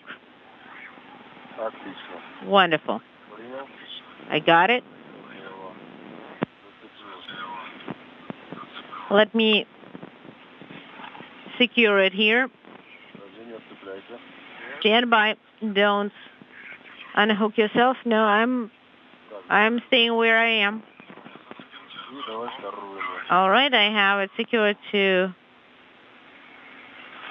here and then there.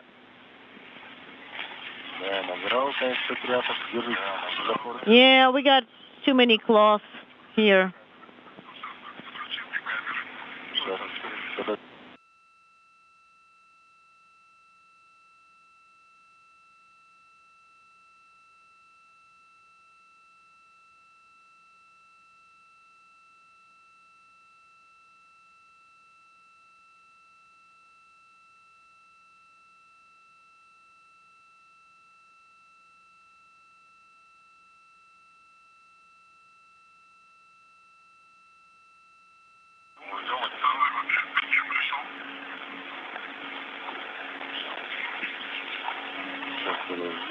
Stand by. Okay.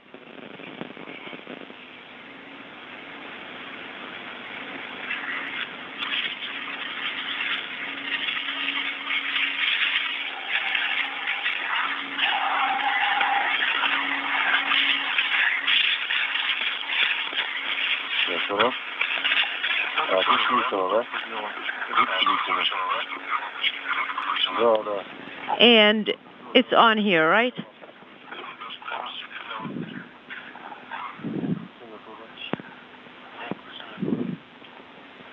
Unintelligible, on too.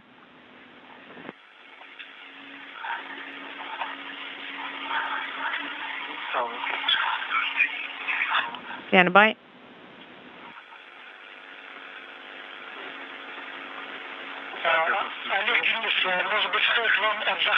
Maybe you need to take a break. Well, if you say so. Yeah, take a 5-minute break.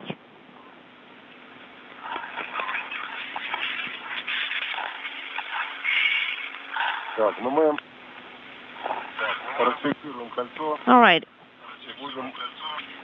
We're freeing up the ring, and that's where we take the break. And the French hook should be connected to the ring, right? Yes. You need to secure the French hook to the ring. Okay? Or transportation ring. All right. Let's take a ride.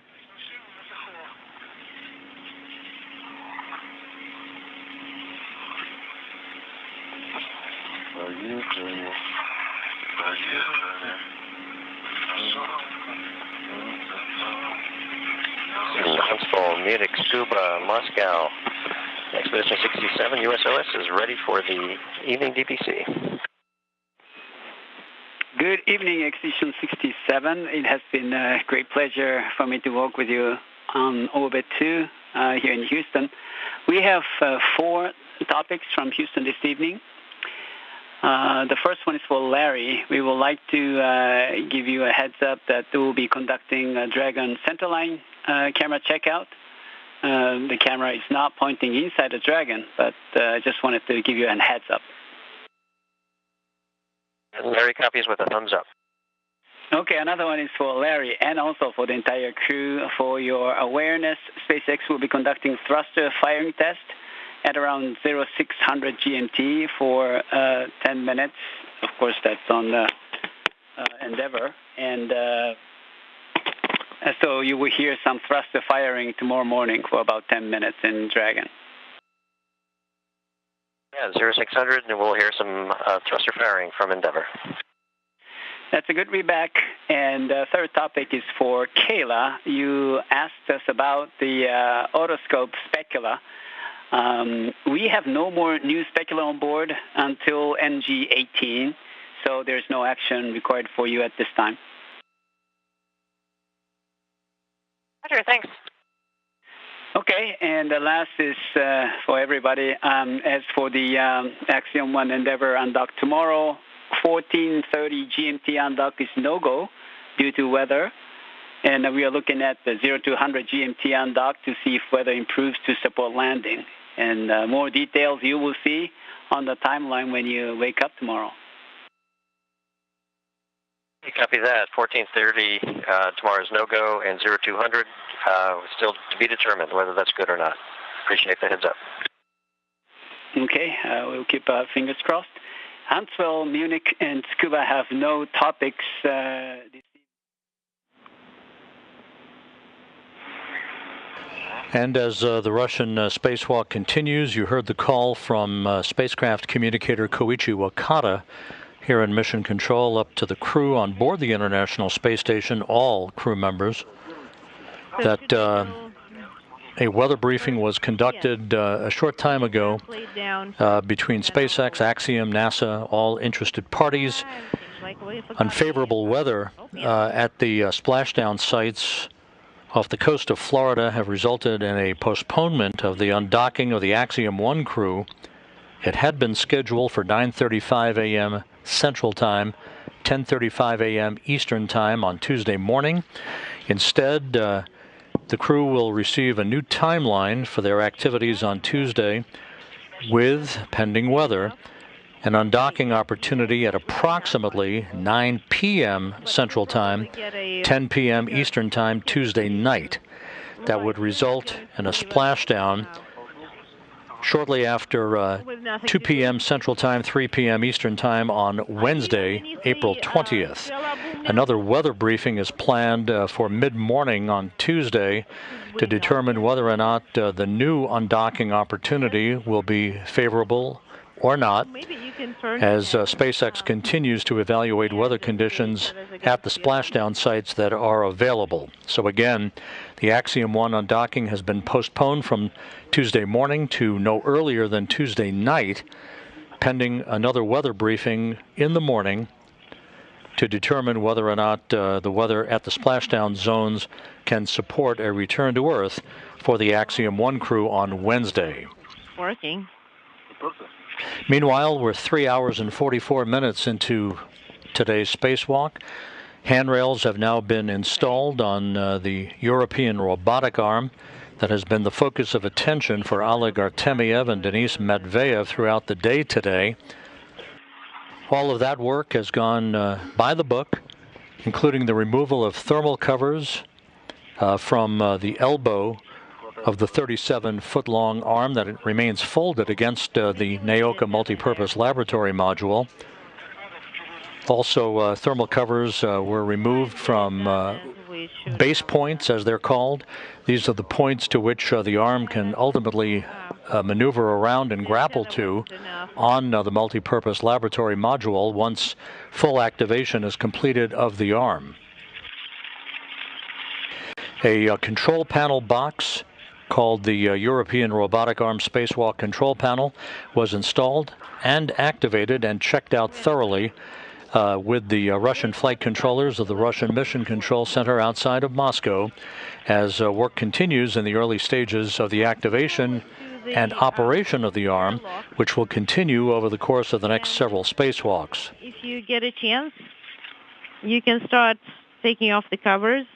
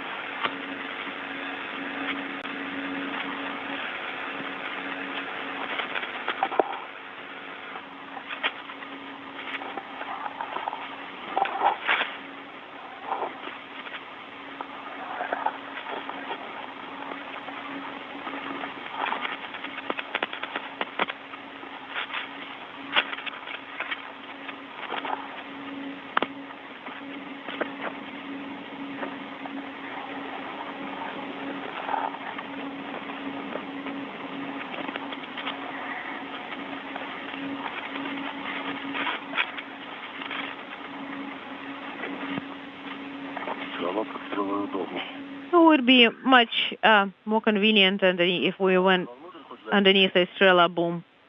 Do you want to go in? No, I can actually reach it. Yeah, it's bright and nice and cozy in there.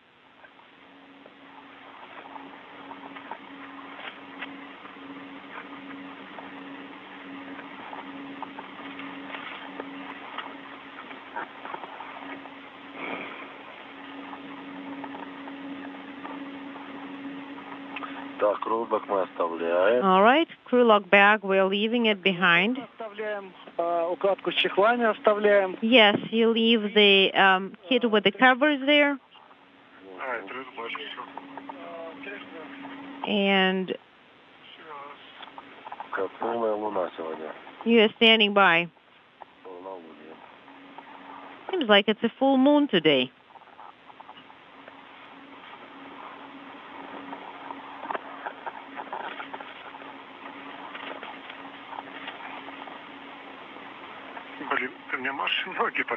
Can you please push my feet up? You mean, like, push you? Yes.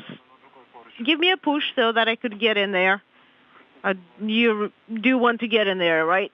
Yes, because I wanted to secure a few items in there, too. So, do you want to get the PRM? Well, yeah, and I would like to get a little bit further so that I could secure the crew lock bag. Okay. And I got it, and where do you want to put it? Well, I have a tether. Let me give you the crew lock bag. Hold on, let me secure the trash bag first.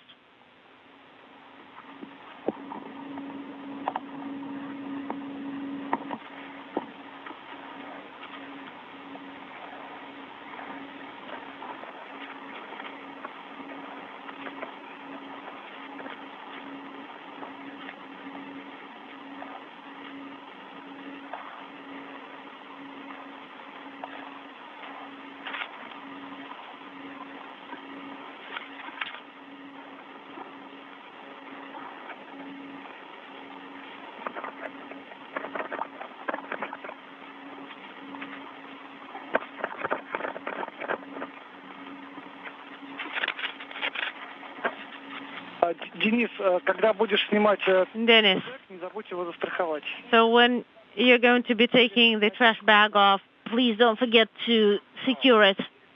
Of course.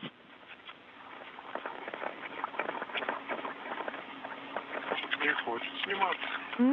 But it doesn't want Сейчас тебе помогу. Подожди, на тебе мой карабин. to be untethered.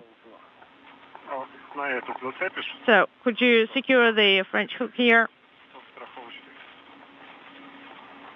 the safety one? Зацепил? Да. Do you have it secured? Yes. Сейчас, подожди еще. Please stand by one.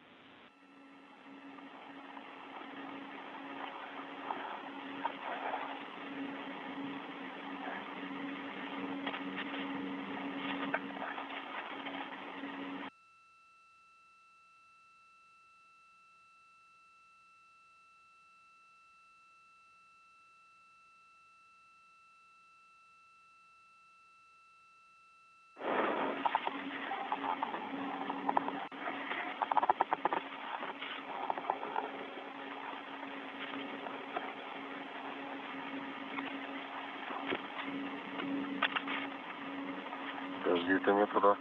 Давай, я тебе помогу, а потом ты мне. All right. I'll give you a hand and then you will. Что там у тебя? So what do you have? The trash bag. Okay, I can see it. And there, let's put it here. Ага, вот. There. Давай, ты его зафиксируешь. And you can secure it there. Да. А ты на эту уже гирлянду его. You can kind of hook it up there like a garland.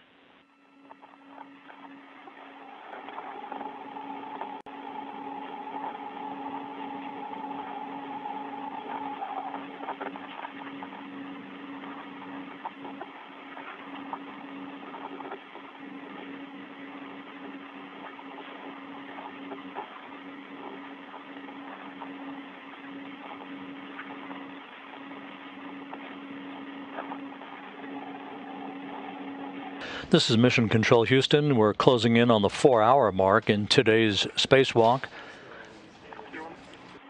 Denis Matveyev in the field of view, along with Oleg Artemyev, are stowing items that no longer are needed for today's remaining spacewalk tasks. They have completed everything so far that was scheduled on their workload.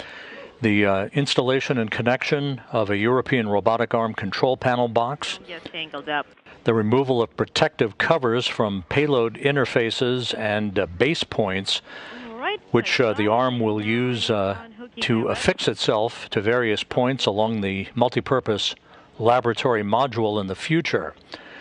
The two cosmonauts installed 3 handrails, removed thermal cover from the elbow area of the European Robotic Arm, and are soon to install a portable workstation adapter on a payload interface on the multipurpose laboratory module near the arm, which will be used to house payloads as they are being staged to various points to be affixed on the NEOCA module for payload data gathering in the future.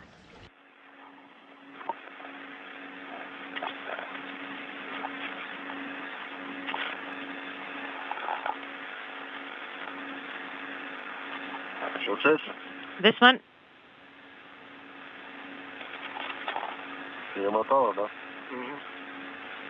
Got wrapped around you? Are you unwrapping it?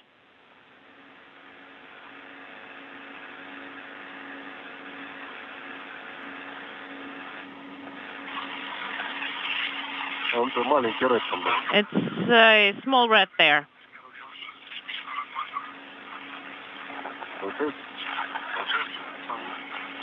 How is it working?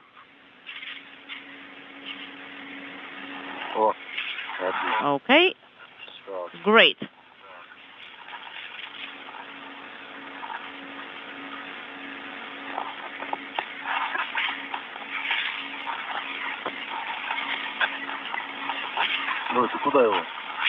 And where are you going to put it?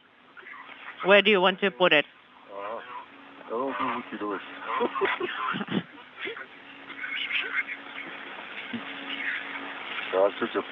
I couldn't figure out what you were going to do with it. Do you need any help? Where is the PRM? The PRM is behind me, behind you. Can you secure it with a short safety tether? Okay.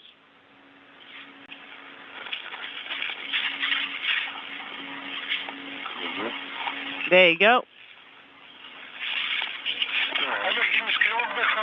Oleg, do you have the crew lock bag secured? Yes. But we need to push it a little bit further in.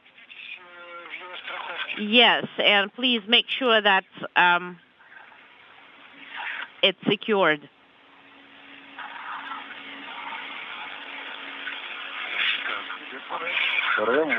Where is the PRM? And actually, grab all those cloths and stick them underneath the rubber band so that they're not floating all over. Okay.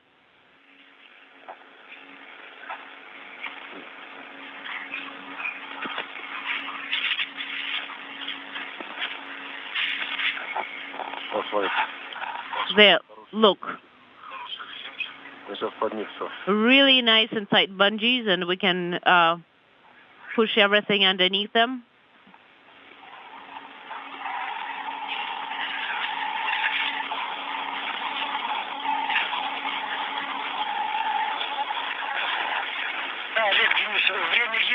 Oleg, Dennis,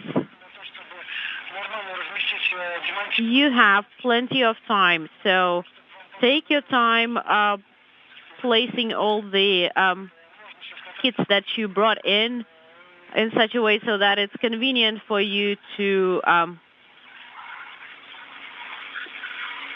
get back in.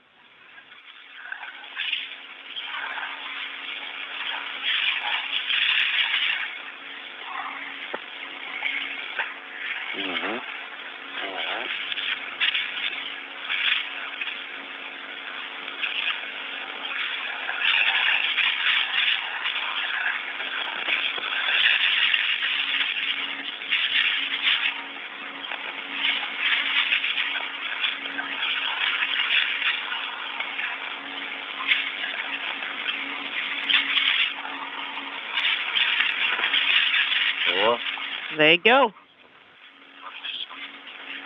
Looking great. And I'm going to take a break. Okay, sounds good.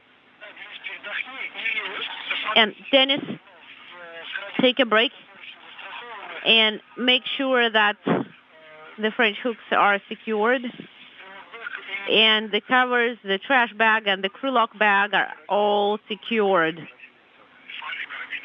with yes, they are. Great. Now you can definitely take a break.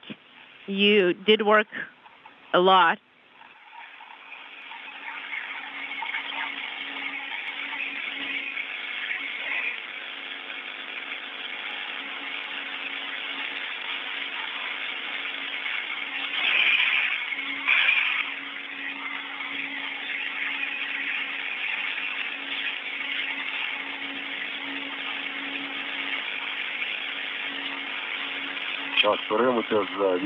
So the PRM portable workstation adapter is behind you, Dennis? You are passing me one hook, and I'm shifting it to the left. This is EV1. Towards the boom. And now I'm ready to receive the second one from you. Sounds good.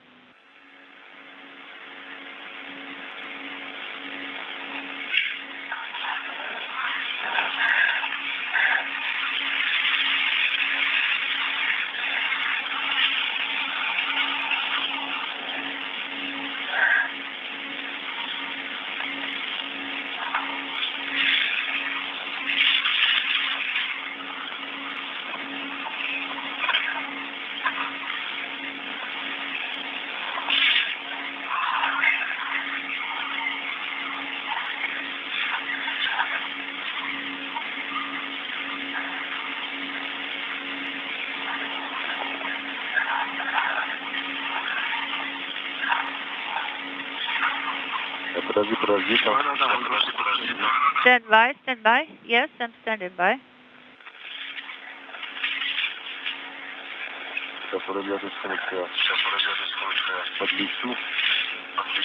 Stand by 1, I will move closer.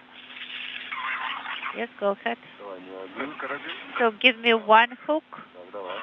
Yes, I'm ready to receive it. Okay, now I'll move it here. Oleg, Denis. So the EVA duration is 4 hours up to now. Copy. So you are moving along very nicely, a little bit ahead, and so you have plenty of time to take a breather, to have a rest. All right, they're telling us to take a breather. Well, it's not easy here.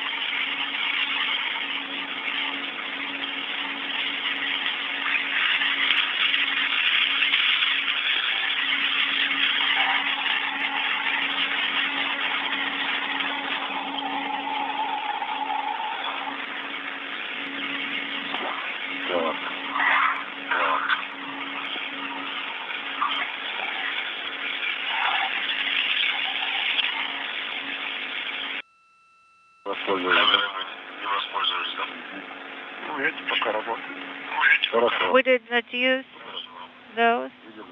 Well, but the ones that we have are working nicely. Well, Dennis somehow is sad that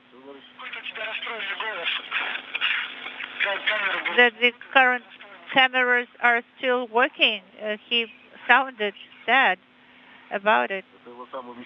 Well, actually, that was his most joyful voice that he uses.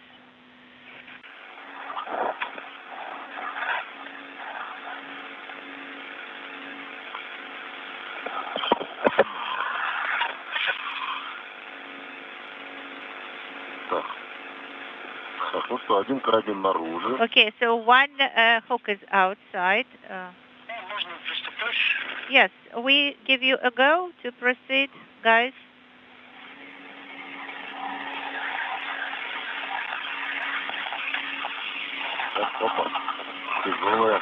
That one is heavy thingy. All right, so we are moving it.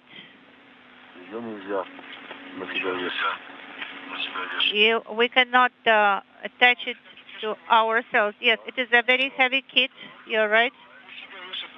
You cannot attach it to yourself. So please take turns in moving it and monitor it closely.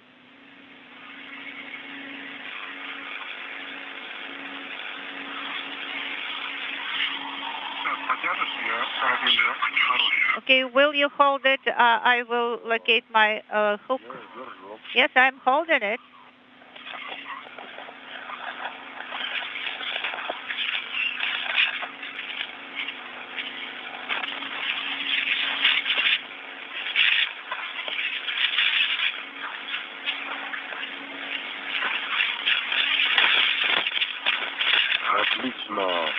Excellent.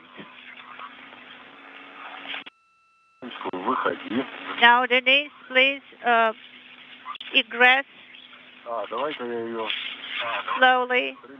All right. Okay, so you can rehook your tether so that the tether is not on your way when you are egressing. And I can hold it in the meantime. Yes. You can use it, use the hook.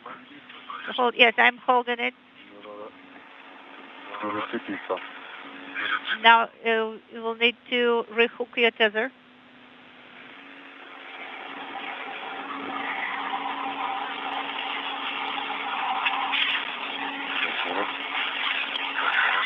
Okay.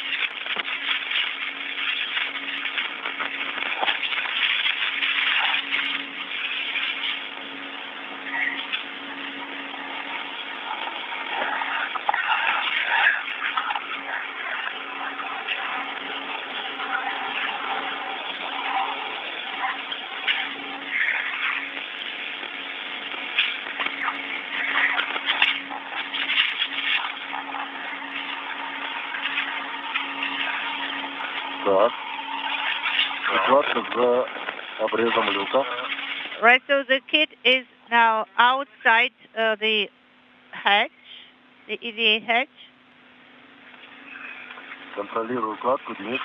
So Dennis is egressing and I am holding the kit. Dennis, please look out, make sure that your tether is not in the way, maybe to the left a little bit. Well, that's great.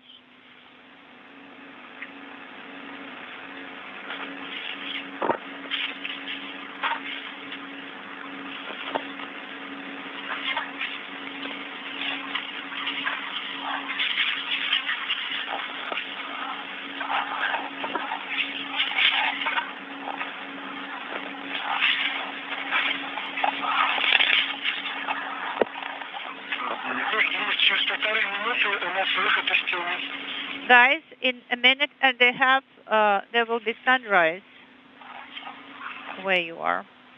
Copy, Moscow.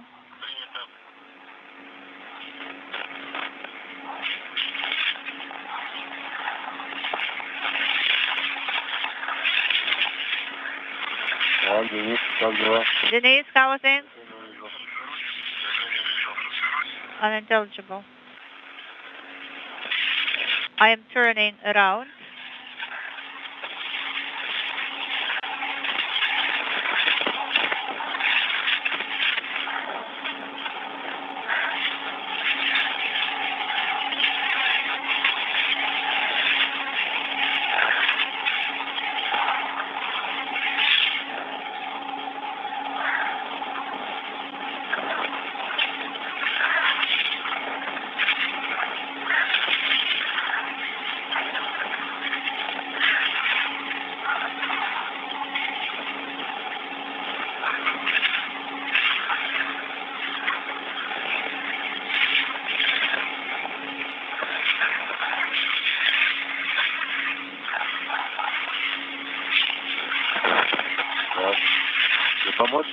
Do you need my help, Dennis?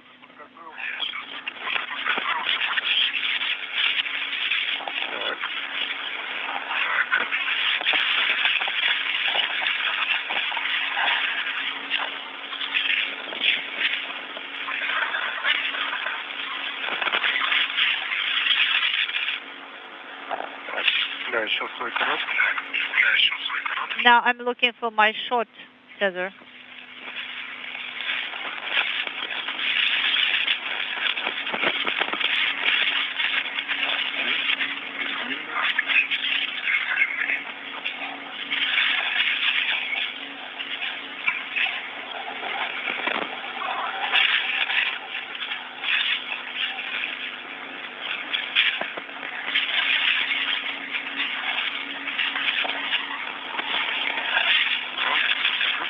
Okay, the short one, unintelligible.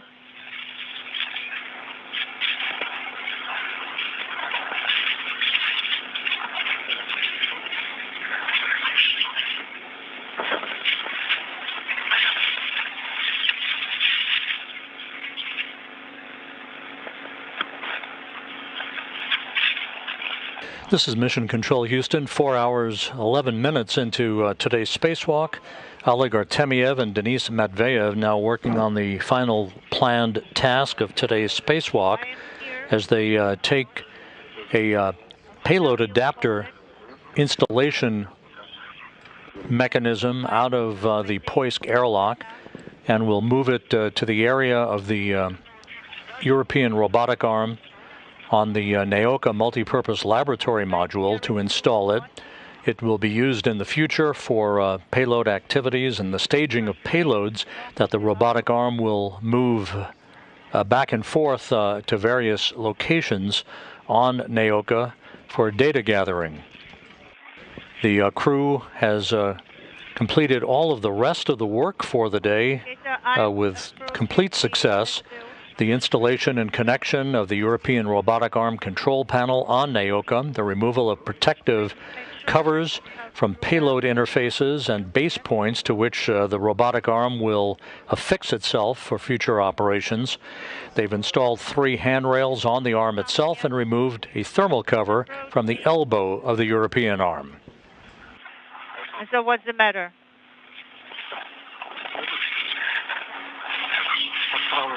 It's below your right hand. All right. Okay, the kit. I'm holding it.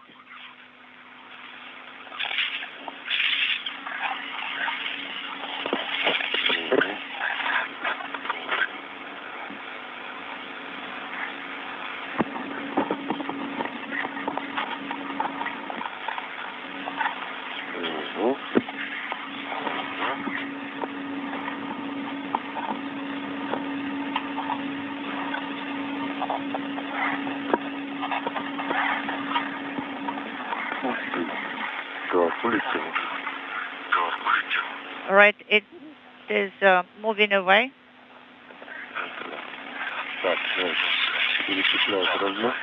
Stand by. I will rehook my tether. Yes, I'm holding it.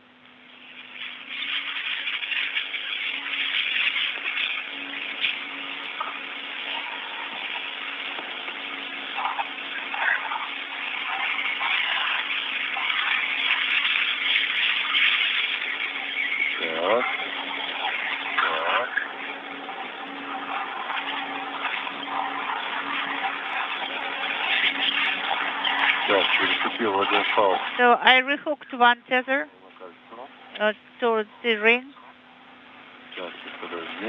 Stand by 1. I will receive the kit from you.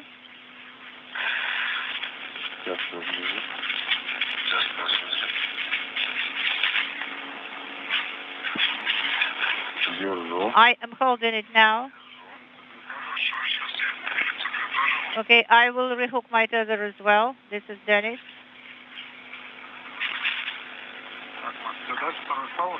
So do you need this second tether? Stand by 1, Denis.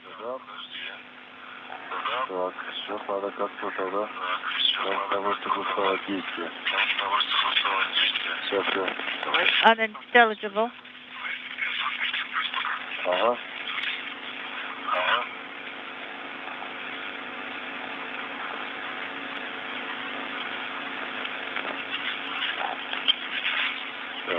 Okay.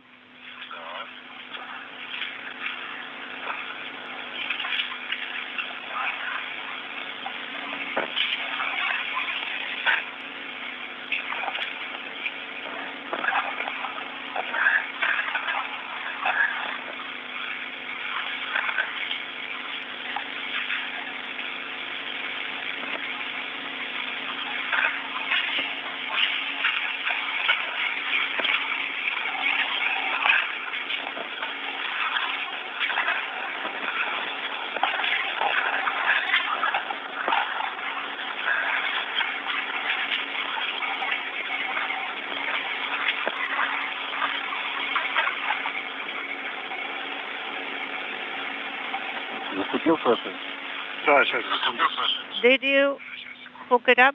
Standby 1. Yeah, is something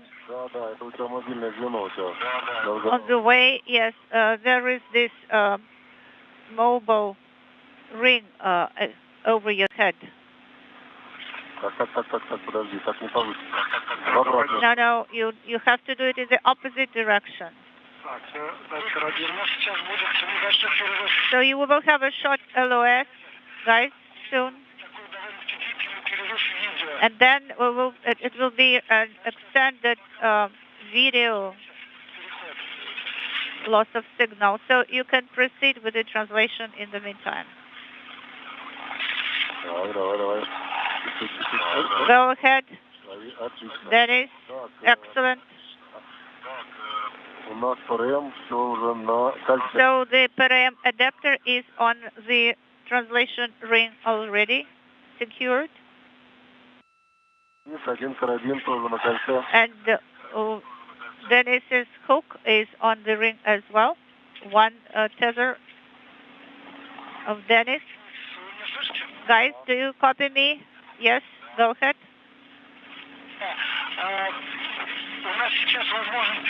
So we might have a short LOS. Yes, we copied that. So please continue. So we are not receiving any video right now. So you can translate on Strela boom. We are on the Strela boom, and I'm disconnecting here.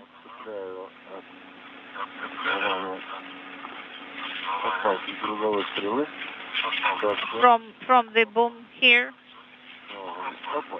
And let's roll. Oh, standby 1. Is everything fine with you, Dennis? Yes. I thought maybe you should move a little bit towards me so that you do not touch antenna. The antenna is behind you, behind your back. If you turn a little bit towards the side, it will be great. Excellent. Okay, now let's roll. Guys, be careful. There is an antenna on PHO module. All right, let's roll.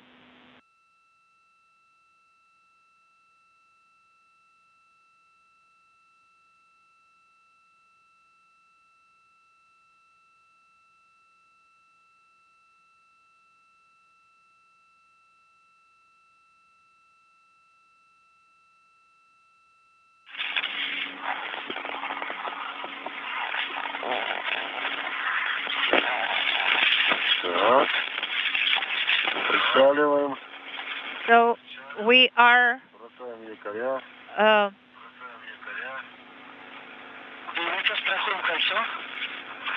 casting anchors here. We have arrived. All right, copy that, and please secure the ring, the translation ring here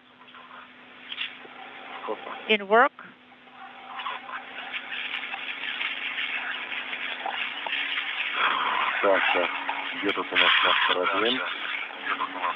So where is the hook?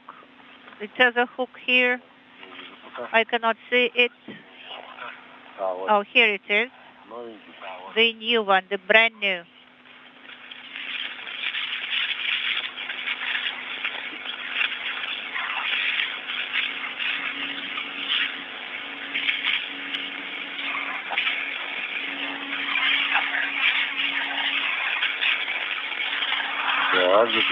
Right, we secured it.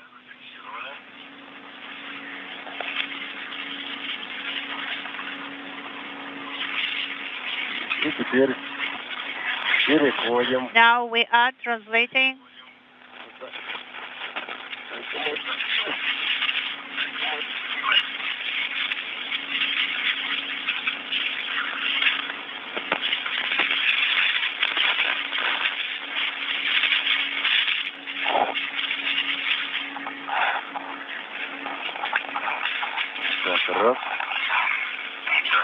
Okay. this is number 1. Now let's do it with number 2. I will move a little bit further. Now.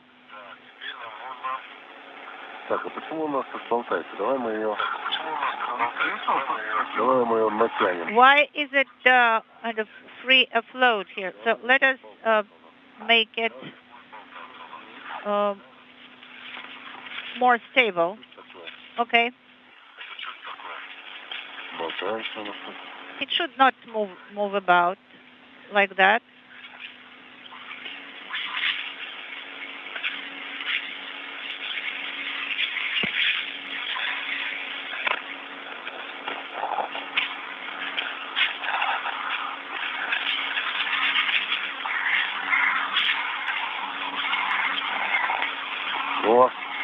Here you go.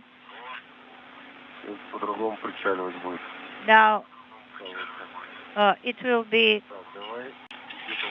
easier to attach. Now, so let us work with the kit. Let me reach it.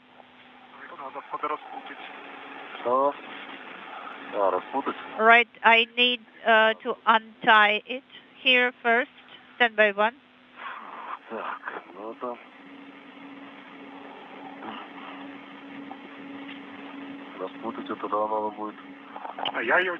I am holding it, and it is secured with one tether hook, so you can try to untie it. So you are now in the location where the comm is unstable, and please continue providing your reports. You might not hear me for about 3 minutes. All right. So we are rehooking the RAM on the handrail of MLM. Copy.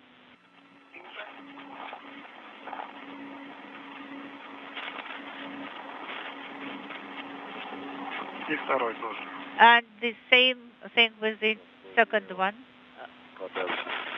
Stand by.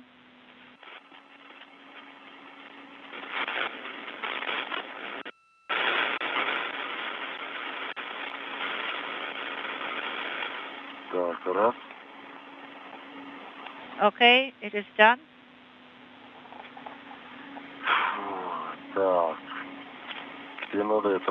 Now I have to untangle that one. Okay, let me do it. Oleg. All right, so let me rehook my tether first. Move a little bit away from you.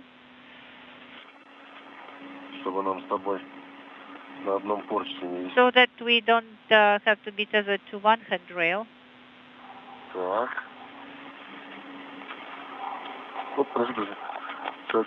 Now I'm holding it.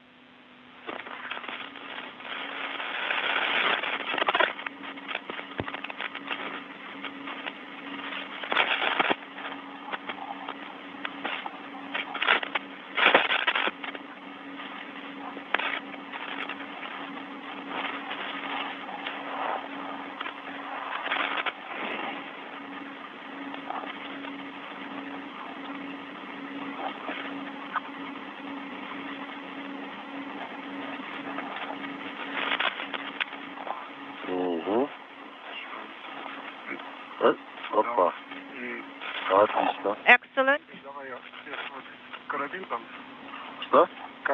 Now you can hook your tether there. Stand by 1. Oh, you mean to this location on the handrail? Yes, you hold it and I rehook my tether. Yes, I'm holding it, Oleg. I will move away a little bit first.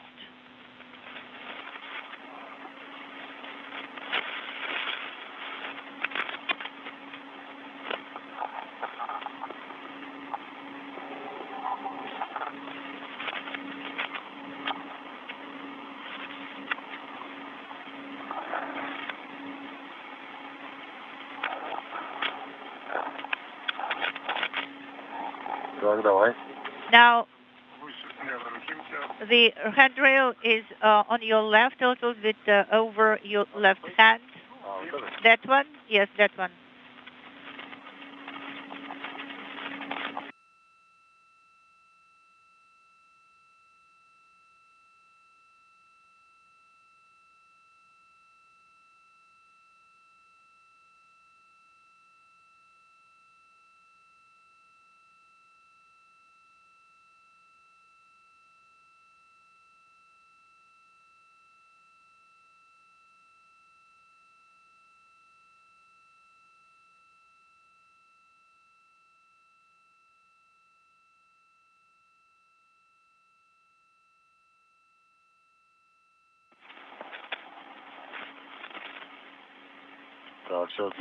Now you hold it, Dennis.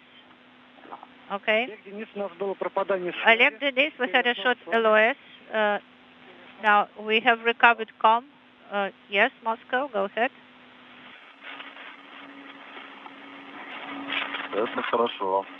Well, it's good that we have recovered COM.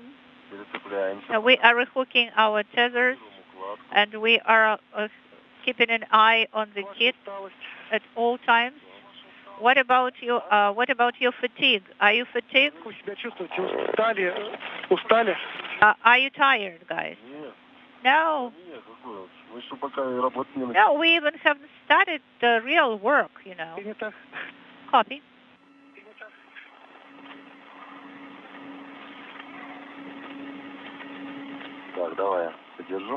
Let me hold it, Dennis. You rehook your tether. Okay.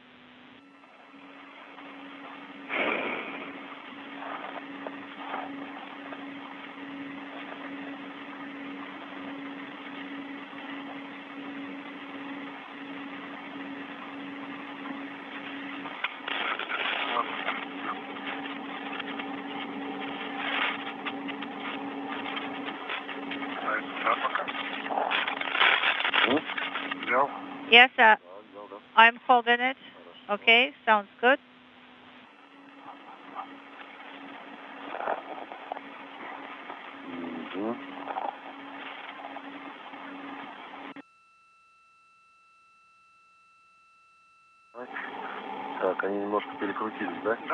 So they're twisted somewhat. All right. Okay, so this will be turned backwards, and this is going to be turned with the front side facing us.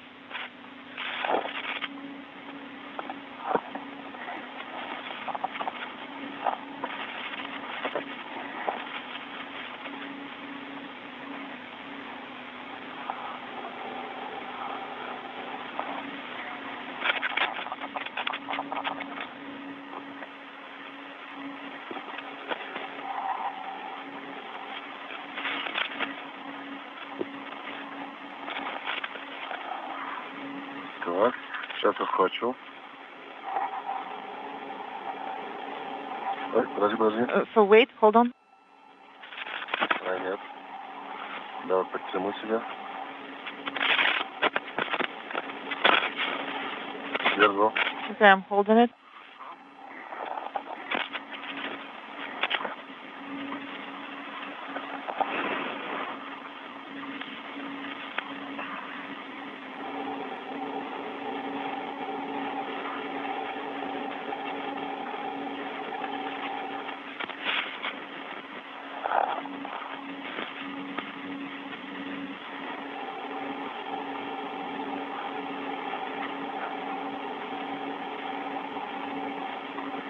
Да, все нормально?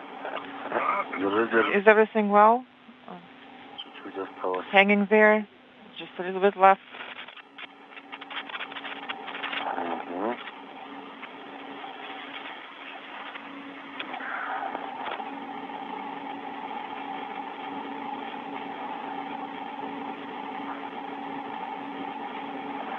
Мы за вами наблюдаем. And we are seeing you guys. Так, а давай сейчас еще ее переподключим.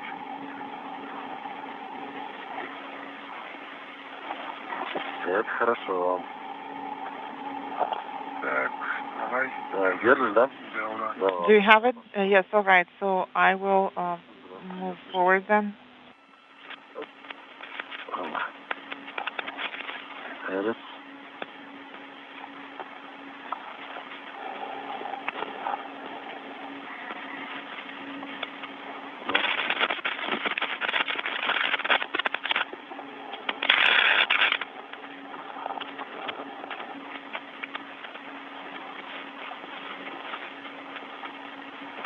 Так, здесь у нас антенна. So the antenna is here, and we need to go around it.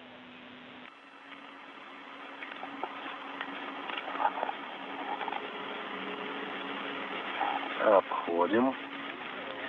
Going around it. Так, дотяну все-таки. Ну давай. Так, давай мне вкладочку. Okay, so go ahead and hand over this kit. It's on the right, and also make sure that you're careful with the equipment on your right.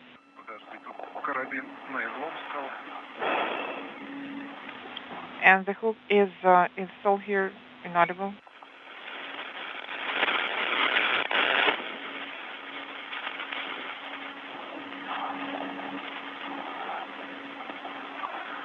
Так, я держу укладку, Денис перемещает. And I'm holding the kit, and Dennis is translating now. 34108. Copy, Oleg, and EVA elapsed time is 4 hours and 30 minutes.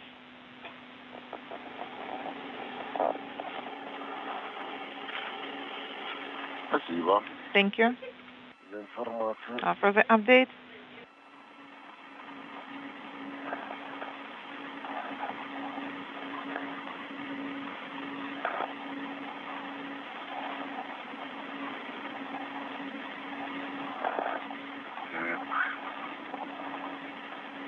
This is Mission Control Houston, 4 hours, 33 minutes into today's spacewalk. Oleg Artemyev and Denis Matveyev continue to work on the final planned task of this spacewalk, the installation of a portable workstation adapter on a payload interface near the European Robotic Arm on the Naoka module of the International Space Station. The crew has completed everything else planned for today, the installation, connection, and checkout of the European Robotic Arm control panel, the removal of protective covers from payload interfaces, and base points, as they are called, to which the arm has been attached since its launch on a Proton M rocket from the Baikonur Cosmodrome last July. The Cosmonauts also installed 3 handrails on the arm and removed a thermal cover from the elbow of the arm.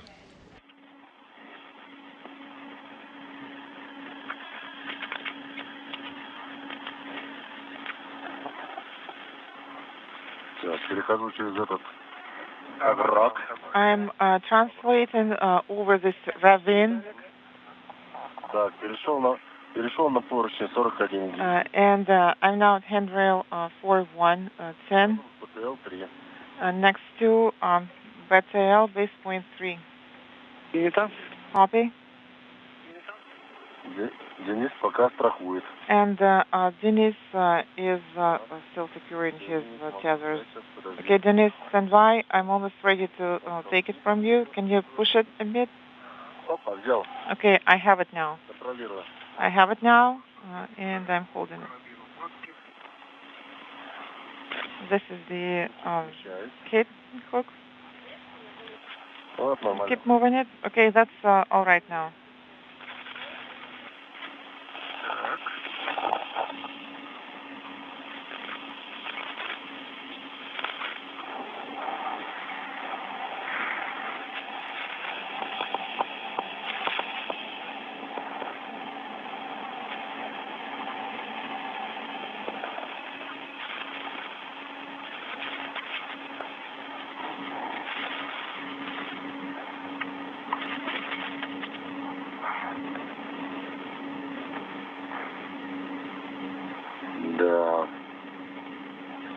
Wow.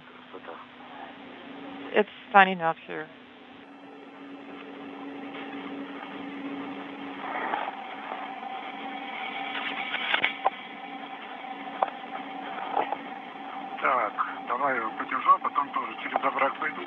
Okay, let me hold it, and then I will press the ravine.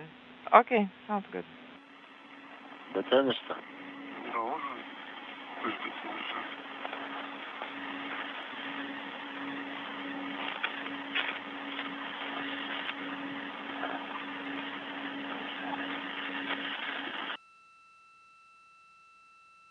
Так, держи. Okay, so please hold it, and careful. The radiator is here.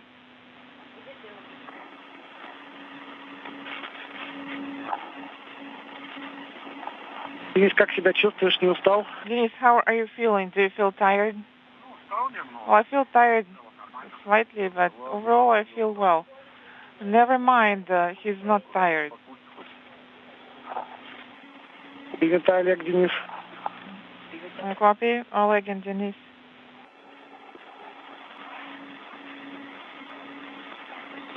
Только начали работать, можно сказать.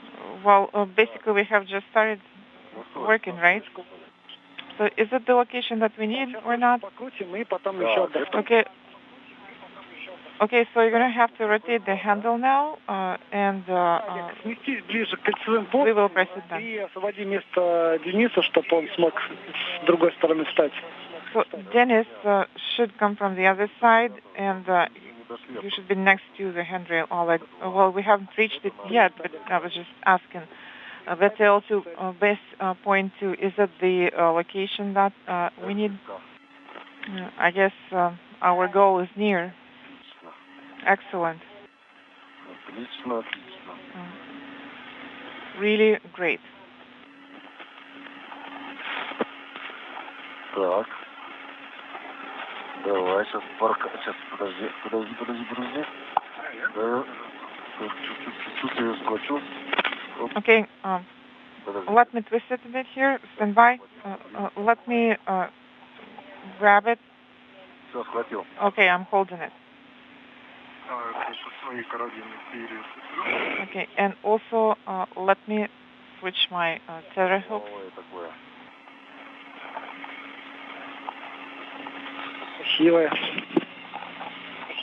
Everything is new and shiny. Beautiful. So many people worked on it.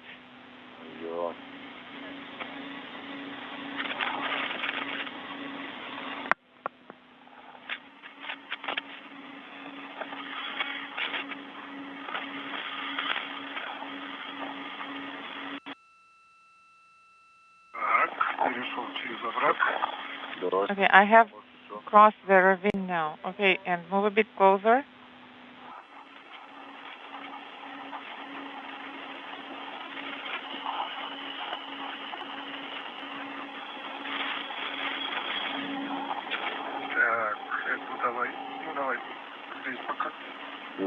Okay, give this one to me, okay? Excellent. Больше не ходи. Please stand by. Do not move right now, otherwise it's going to go underneath you. Just move a bit, and that's it. And I will take it from you now, and let me make space for you. So how exactly are we going to position ourselves? I guess I'm going to switch to the circular handrails.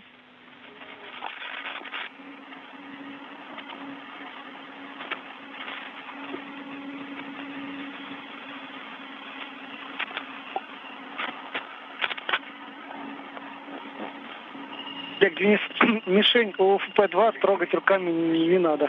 And also make sure that you do not touch the target near point 2. Please repeat your last. Я сейчас потрогал мишень, вот эту черную слипкой, ее трогать нельзя. Well, you just touched the target, the one with the black cover. Please do not touch it. Okay. У нас будет новая мишень.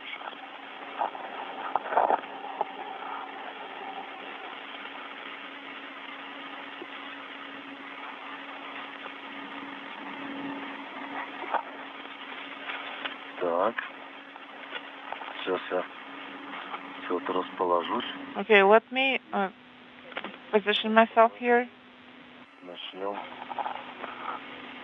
And we're going to start.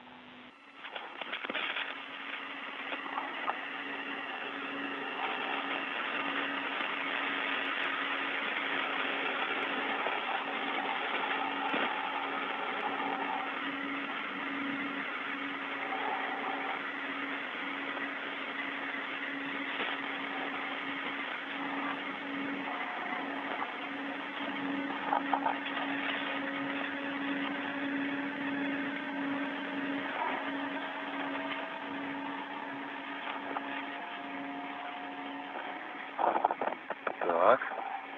Сейчас, подожди, я схвачусь за поручень. All right, so let me grab the handrail.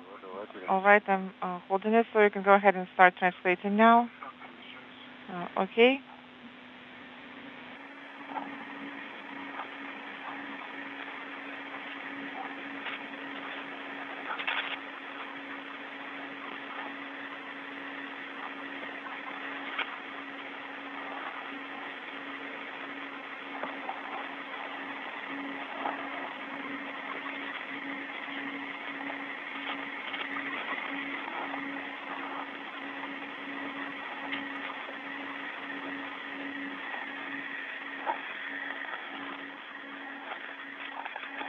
Переместился.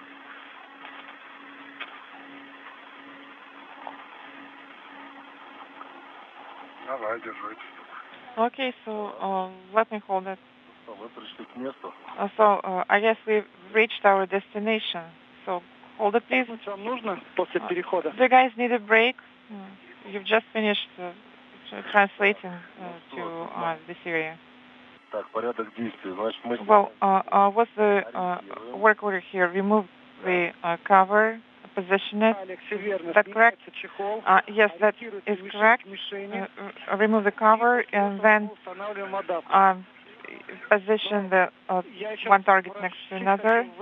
And before we start doing that, just a quick question. Aren't you tired?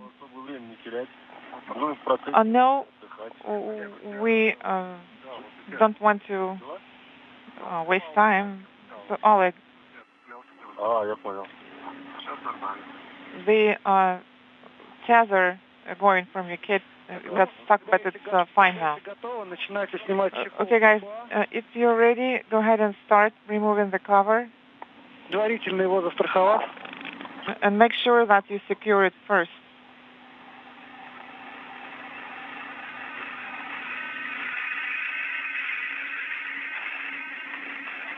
Так, ну что, где он там?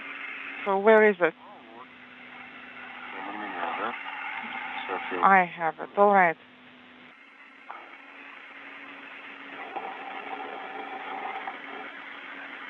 Так, держишь пока, да? Да. Are you holding it? Yes.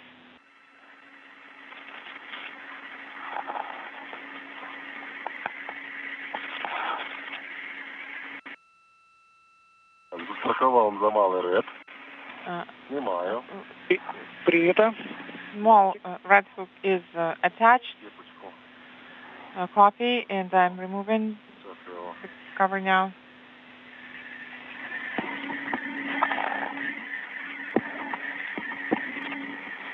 Опа. Так. There it goes. Переориентируем, да? And let me reposition it. Yes, we need to make sure that one target is oriented towards the other.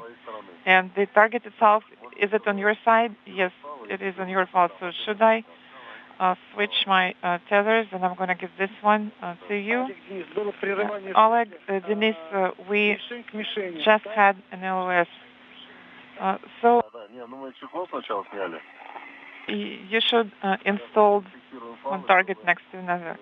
Yes, well, first we remove the covers, and now we need to switch our tethers to make sure that it is positioned better. Okay, let me hold it, and you will pass this to me.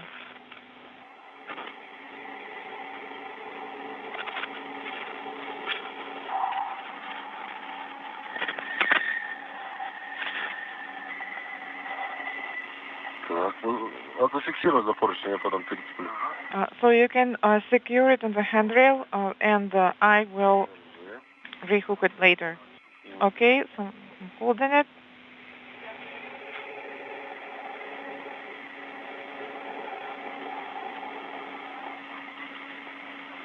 Опа, все. There it goes, that's it.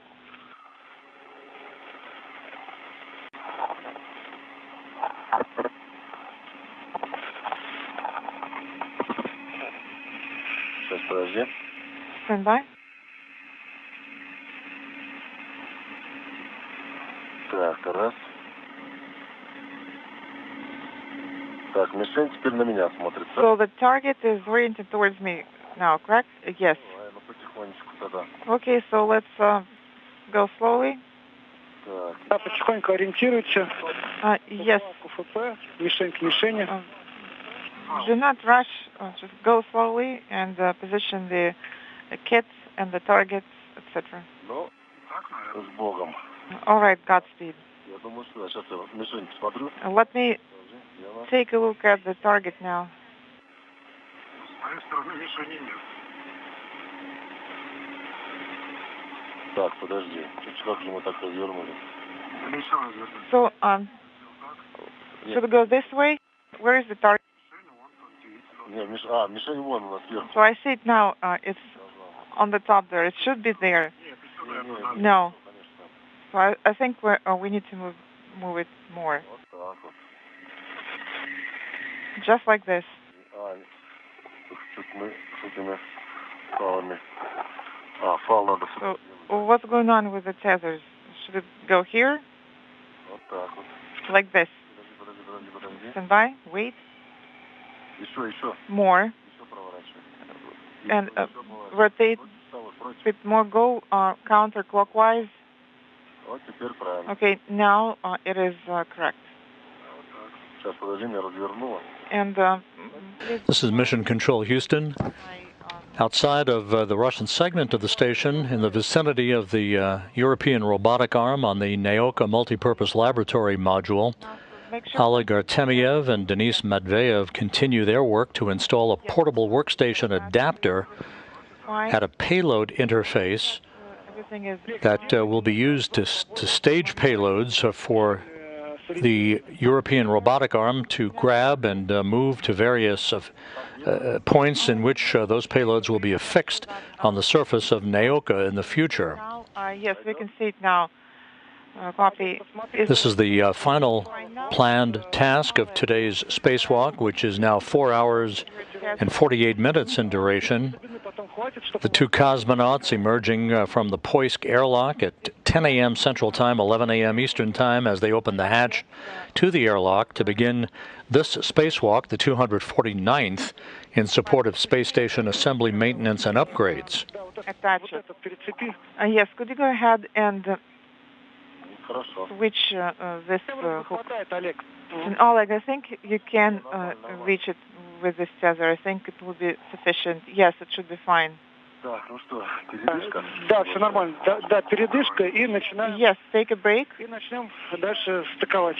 Take a break, and you will then proceed with connecting it all.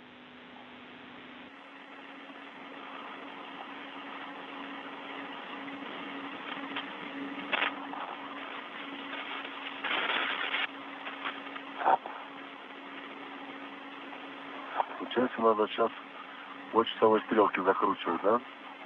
So right now, should I go clockwise? Yes, clockwise to retract it. Хорошо. All right.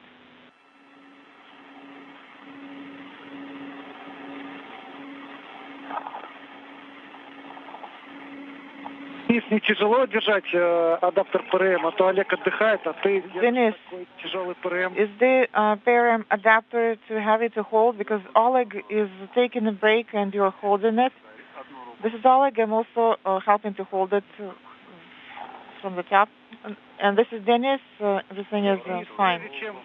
And Denis, но прежде чем крутить ключ, нужно корпус. So before you start rotating the wrench, make sure that that the parent adapter is sitting tight against the bishop. Вот так вот. Like this. Да, давайте сначала ключ открутим, потом уже. Да. Сейчас. So Начнем. let's uninstall this wrench now, because if we start doing it right away, then this can be detached.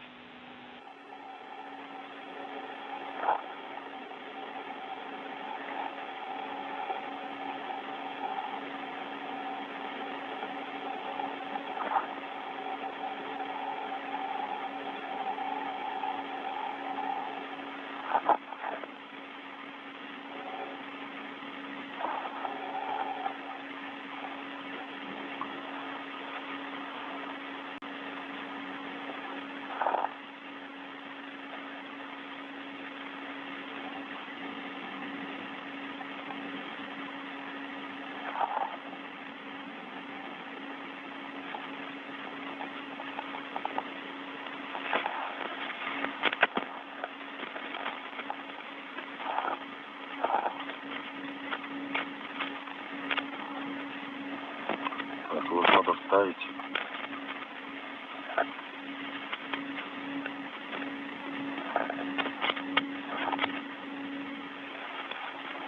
Да, он вышел, да. It should go here. Yes. Да, еще есть момент, что когда... Yes, and one more thing. Ну, утопить гнездо должны таким образом, чтобы the socket should be не было хвостового хода. Вот. flush in such a way that... What was that? Can you pull it back to operating position? And when I try lifting it, it comes out. Ты переведи в рабочее положение. I'll put it back to operation, and then you can push again.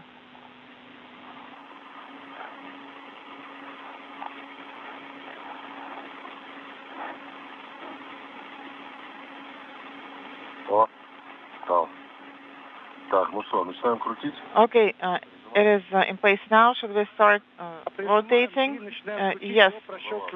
Push down and keep rotating until it clicks, and it should be retracting. Okay.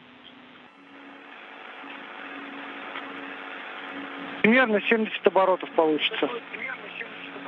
It should be approximately 70 turns.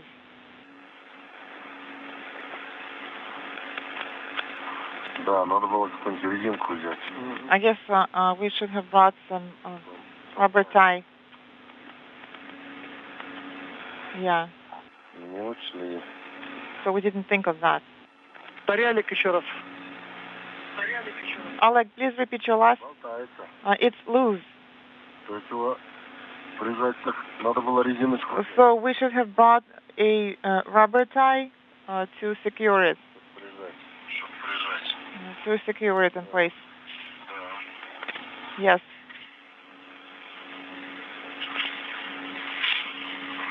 То есть он болтается. Because it's loose. Так, а он там... Даже если болтается, он все равно зацепится, да? Well, it's loose and inaudible. Oleg, I didn't copy. So I start rotating it, and it feels loose.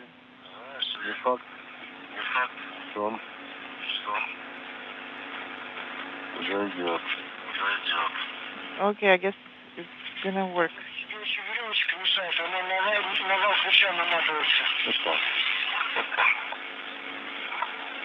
Да. Yes.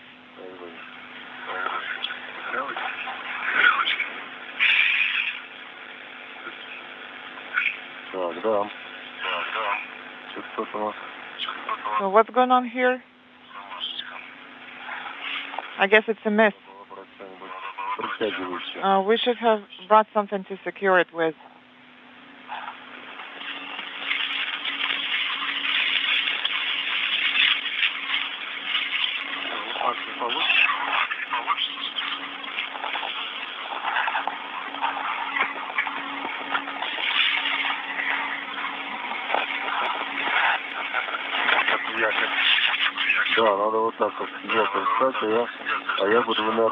Yes, it should be positioned like this, and I am going to hold it down with both hands.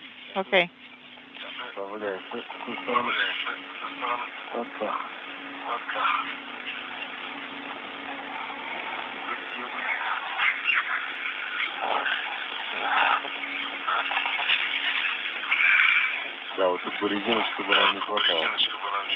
Yes, we really need that rubber tie here. Yes, indeed, it would work great here.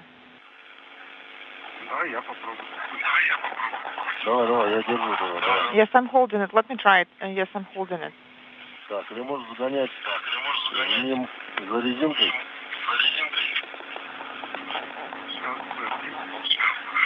Stand by. Okay, I guess I'm in a good position now. Okay, go ahead.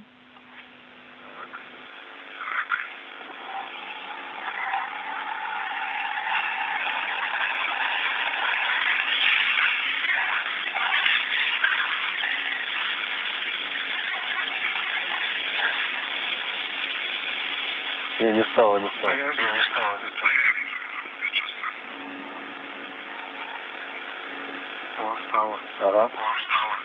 Yes, it is in place now. Are you holding it? I guess we need some slack here. Okay, let me untwist it.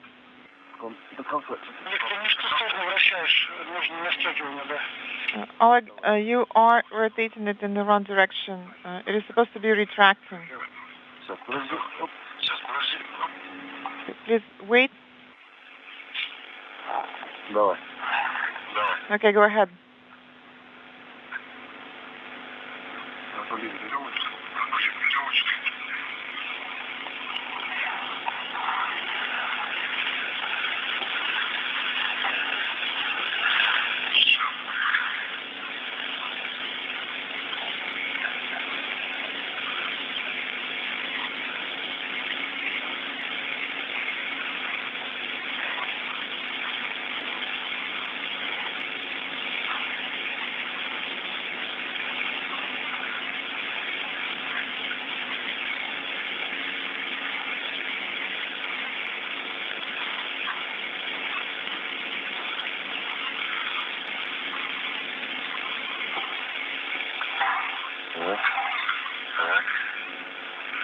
Okay.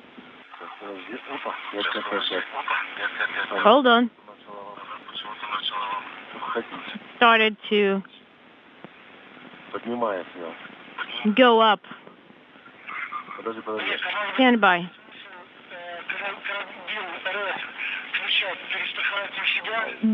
We would like to ask you to secure the French hook of the red closer to yourself. So you would like to have it a little bit tighter, right? Well, you know, when we are trying to rotate it, it's coming up. Is that how it's supposed to be?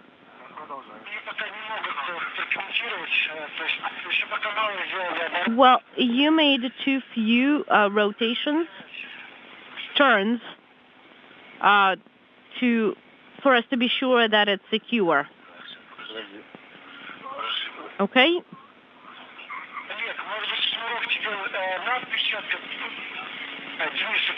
Oleg or Dennis, actually. Dennis. Maybe you can have this rope above or over your glove, not on the side of your palm, but on the outer side.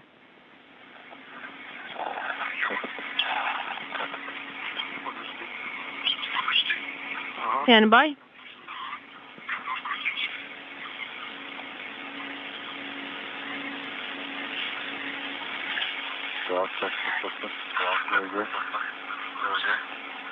Okay, then hold on. Now let's try. I got it. Go ahead.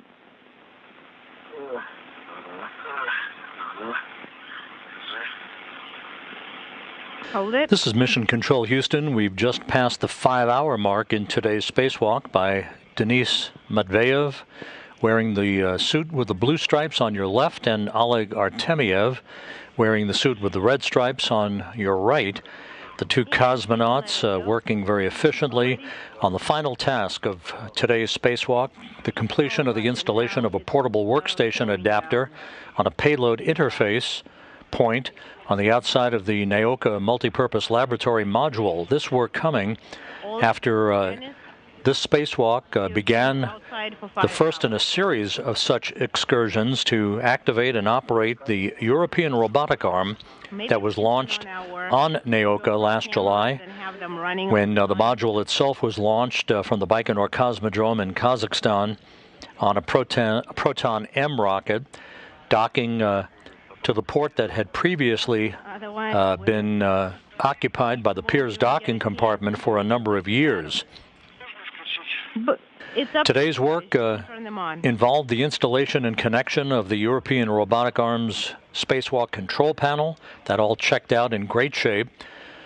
The two cosmonauts removed protective covers from a series of payload interfaces and base points for the arm, to which it will ultimately walk off and attach itself for the operation of payload placement and spacewalker movements around the Russian segment of the International Space Station.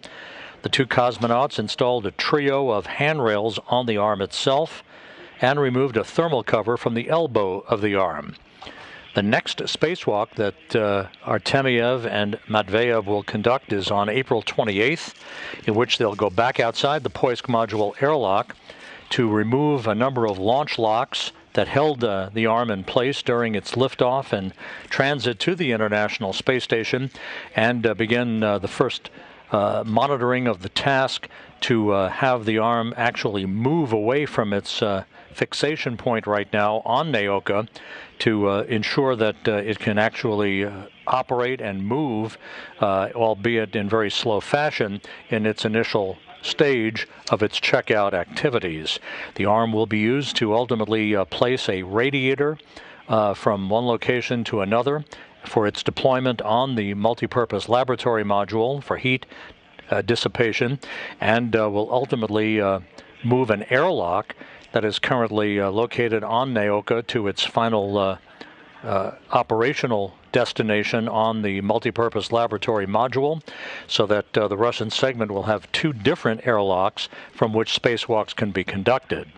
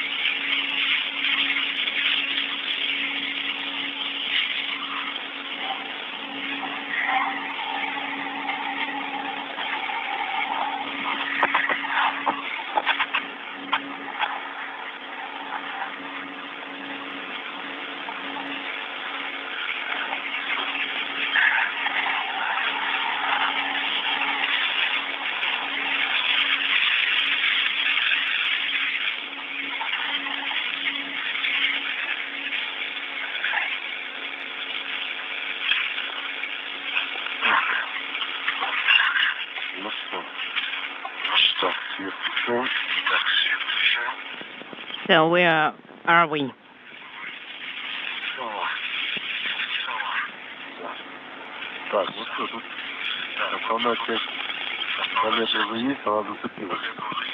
All right, we have the most of it secured. Try and rotate it.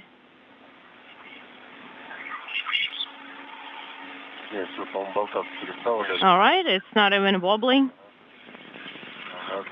Great.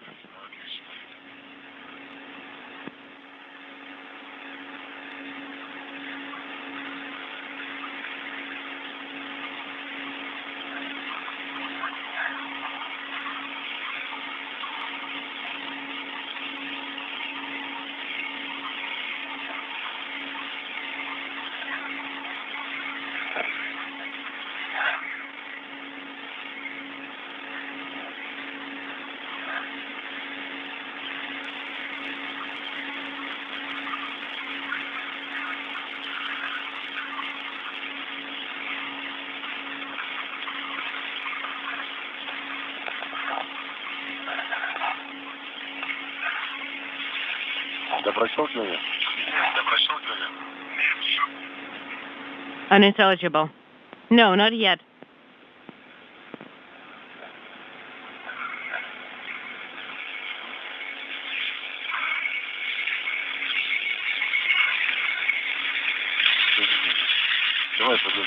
All right, let me hold it for a second.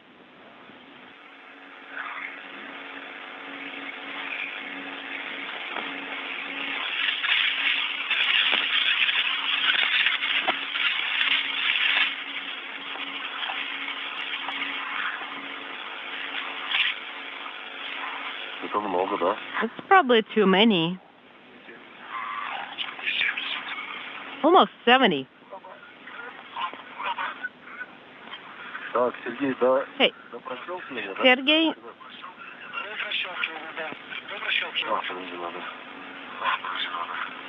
Sergey has said his goodbyes, right? Yes, he did. All right, let me turn it a few more times. Okay, there we go. Now, please secure the tool, the wrench, with the wire tie, right? Yes, and then take a break, please.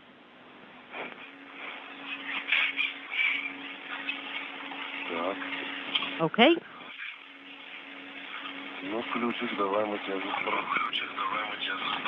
Well, you little wrench, let me secure it. You.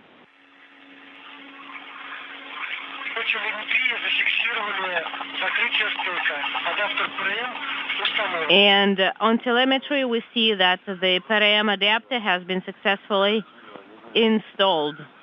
Hooray! So this work definitely wasn't in vain. That's right.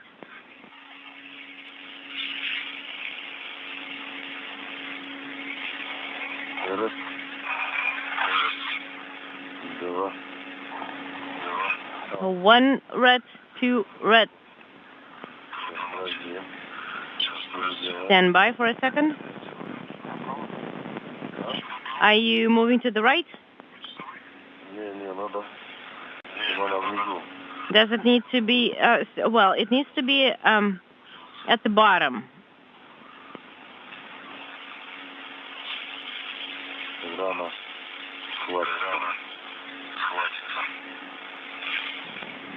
Then it's probably going to be enough. And here, and now in this direction.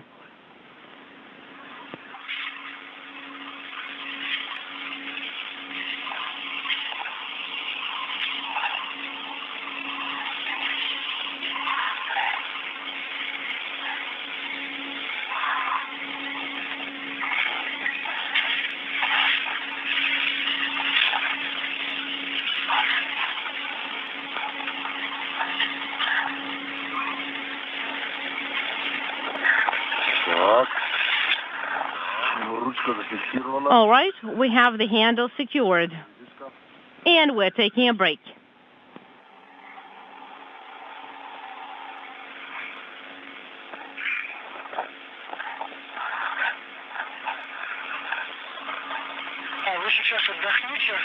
Take a break.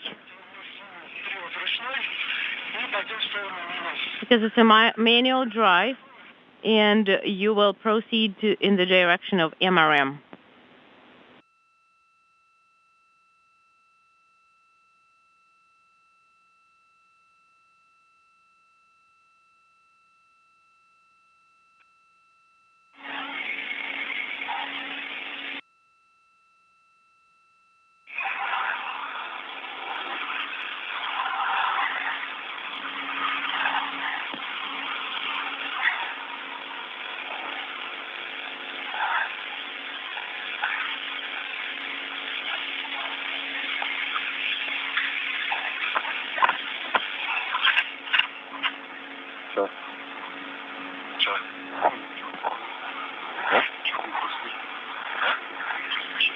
I think it's too much.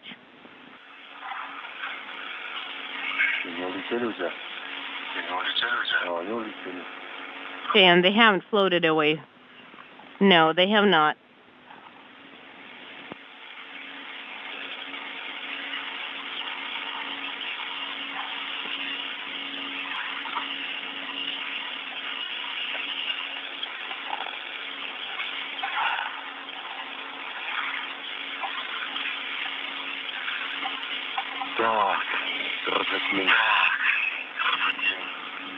Wow, this is so beautiful.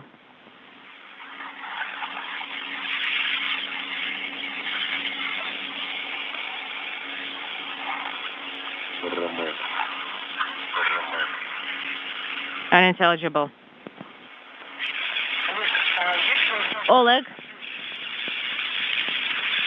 do you have a chance to... Oleg, could you verify what's the status of the MLI of the fueling units, just to make sure whether it's stitched down or not, or sewed on? Do you want me to check the area where the valve is? Yes, the valve specifically. Well, when we're on our way back, we'll definitely check. Well, we can go and check it now.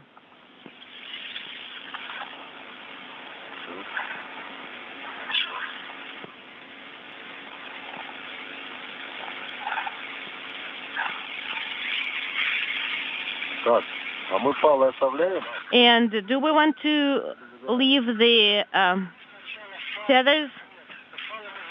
No, we'll need to take the tethers back.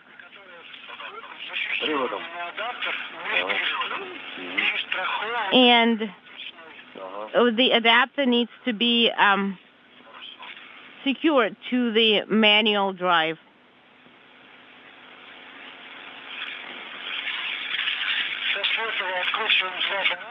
So now you need to unscrew two wing nuts and put it in the open position. Okay?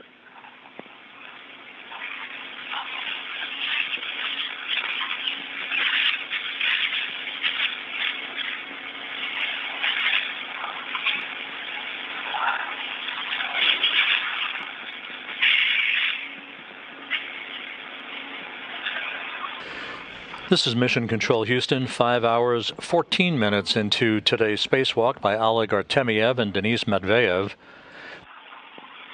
The two cosmonauts are currently wrapping up the final task of today's spacewalk, that being the installation of a portable workstation adapter on a payload interface to which future payloads will be mounted near the European Robotic Arm on the outside of the Naoka Multipurpose Laboratory Module. The two cosmonauts completed everything on their task list for the day: the installation and connection of the European Robotic Arm Spacewalk control panel near a base point to which the arm is currently mounted, the full checkout in all modes of that control panel were completed by Russian flight controllers of the Russian Mission Control Center in Korolyov. Everything checked out in great shape. The two cosmonauts removed protective covers from a series of payload interfaces and base points to which the arm will be affixed in the future. They installed 3 handrails on the arm itself, removed a thermal cover from the elbow of the arm that was temporarily stowed and will be jettisoned during the next spacewalk this pair of cosmonauts will conduct on April 28th. Here. And again, they're wrapping up work on the final task of the day, the installation of a workstation adapter for payloads on the outside of the Naoka Multipurpose Laboratory Module.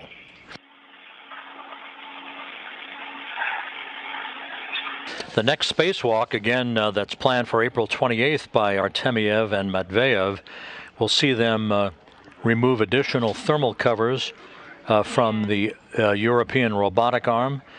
They'll release a number of launch locks that have held the arm in place on Naoka since it lifted off with the laboratory module on a Proton M rocket from the Baikonur Cosmodrome last July. And they will watch as commands are sent to actually back the arm off of its 2 grapple points, very much like the Canadarm2 robotic arm on the U.S. segment of the International Space Station. Unintelligible. There are 2 end effectors on the European arm, which, when unfurled, measures 37 feet in length. The European arm always was designed to augment the operation of the Canadarm2 robotic arm and the Japanese robotic arm on the Kibo module on the U.S. segment of the station, since both Canadarm2 and the Japanese arm cannot reach the Russian segment. So this now will provide 3 robotic arm capabilities for the International Space Station in the future.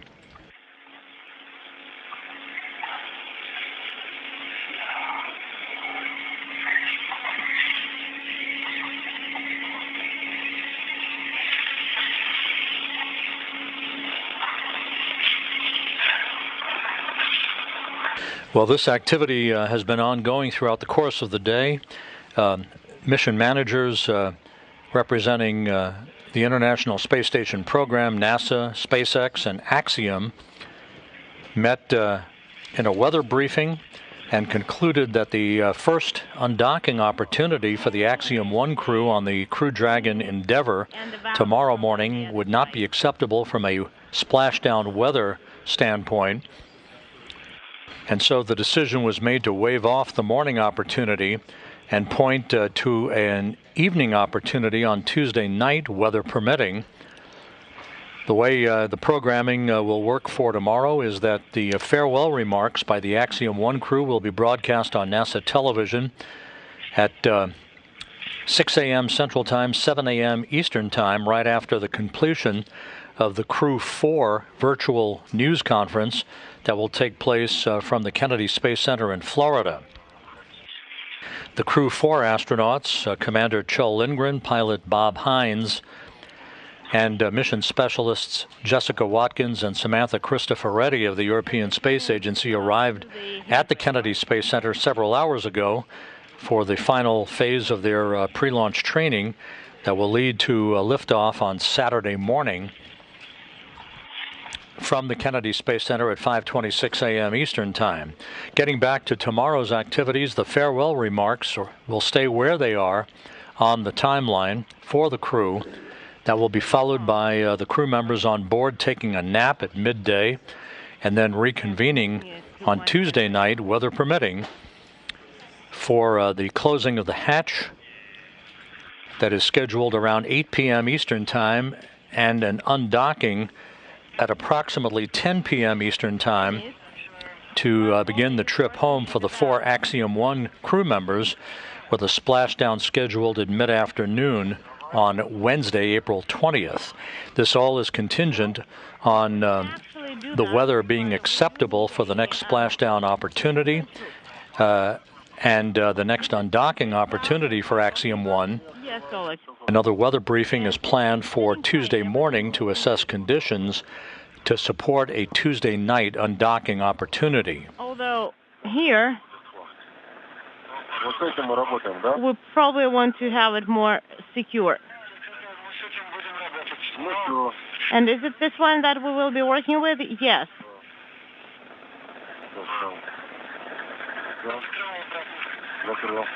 And you can close it. Thank you. It's closed.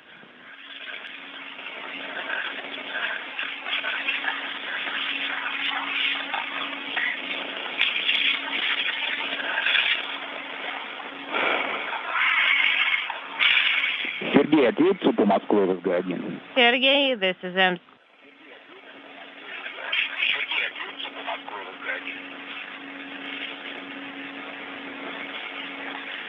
Crosstalk, Moscow called Sergey on Space to Ground 2.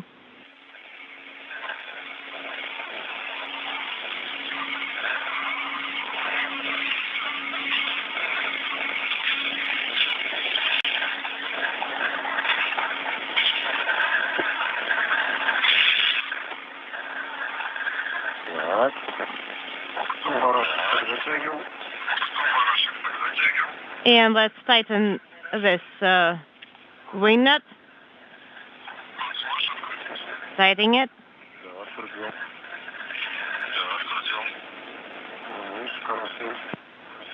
Okay. And let's just make sure it can't be unscrewed. Yes. And please make sure that the tab is in the open position. It's in the open position.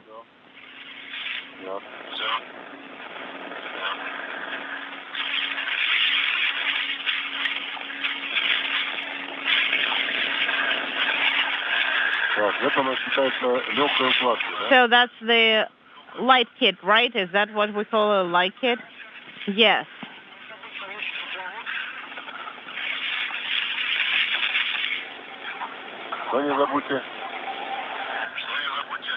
What did you... Don't forget to... Don't forget, we actually would always attach a bobber when we were training to it, when we were training in the NBL. Oh, really?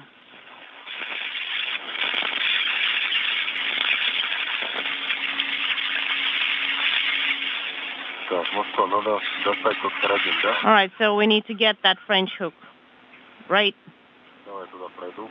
Let me get there, get to that spot.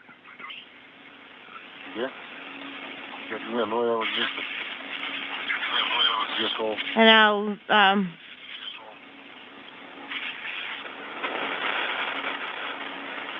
try to be here.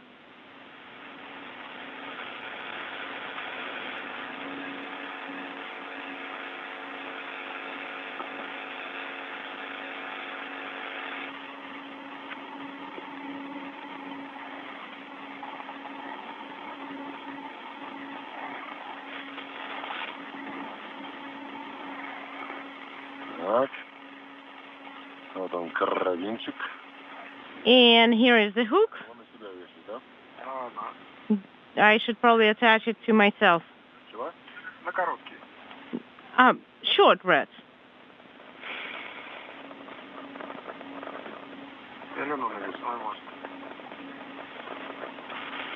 Or maybe an OTA. Well, I'm securing it to my short Red. And the other one can be secured to the handrail, from one handrail to the other. Sounds good.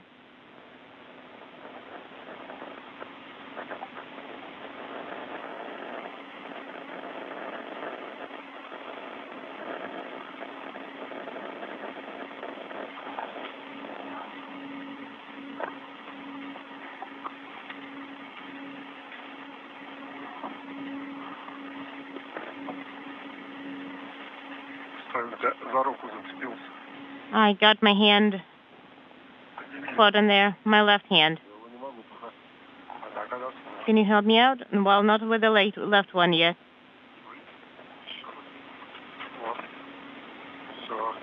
Okay, and I got untangled.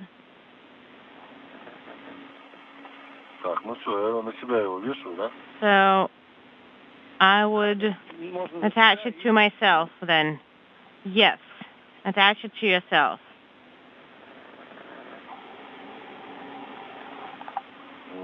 Okay.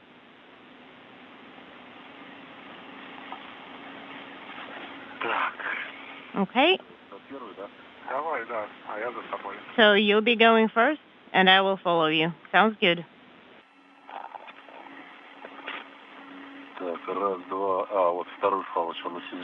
And the second.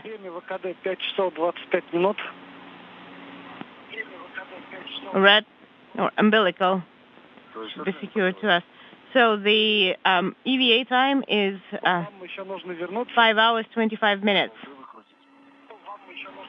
Well, what else do we need to do?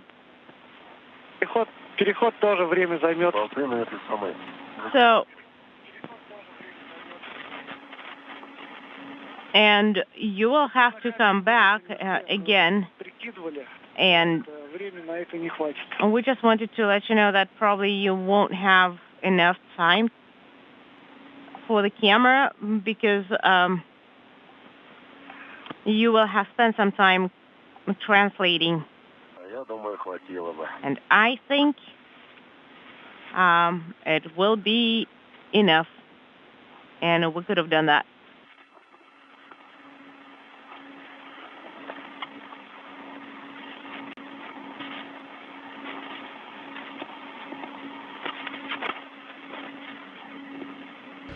And at the 5-hour, 27-minute mark into the spacewalk, the two cosmonauts have completed the final task of the day, that being the installation of a portable workstation adapter on a payload interface to which payloads will be mounted in the future for movement via the new European Robotic Arm. With that, Artemyev and Matveyev will begin to clean up their work site, collect their tools and other equipment that they've used during today's spacewalk, and shortly will make their way back down the Strela boom to translate back toward the Poisk airlock, where they will conduct a final inventory of all their equipment before moving inside of the airlock and closing the hatch. That will mark the official end of today's excursion.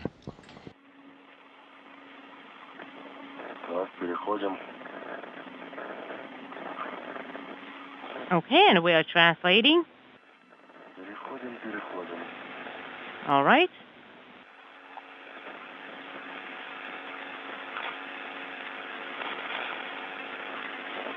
Так, 4109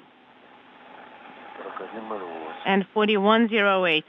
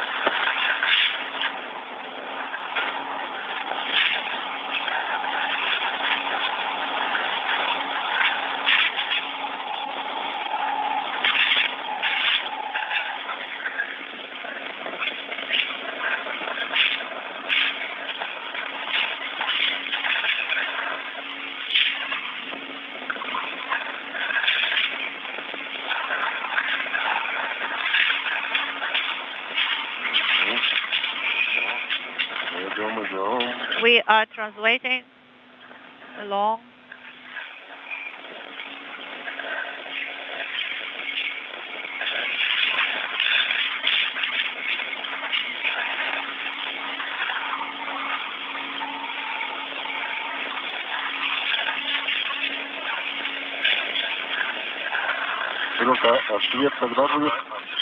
Okay, when are we going to have the installation time? Standby 1? In about 12 minutes, 1, 2.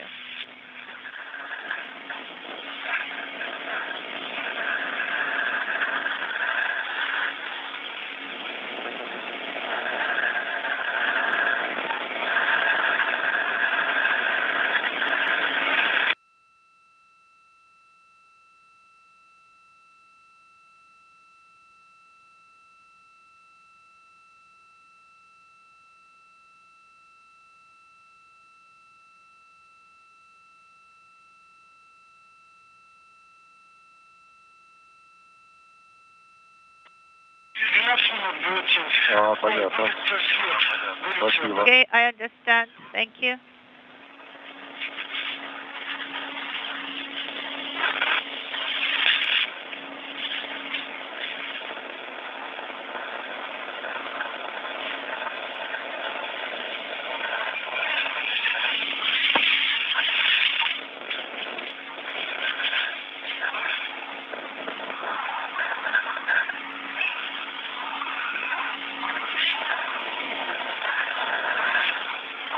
Так, это место у нас установки радиатора, да? So this is the radiator installation location?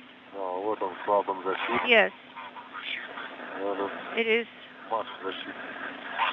here, the protective, unintelligible.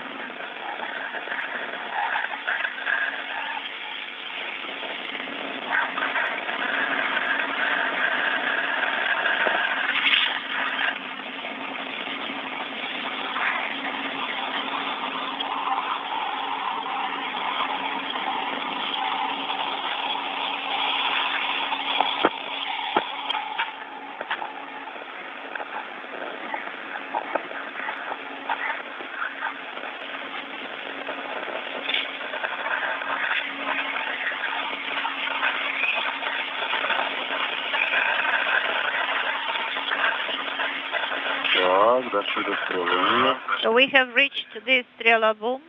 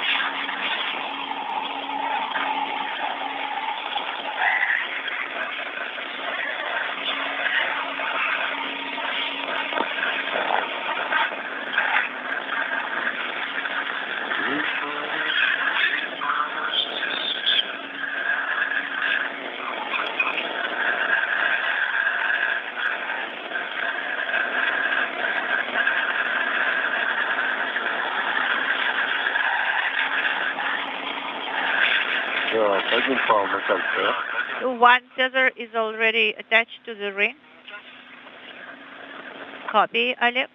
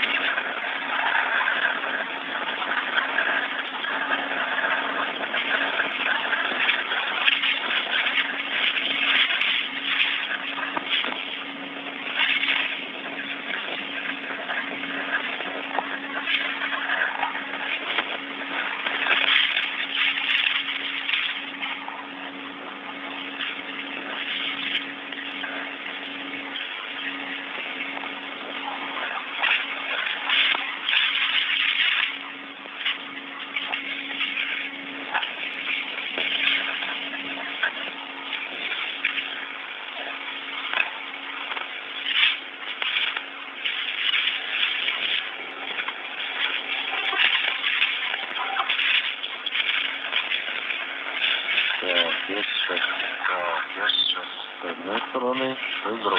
so I will be on this side and you will be on the opposite side, correct?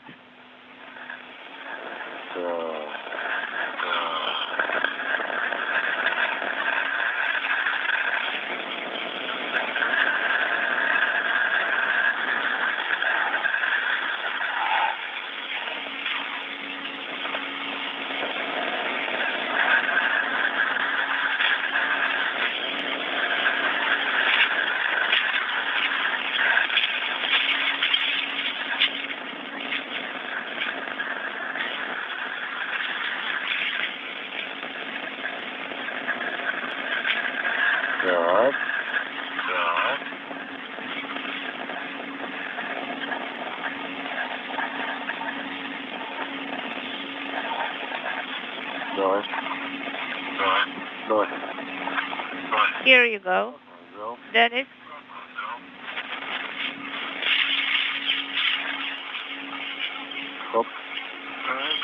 I'm holding it.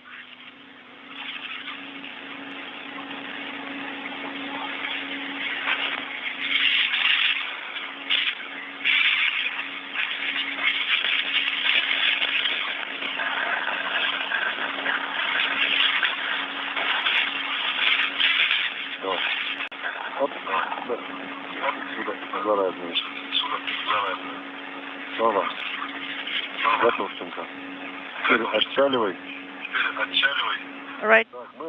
So we both are on the Strela boom, on the ring. Copy, Oleg. So we have removed the hook, and now we can start rolling. Copy.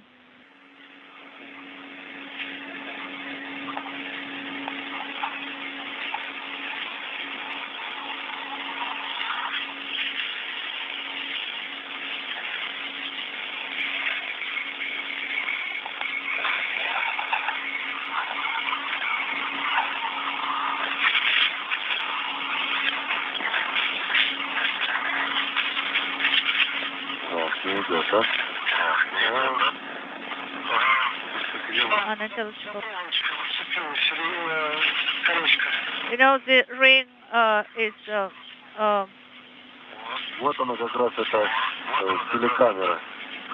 attached to the wire. Right, this is the telecamera, just one step away from me. It was.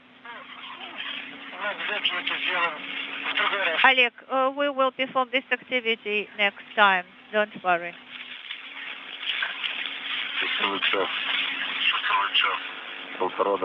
We still have an hour, even an hour and a half, till the end of the day. Oleg, do you copy me in Moscow? Yes, we do. Unintelligible.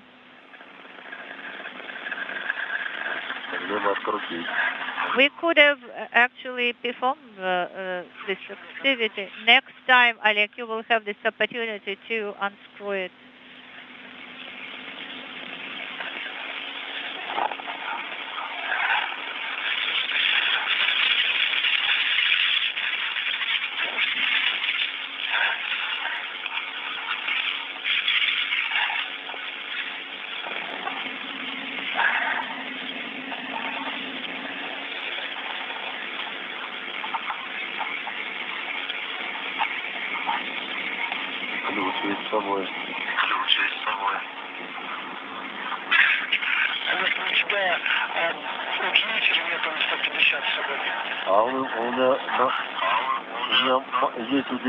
So I have an extender, and I think it will fit to the ridge. Yeah. Yes, it's just a little bit short.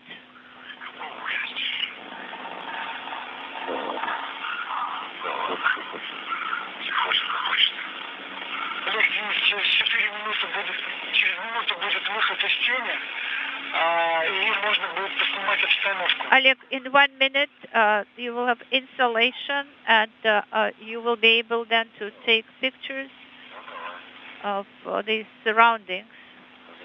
All right. Yes, we have time for that.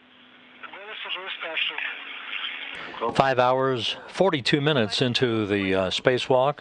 Artemyev and Medvedev are wrapping up all of their activities around the Naoka multipurpose laboratory module, now in the vicinity of the Strela telescoping boom that they will shinny down to return to the Poisk module and the airlock from which they emerged at 10 a.m. Central Time, 11 a.m. Eastern Time today, to begin this 249th spacewalk in support of space station assembly, maintenance, and upgrades. Okay, we had a good translation. Now we can take pictures of the surroundings.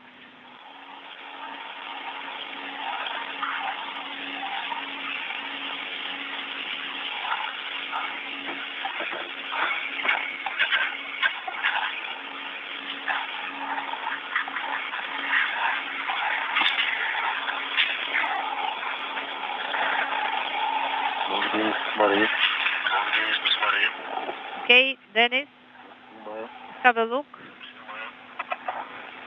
I'm taking pictures and video.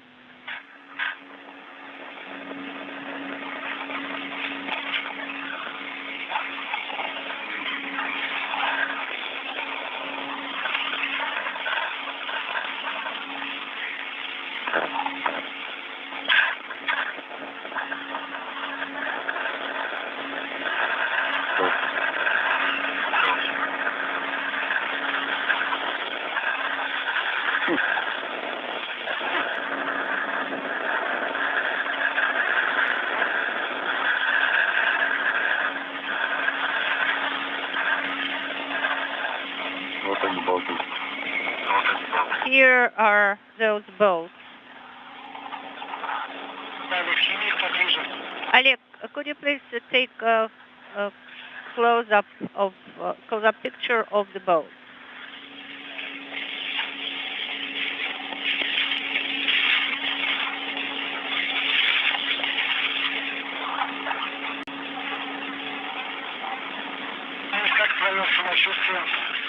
Dennis, how are you feeling? Are you tired?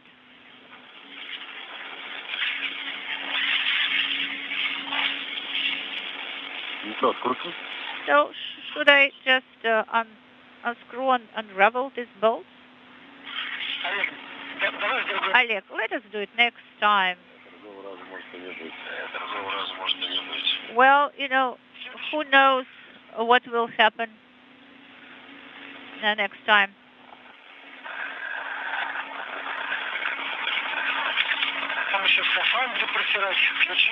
You will have to do the inspection of the hardware and the tools, and to dry out your spacesuit. Well, you know, there is a lot of margin still.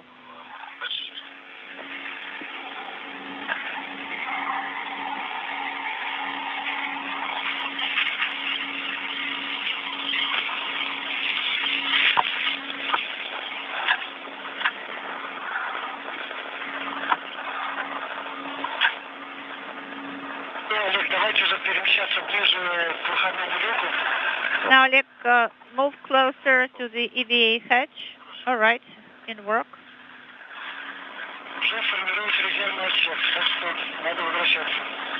Actually, it is time to go back. Okay, yes, we are moving.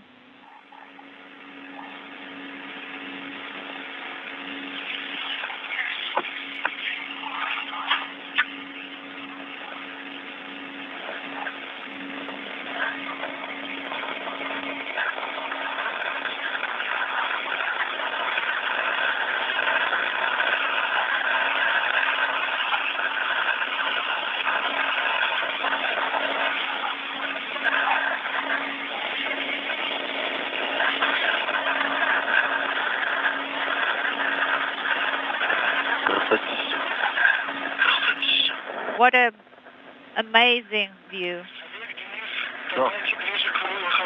Oleg, Dennis, move closer to the hatch. It is time. Yes. Yep. We are starting to translate towards the hatch. Well, maybe we should clean the window here. But, you know, Sergei wants letters. You know, the windows are not clean.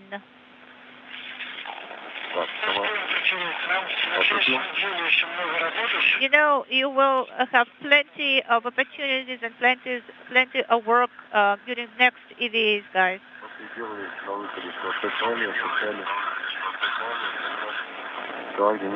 Okay, Dennis, let's move. So what is the matter there? You don't want to leave, Dennis?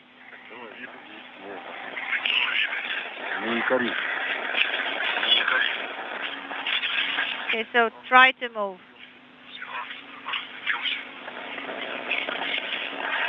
Unintelligible.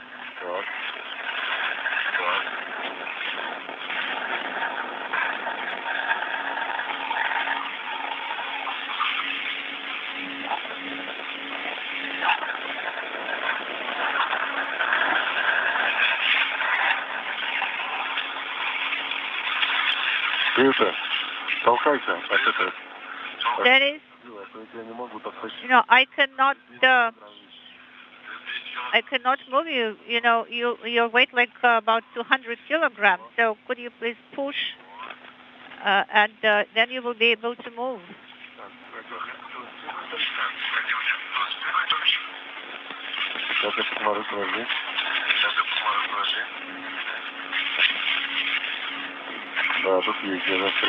Actually, you can even get stuck here. There's plenty of chances to do that.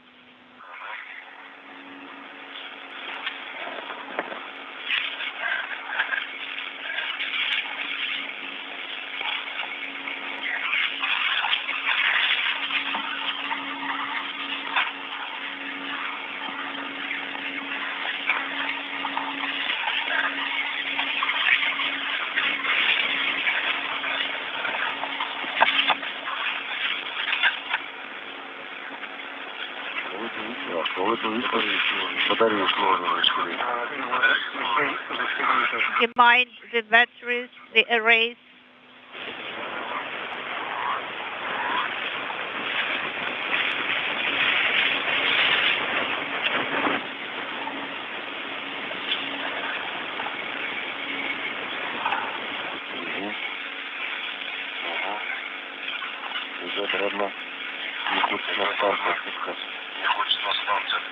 Okay, the station wouldn't let us go.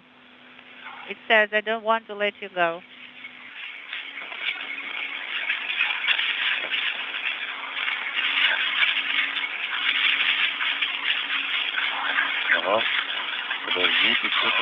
Stand by one.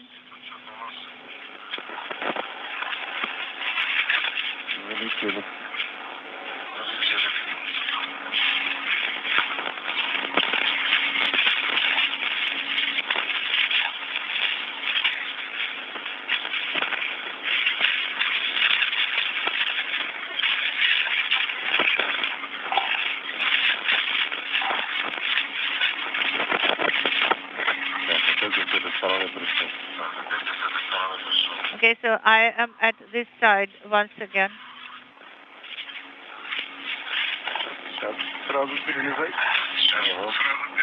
So, you know, you can actually squeeze behind the boom. Okay, please secure everything. Yes, don't worry, we will do that. Now, the sun is so bright here.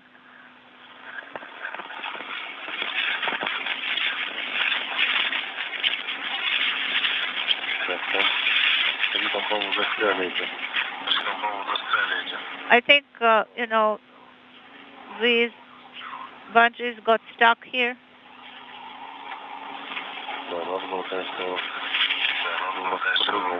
I think we should have done it differently.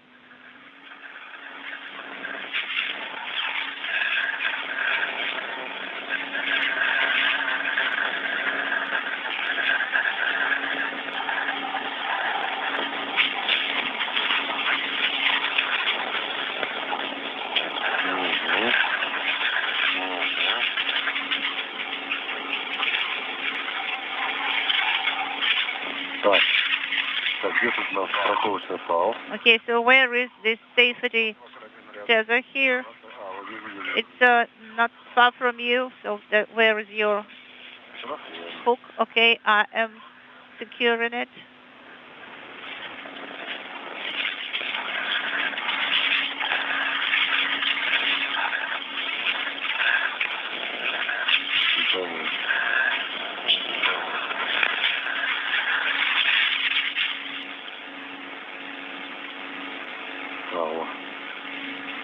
Oh, here we go, I found it.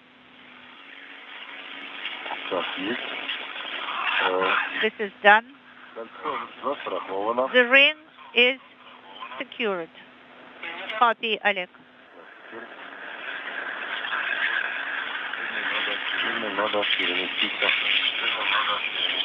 Now I need to translate.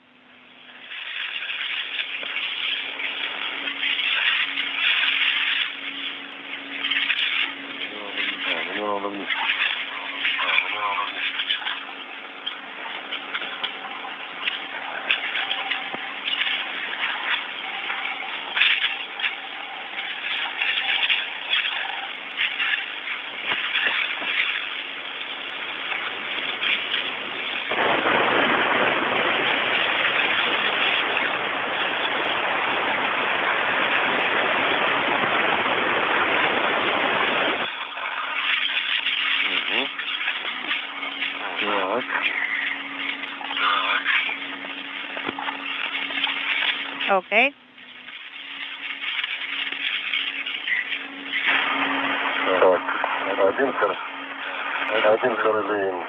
One hook is tethered.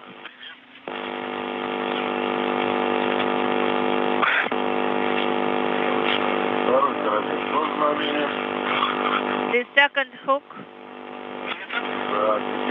Copy. Now the kit. So, you know, some interference in comms. You know, a lot of background noise.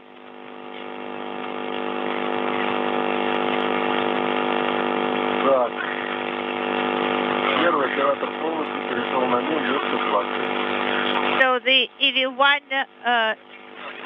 is controlling the kit, unintelligible.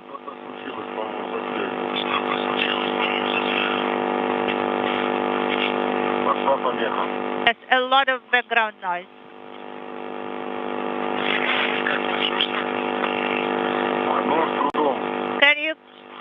Do you copy me? Well, hardly.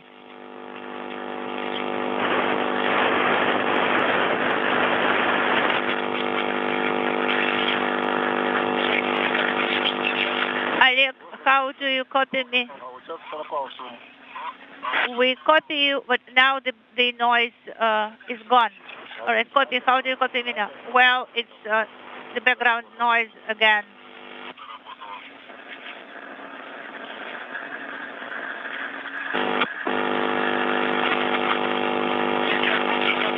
So what about now? I hardly hear you. I can hardly hear you, Moscow.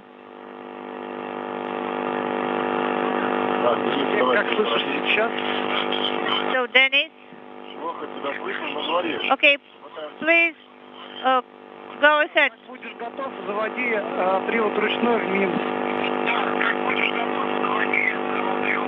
Okay, so when you are ready, Alec,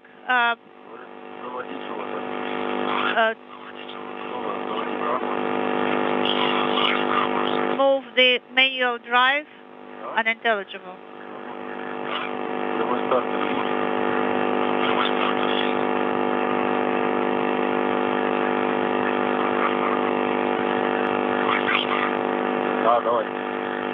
Go ahead, Dennis.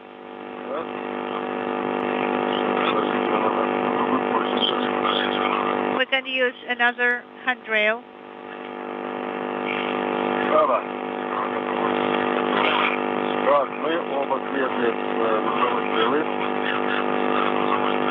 So we are both we got off from the boom, both of us. Copy. Again, there's a lot of noise.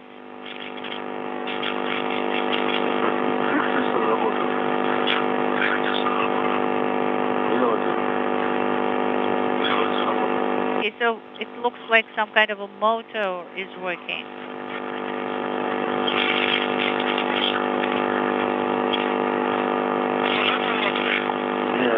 I don't know. I have no idea. It looks like it's near the Progress vehicle. That's where it is coming from.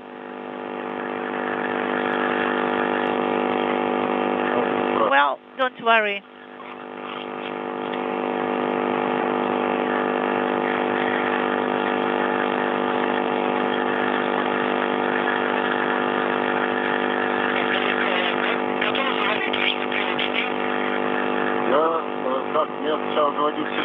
So should I first put in the manual drive, or should I ingress first myself? Moscow is inaudible.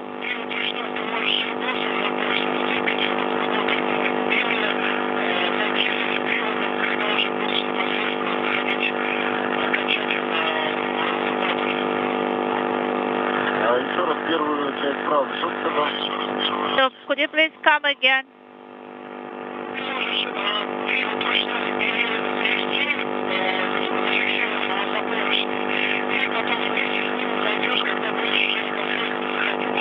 You can secure the manual drive to the handrail, and then after you ingress, you can take it in.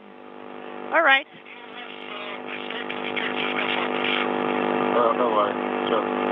And also you should inspect your spacesuits. Okay.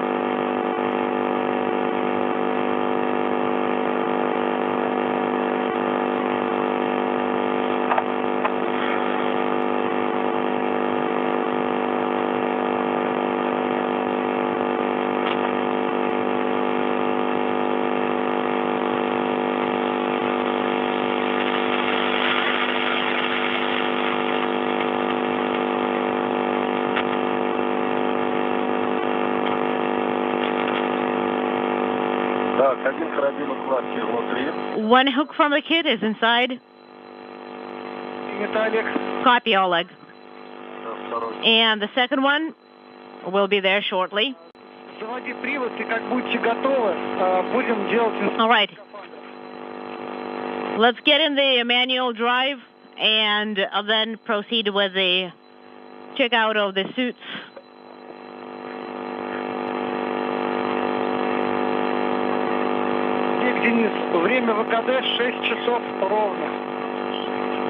All right, you've been exactly 6 hours. You've been outside exactly for 6 hours. Okay, we copy. That's good. We should have stayed a little bit longer and done something else.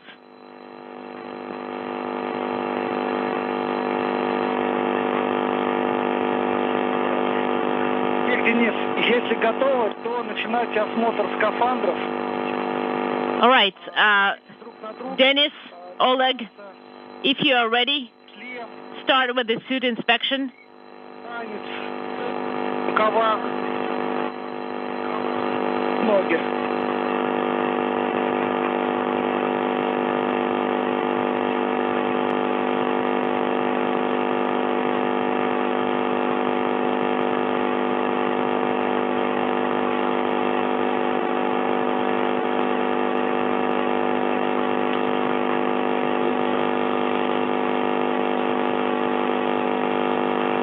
This is Mission Control Houston, 6 hours, 2 minutes into the spacewalk by Artemyev and Matveyev. You are looking at Denis Matveyev, who is wrapping up the first spacewalk of his career. For Artemyev, the fourth of his career. a completely successful spacewalk in which the two cosmonauts began the outfitting of the European Robotic Arm on the NAOCA Multipurpose Laboratory Module, installing and connecting a control panel, removing protective covers from payload interfaces and base points to which the arm will move about the outside of NAOCA. The two cosmonauts installed 3 handrails, removed a thermal cover from the arm's elbow, and installed a portable workstation adapter on one of the payload interface areas on the outside of the multipurpose laboratory module. The two cosmonauts will climb back inside the Poisk airlock momentarily. They'll spend about 10 minutes inspecting each other to make sure their suits are clean, and then we'll wait for their sublimators or cooling apparatus to bring them back to the proper temperature inside the airlock before they close the hatch that will mark the official end of today's spacewalk.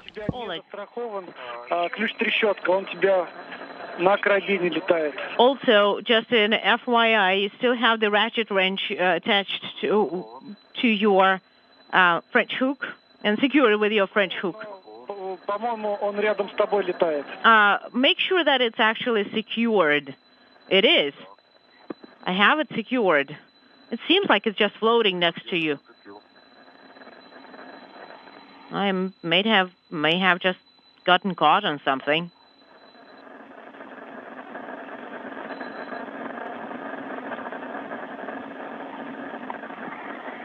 Все. All right, I got it. Do you see anything else? Anything off nominal? No.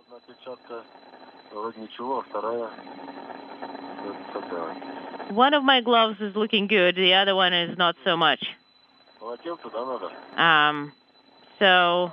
Если вы считаете, что грязь, видите грязь, то да, нужно брать полотенце. If you see, do you want us to wipe down the suits? Well, if you see contamination, some dirt in any of the areas, you need to grab the towels and wipe it all down. Do you have it ready? Yes. And let's check.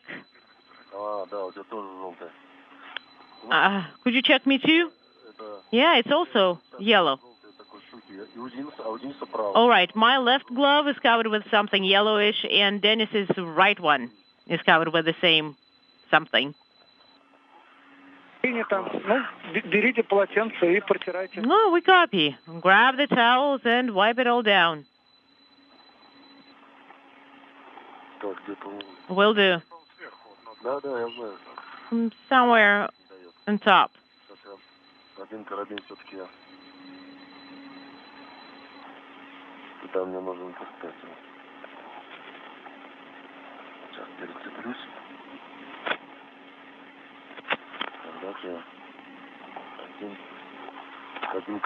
All right, one French hook needs to go here, close to you.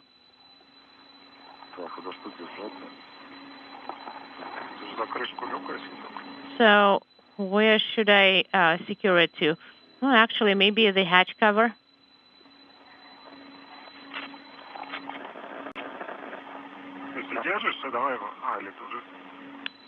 You holding it? Got it? I'm getting the towel out.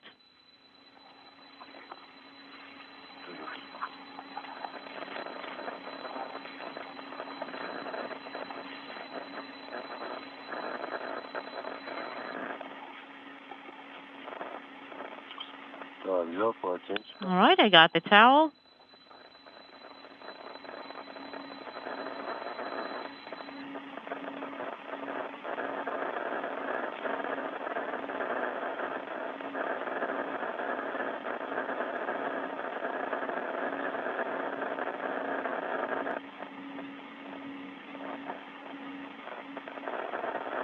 Так, на тебе. Сейчас, подожди. Давай. А я пока проволочку возьму. Подержи только.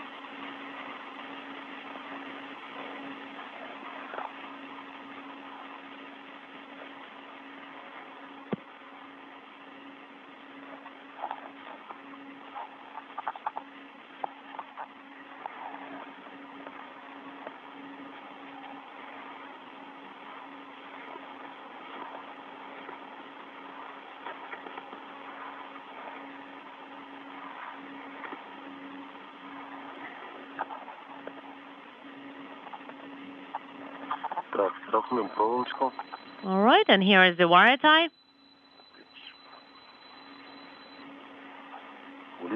And oops, it floated away.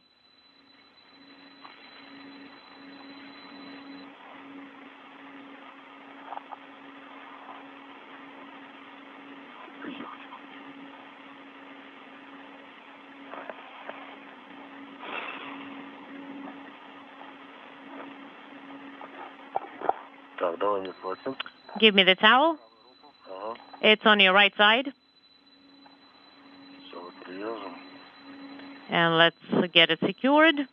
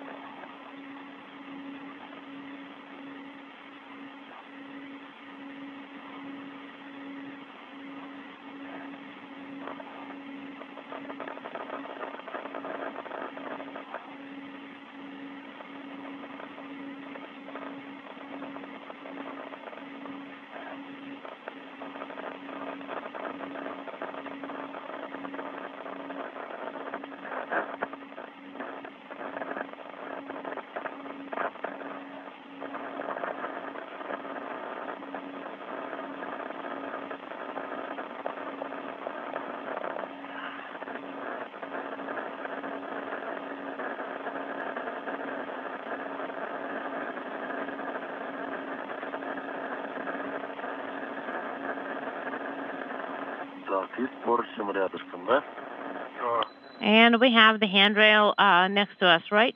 Yes. Поручень, который на внешней поверхности. Use the external surface handle, of course. Yeah. We understand. It's not funny. Dennis, did you manage to wipe down your gloves? Yes, yes, definitely, we did.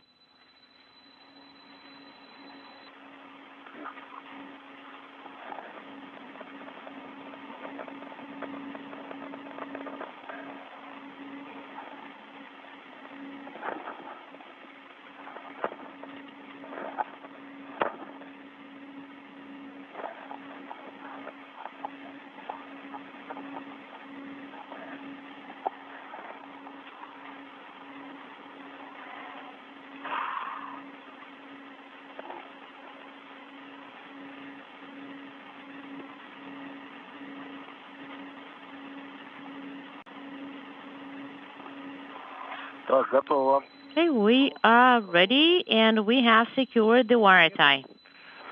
Copy. Now, let's do the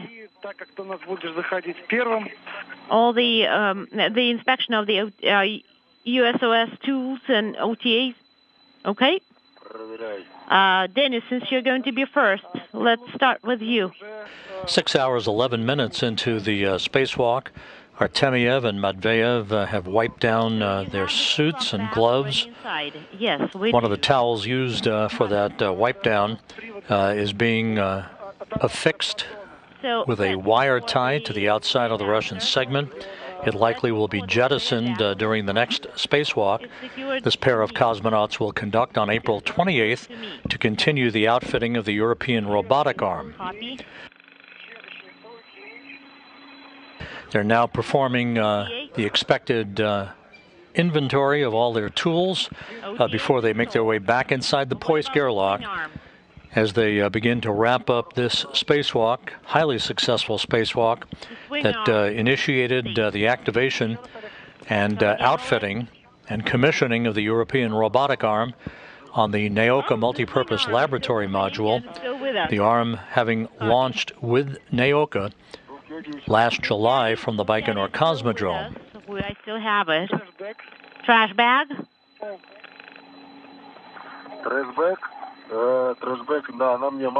A small trash bag is still attached to me.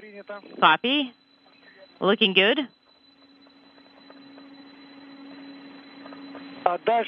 Now, you also three small reds and one small red with the for the tray adapter. I have one small red for the ratchet wrench, and the other one is for the camera, and the other one is for the knife, and the other one is for the adapter. That's right. Also, you should have a large small red. A large small red. I have it. I have one large small red. Adjustable tether. And you also should have an adjustable tether. And the adjustable tether has been accounted for. On the crew lock bag, right? Oleg? Yes, it's attached to the crew lock bag. Copy, Oleg. Now, you have a go to ingress, and we will perform the same inventory for Dennis then. Could you please update the IMS, guys? Of course.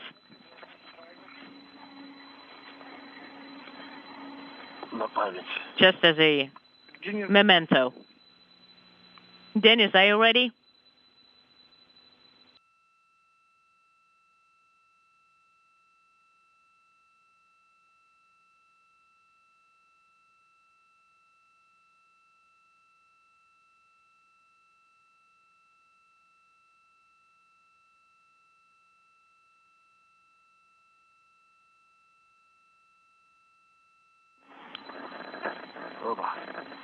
All right. I have one. Okay. Dennis, there was an LOS, a short LOS. Let's do it one more time. And let me, I will just name the items, and you will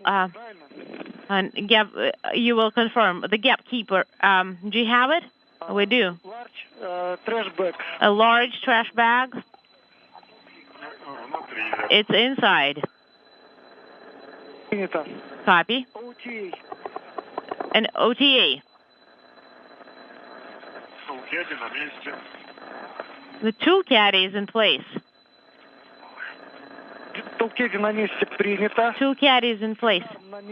Swing arm is in place as well. We copy.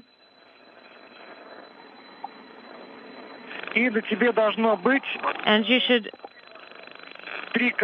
also have 3 French hooks for small reds. Have one for the cutter. Another one is for the GoPro. And I took one safety tether from the large trash bag. Okay, and what about the adjustable tether? It's inside. I actually didn't even take it outside with me.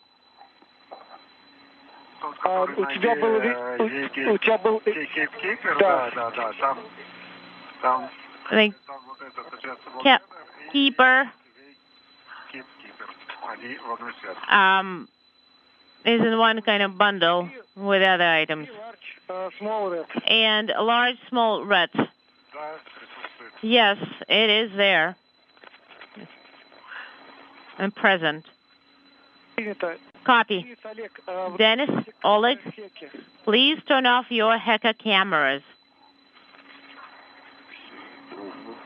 Okay.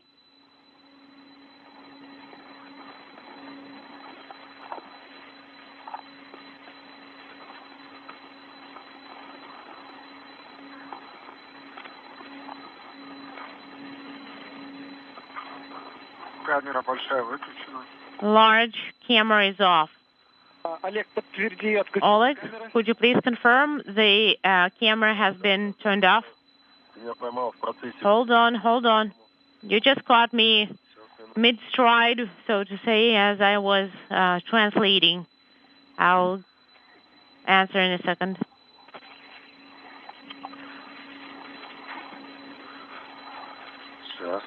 Stand by.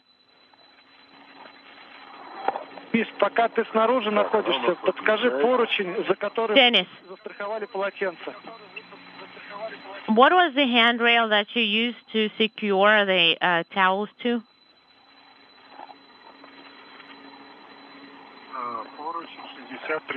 It's 60-35. That's the handrail. So both towels are on this handrail. Is that right? Is that correct? Maybe. Yes. Correction. Yes.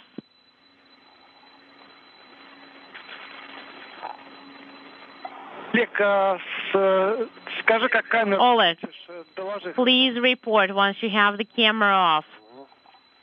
Will do.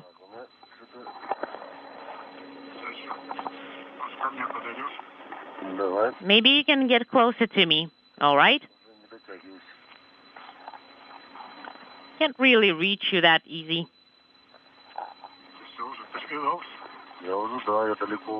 Oh, wow, you're pretty far, are you? Yes, I'm pretty far away. Stand by.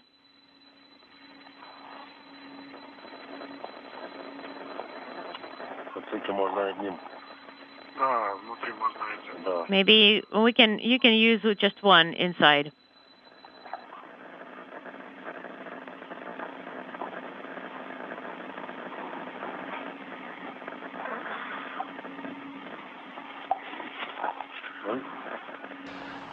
This is Mission Control Houston, 6 hours, 19 minutes into the spacewalk, as Oleg Artemyev and Denis Matveyev wrap up their spacewalk for the day, about to enter the airlock, following an inspection of their suits and an inventory of all of the tools they used in this initial spacewalk, the first of at least about a half a dozen such spacewalks in which they will and have outfitted and begun to activate the European Robotic Arm. That robotic arm, 37 feet in length, is ultimately going to be used to augment the Canadarm2 robotic arm and the Japanese robotic arm that have serviced the U.S. OS segment of the International Space Station for many years now. Those two arms can't reach over to the Russian segment, hence the need for yet another robotic arm, this time supplied by the European Space Agency, to enable payloads and people to move about and be installed in various locations of the NAOCA multipurpose laboratory module. And Denis's camera is off as well. Great. Now, Denis, you can get inside. Copy.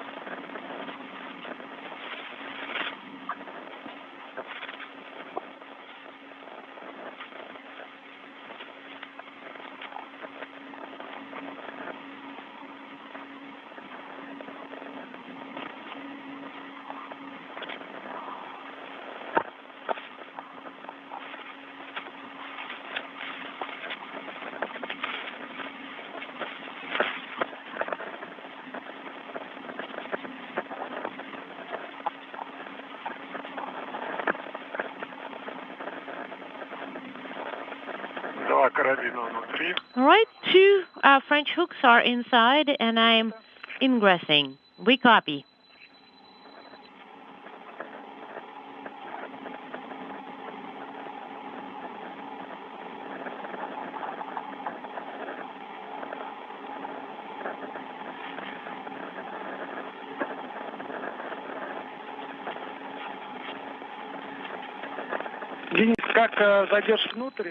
Denis, once you are inside, get the protective ring ready, but please do not close the hatch, not just yet. I copy. Oleg, Denis, go ahead. Well, when you situate yourself inside, before you remove the protective ring, we are going to turn off the sublimators, and while the sublimators are drying, that's when you can start working with the protective ring. All right, that sounds like a plan. And we'll be situating ourselves meanwhile here. Where do you want my head to go? Towards the hatch, because you'll have to close the hatch. Oh, sorry. You okay? Did I? All right. No. Don't go backwards.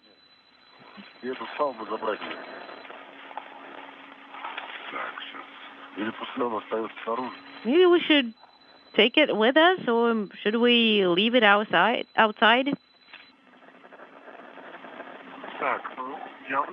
Well, I am inside.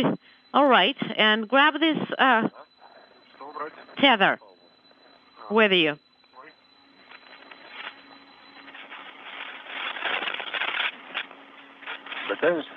Will you reach? Can you reach it? No, that one. The orange one? Yes, the orange one on the left side. That's kind of going outside.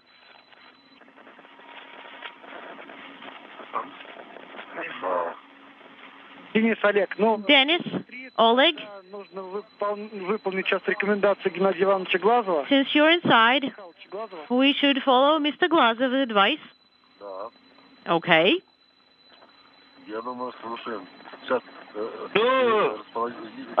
Oleg, Dennis, this is Gennady Glazov. Could you please turn off your sublimators and put the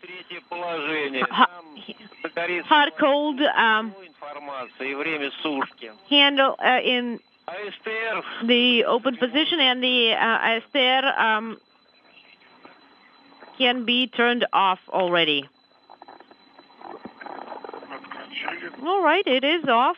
The ISS system is off.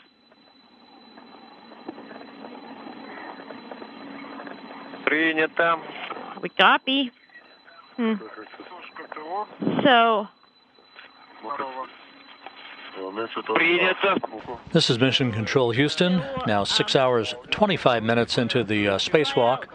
Artemyev and Matveyev back inside the Poisk airlock. The hatch is still open as they wrap up a few final tasks before getting the green light from Russian flight controllers to close the hatch that will mark the official end of today's spacewalk.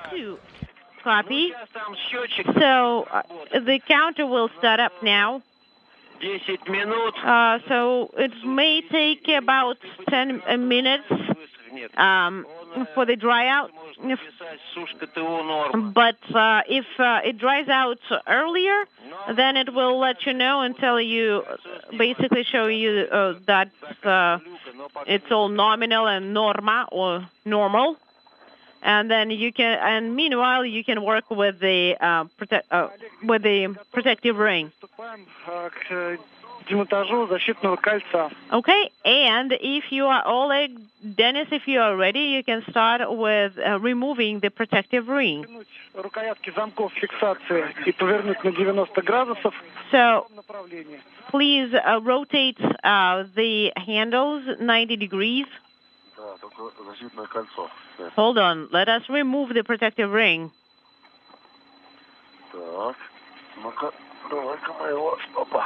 All right, let's try and remove it. I got my side free. And let us fold it. And put it behind the handrail. Right behind the handrail, right here.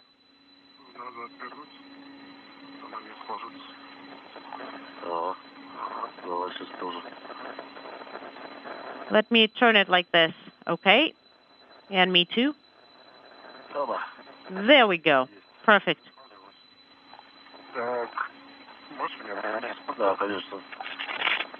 And could you help me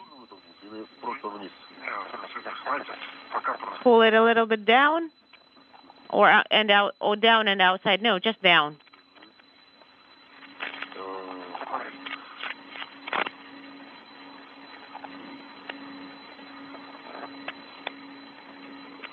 All right, where are you going?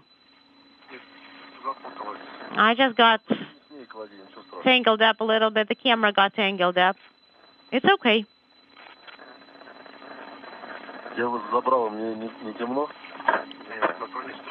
Well, you have your visor still down. Isn't it too dark? Like, is it not too dark for you? No, it's not too dark, and it's not scary either.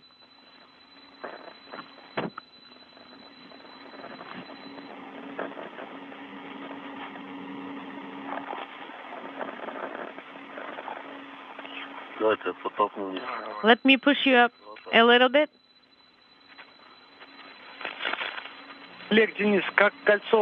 Oleg? Dennis? Once you stow the protective ring, please let me know. I will have some recommendations for you. Okay, we have it stowed, and what's your recommendation/request? So, did you want us to unscrew any screws, bolts? Okay. I just wanted to say that our cartridges are limited. Our cartridge is 8 hours, 30 seconds. It's past 8 hours, so you will get this message anyway, and Dennis is going to get it pretty soon as well. Oleg, Dennis, please. Review and inspect. Please inspect your gloves one more time so that you definitely have your gloves cleaned and there is nothing left.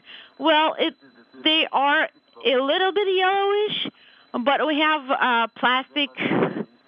But we have bags to stow the gloves in. For mine, it's the right glove, and for Dennis's, it's the left one. But in general, they're looking okay. Yeah, they just a little bit dirty, dusty, but other than that, all right. Copy, Oleg.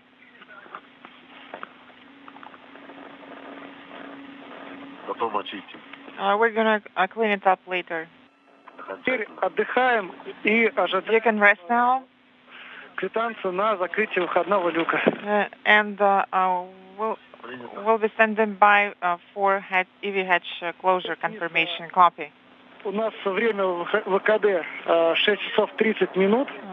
EV elapsed time is 6 hours and 30 minutes. You have completed all the tasks, and all the tasks have been completed perfectly. This is EV2. TO drying is in nominal position. Copy. The temperature, both temperatures should not exceed 15. They do not exceed 15, but they should be above 15 for both water and gas mixture. So what should we do? No, the pump is actually doing the drying because it circulates warm air and it accelerates the drying process.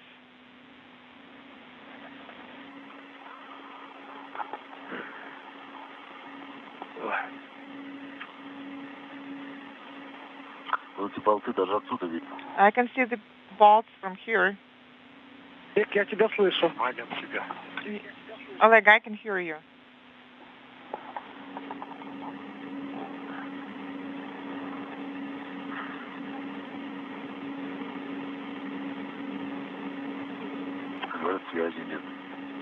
And he said that will be LOS.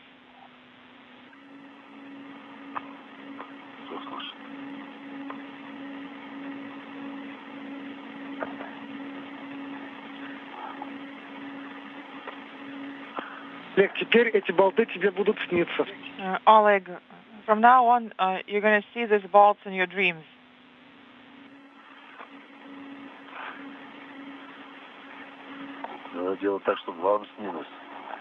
Well, we needed to make sure that you will be seeing them in your dreams. Yes, I can see it here. Oleg, don't you worry. I'm already dreaming about this EVA. I know that. I know that you are a very responsible person.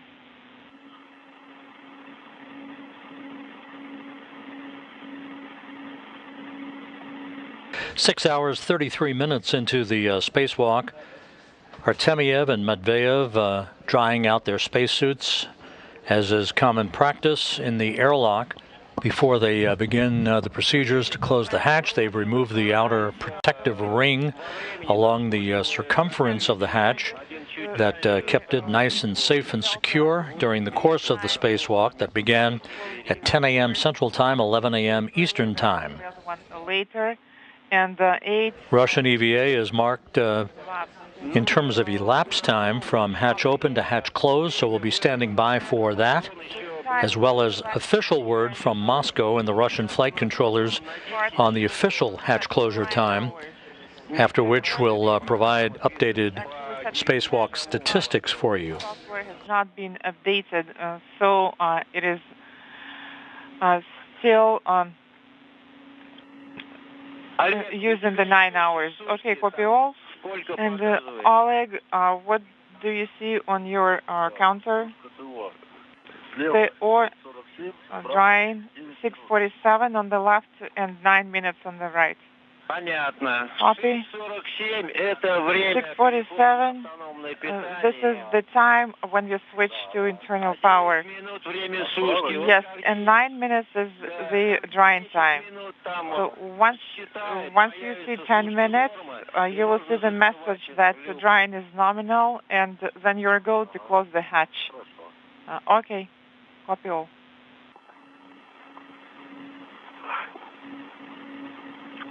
Олег, посмотри, Oleg, GoPro, которая американская, у тебя была не застрахована, точнее застрахована рядом. Could you please check the status of US GoPro, which was secured? Yes, it was secured near the hatch, and the other one was also secured, so everything is fine in that regard. Copy, Oleg? Денис, как у тебя ощущения от первого выхода? Denis, so how do you feel about your very first EVA? Well, he did not unscrew the bolts. Олег, сообщение с узкой нормы прошла?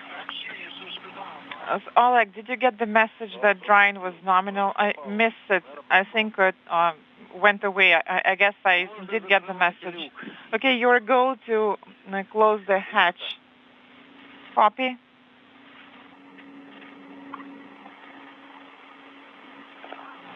Олег, Денис, можно ослабить слабину фалов подтягом? Oleg, Denis, you can loosen your tethers now.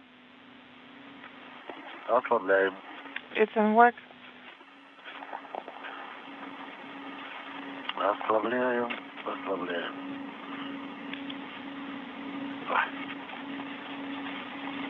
Снять карабин с проушином на панели 201. And Да. the hook is also on panel 201. Yes, correct. And we don't really have another one here anyways. Сейчас, подожди, да. Вот теперь закрываем. Okay, go slowly. And now you can close it. Страхуй карабин за поручень и начинаем закрывать. So please drop При этом the контролируем hook on the handrail предметов в зоне ВЛ. and start closing the hatch. Make sure that there is no fog around the hatch. Держать крышку люка к фланцу и ключ. Remove the hatch cover and please rotate the handle to hard stop along the arrow pointing to closed position.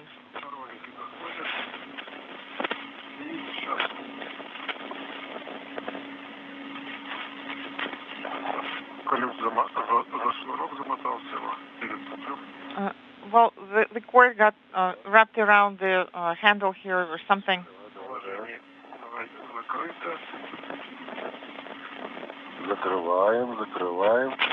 So I'm closing it. I'll keep closing it now. Наблюдаем заход роликов под направляющие. And put it underneath the guide rails. Okay, so the hatch is closed. Oleg, and please still the hatch too. Okay, thanks. So we need to still the hatch too. Echo is closed. Thank you, Sergey. Oleg, Denis, thank you very much for your work. EV time is 8 hours and 37 minutes. You've got to be kidding me. Do you mean 6 hours? Yes, 6 hours, 37 minutes. Okay, so the hatch tool is filled. And again, thank you very much, guys. You did an excellent job. Thank you. And we will continue next week. Of course, and during this week, we will be working together, and then there is another EVA coming up next week. And I guess we'll be waiting, looking forward to get the new timeline. Sure, I will send the new timeline this week for you guys. Timeline, the right diagrams, for all the upcoming prep activities. Thank you. Sergey, thank you very much. And also, congratulations on your first EVA, Sergey. And you really did an excellent job supporting the EVA. It was great. It was really unprecedented. Thank you, guys. You also performed at the highest level. And Denis, congratulations on your first spacewalk. Everything was just great. And it's time for me to sign off and hand over to the other specialists here. And I'm wishing you success in your mission and in all that you do. Thank you, Sergey. Good luck to you. All the best to you guys. Goodbye. Good luck.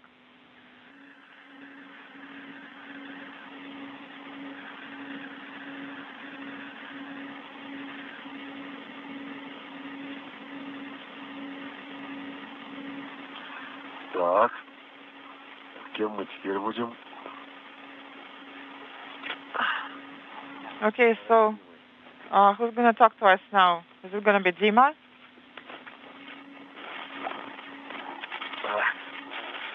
Так.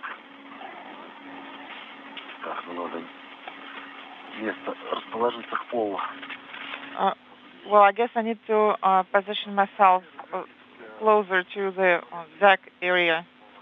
There is space here. There is one hook that got underneath a tether.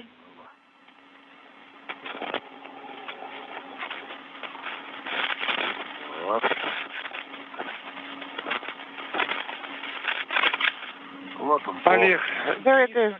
Oleg, Denis, how do you read me? This is Dmitry. I will be guiding the repress. Yes, Dmitry, hello. We're glad to hear your voice. And same here, guys. And Oleg, Denis, please position yourself comfortably for repress. And please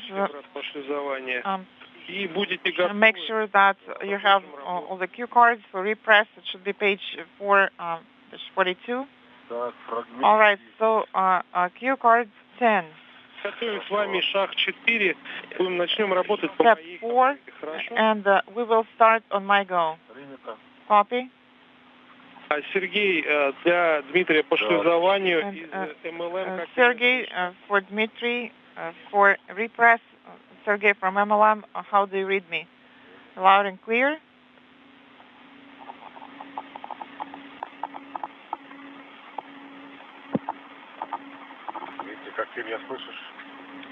Dmitry, how do you read me? This is Sergey. Sergey, we can hear you, but you're coming in with interference, and I guess Dmitry cannot hear you now. Сергей, для Дмитрия по шлюзованию, как меня слышно? Dmitry, this is Sergey for repress. How do you read me? Loud and clear, and how me? Слышно хорошо. Loud and clear as well. And if I understand it correctly, you are ready to proceed. You have everything that you need. You have the electronic version of the EVA 52 procedure in PDF, and it is already opened. Yes, that is correct. Copy. And please confirm that all PHO hatches are now closed. PHO hatches are closed. Copy. And also I wanted to check if hacker cameras are off or they're still running. They're off. They're already off. Okay, hacker cameras are off, OFF, copy. In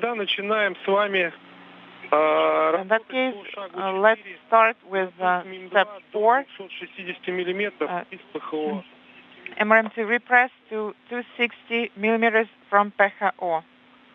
This is Mission Control Houston. We've now confirmed the hatch closure time that completes today's spacewalk.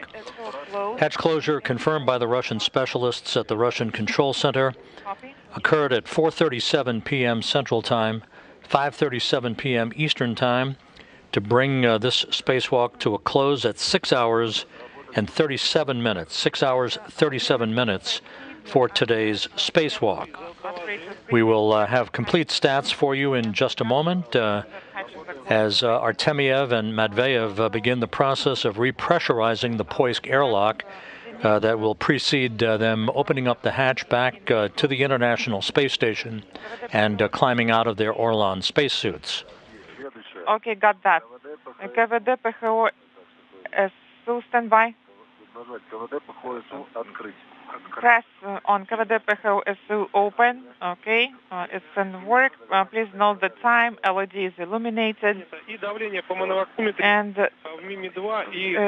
please report on MRM2 and your suit pressure on the 15. And suit pressure is 0.34.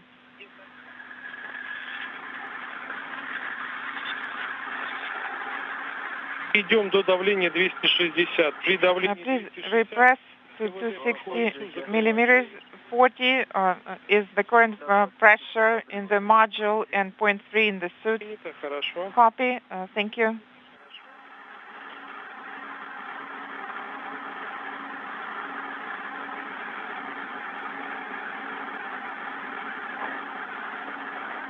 Module pressure is 80 and the suit pressure is 0.26, 0.27 for EV2. Copy.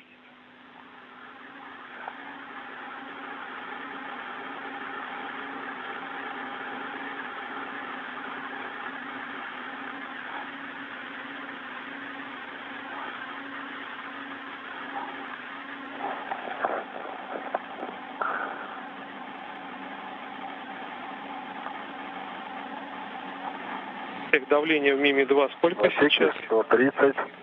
The module pressure is 130. Suit pressure is 0.2 and 0.2 for EV2 as well. Copy. That's good.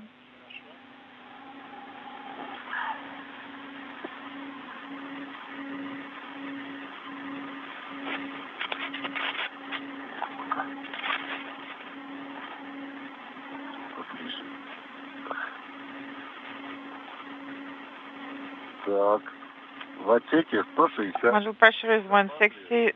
Suit pressure is 0.16 for EV1, 0.16 for EV2.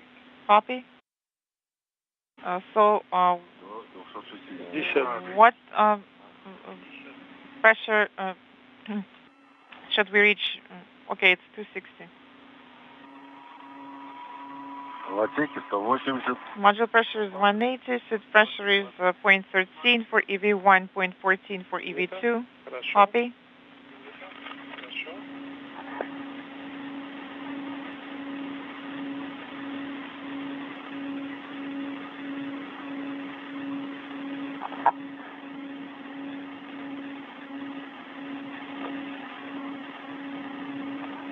В отсеке 210. Module pressure is 210. Suit pressure for EV1 is 0.1 and 0.1 for EV2. Copy.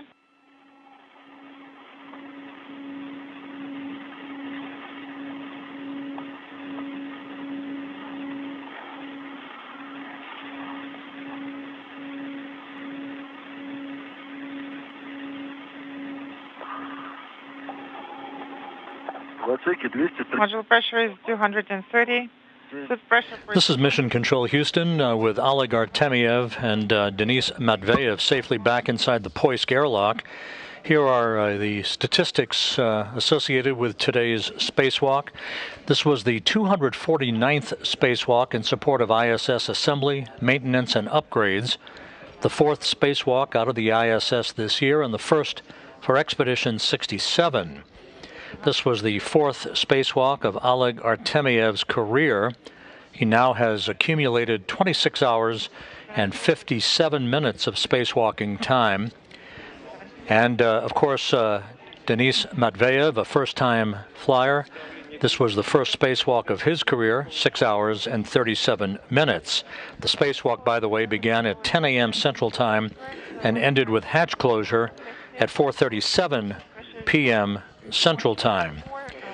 Of the 249 spacewalks conducted in support of the space station, that has now accrued a total of 1,576 hours and 2 minutes, which is equivalent to 65 days, 15 hours, and 2 minutes of spacewalking time. This was the first of what is expected to be numerous spacewalks during Expedition 67. And again, the first today conducted out of the Poisk airlock on the Russian segment of the station for 6 hours and 37 minutes. 260, and now you guys need to wait for 5 minutes for the stabilization. And what was the pressure, Sergey? Let me check that.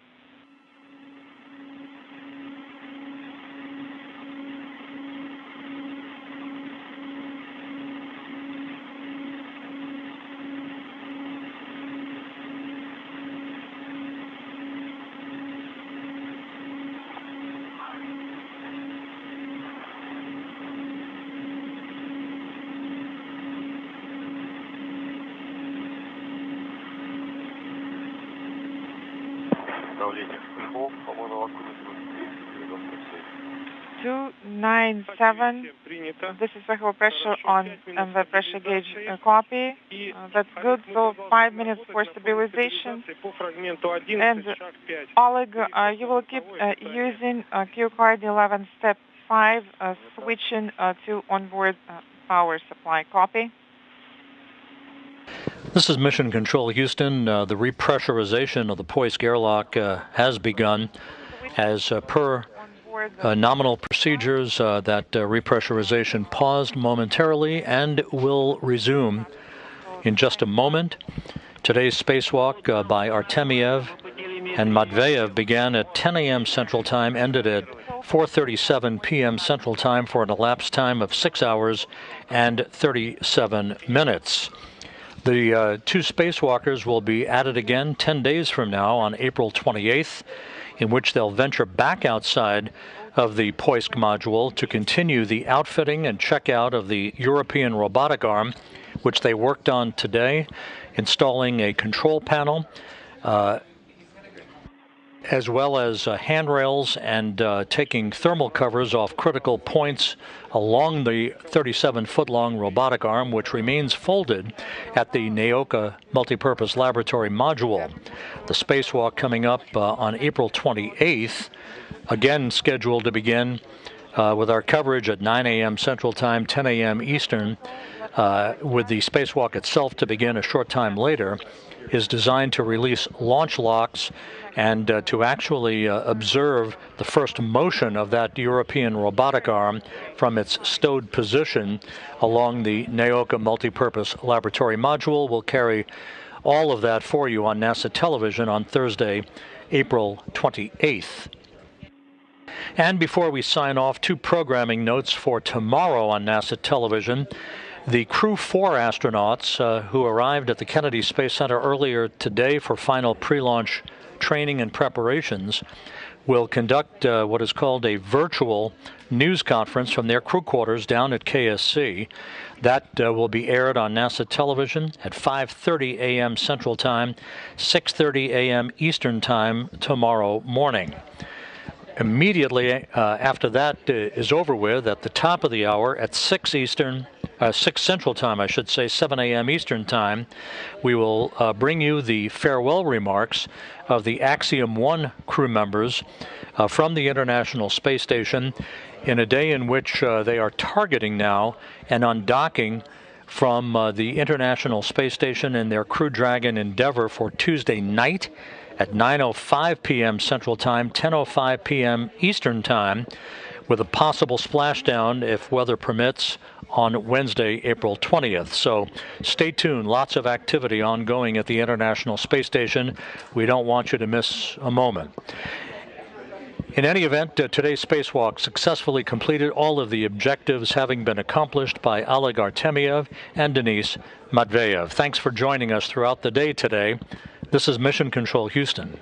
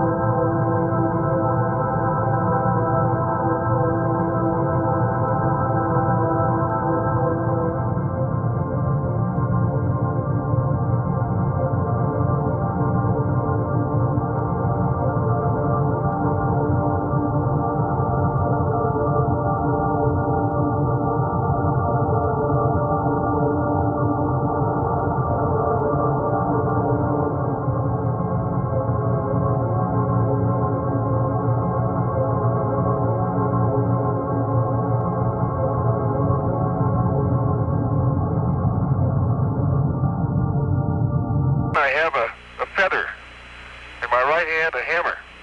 And I guess one of the reasons we got here today was because of a gentleman named Galileo a long time ago who made a rather significant discovery about falling objects in gravity fields. And we thought that where would be a better place to confirm his findings than on the moon. And so we thought we'd try it here for you. The feather happens to be appropriately a falcon feather. NASA's Jet Propulsion Laboratory presents the Von Karman Lecture, a series of talks by scientists and engineers who are exploring our planet, our solar system, and all that lies beyond.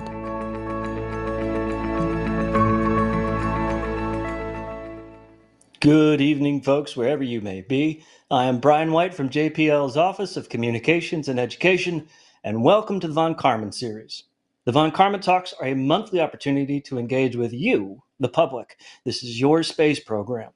Now, as a reminder, as we're going through tonight, if we have any technical difficulties, we ask your patience as we get them sorted out.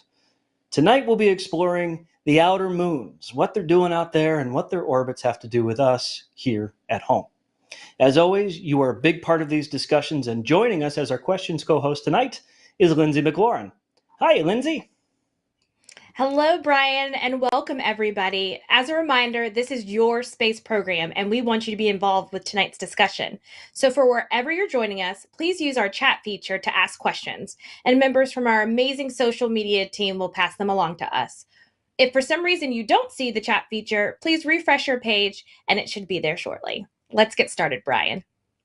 Thank you very much, Lindsay. I'm looking forward to hearing those audience questions here in a bit. Now, our speaker tonight is a radar scientist and an orbital dynamicist from NASA's Jet Propulsion Laboratory in Pasadena, California. Dr. Brozovic observed hundreds of near-Earth asteroids with the Goldstone and Arecibo planetary radars. She was involved in the discoveries of binary and triple asteroid systems, 14 moons of Jupiter, and several trans-Neptunian objects. A main belt asteroid, 7295 Brozovic, is named after her. Her research also involves tonight's subject, orbital dynamics of the moons of the outer planets, and she worked on NASA's New Horizons mission to the dwarf planet Pluto as a part of the Hazards team. She received her undergraduate degree in physics at the University of Zagreb in Croatia and her PhD in physics from Duke University. She spent several years at Caltech as a postdoc before joining JPL. Please welcome Dr. Marina Brozovic. Hi, Marina. Hi, Lindsay. Hi, Brian. Thank you for inviting me. It's really a pleasure to be here. Well, thank you for being here. And we're going to start with the basics. What is it that we consider satellites of the older system? How do we find them? Where do we find them? What is their origin? Well, the most basic definition of a satellite is just a small body orbiting a large body. And the small bodies that I want to talk about are actual natural satellites of planets. And we find these objects within planetary Hill sphere. And planet's Hill sphere is just basically region of space where planet gravity dominates the sun gravity. And the size of these Hill sphere, it depends on how massive the planet is. And actually, let's go to our first slide. And so it depends how large the planet, how massive the planet is, and how far away it is from the sun. So here we see kind of visual comparison of the Hill spheres of the planet. Jupiter, despite being the most massive planet, does not have the largest Hill sphere. That goes to Neptune, which is still a fairly large planet, and it's very far away from the sun. And so it has this really large region of space where it could potentially have its satellites. And you see that the size of its Hill sphere is almost 3/4 distance from Earth to the sun. So really, really large space. And going back to your question about origins, well, their orbits and the sizes of satellites, they tell us, they kind of give us a hint. So let's go to perhaps next slide, where I'm just going to go over three basic groups of the planetary satellites. So we have the regular satellites, we have the inner satellites, and we have the outer moons, or sometimes called the irregular moons. And I'm going to start with basic. We are all familiar with the regular satellites. Those would be like the Galilean satellites of Jupiter. So these are kind of massive spherical bodies that are orbiting the planet in almost perfect circles, and they're along the equator of the planet, and they orbit in the same direction as the planet spins. And they formed with the planet itself from the circumplanetary nebula. And then inner to these regular satellites, we have the inner satellites, and we sometimes call them the collisional shards, because they probably used to be regular satellites that had ground down to smaller pieces, but they still have these nice circular orbits. And then when you see these weird orbits marked in red, these are the irregular satellites. They orbit from huge distances from the planet. Their orbits are anything but circular. They are, very elongated. They're not anymore aligned with the planet's equator. And they know to orbit the planet in the opposite direction that the planet is revolving around the sun, which kind of gives us a strong hint that these are not native to the system. These are actually captured objects. Presumably, they used to orbit the sun, and at some point they came too close to the planet, and it's just basically planet gravity caught it. And dynamicists are still kind of debating exactly on which mechanism is the best to capture an object. And also there are a lot of puzzles about their kind of source region. We don't know whether these are captured asteroids from the main belt, or these are perhaps Kuiper belt objects, or there's something in between. And I really hope to kind of tell you a little bit more stories about the irregular satellites as we go through our kind of chat today. Yeah, well, as you talk about how there's still some uncertainty with how they get captured, have we found all of the planetary satellites in our solar system so far? Well, it's safe to say we definitely find all those big regular satellites, but we're probably missing some number of the inner satellites, and we're missing a lot of the outer satellites. So the current head count is we have 213 moons. These are acknowledged by the International Astronomical Union. And our job here at the Solar System Dynamics at JPL is to keep track of their orbits, so to calculate their orbits. So we're a little bit like, flight control for the solar system. And we depend on astronomers to observe them. And so let's take a look at the next slide. These are images from where we get our data. So to your left, you're seeing, this is example, these are inner moons of Neptune.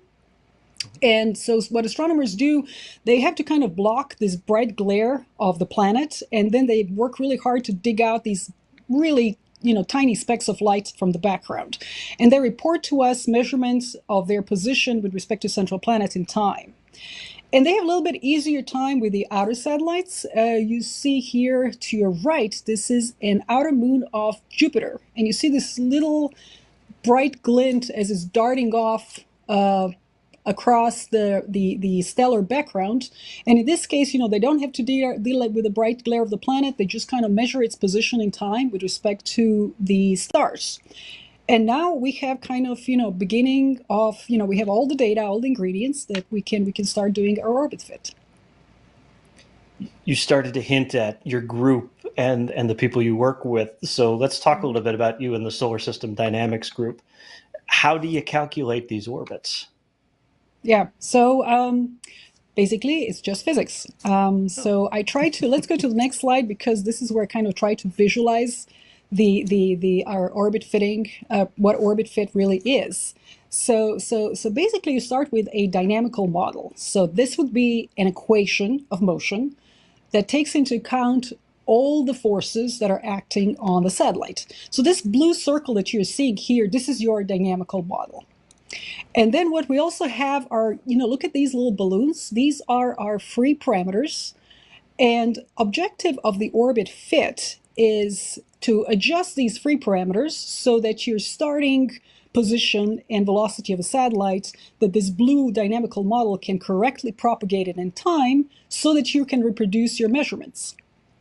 And, we go through iterations, and we have these algorithms that are minimizing the difference between our orbits and the measurements at hand by adjusting these parameters. And you'll notice that some of the balloons are larger than the others because some of these parameters end up being more important than the others. And so when all this is done, I'll show you how, on the next slide, please. This is kind of how we evaluate the quality of our orbit fit. We are looking at the differences between our simulated data and the real data. And this is something we call residuals. And as an orbit fitter, we love our plots with residuals. There's no better way to show this. And I know when I give my technical talks, if I show more than 3 of these, I know I can put half of my audience to sleep. So I'm not going to do that. But I just want to mention that, the orbit fitting is important because you need to know orbits in order to tell a story and to understand the system. You mentioned to me before we did this tonight that you've got some great animations of planetary systems. They're showing the real position of these satellites in time. Which one do you want to start with tonight? Yeah, so what you're going to be seeing, I made some visualization, and these are real orbits. So you could be pointing your telescope or flying a mission based on orbits that you're going to see. We have to start with the system of Jupiter. So let's go to the next slide. And so here's Jupiter, and it really has 80 natural satellites, and what you're seeing here first, you have 4 Galilean satellites, Io, Europa, Ganymede, and Callisto. And then inner to these, you have these 4 inner satellites. And they're also connected with the system of faint rings that Jupiter has. They're strange objects. Some of them kind of resemble asteroids. And there are even some theories that they could be captured, but it's very difficult to explain how something captured could end up in this well-behaved circular orbit along the planet's equator. And what you're going to soon see, you're going to see where Juno spacecraft is right here. It's currently exploring the system of Jupiter. And then here, far beyond orbit of Callisto, this is where party starts. This is the realm of the outer moons of Jupiter, and there are 72 of them that we know of.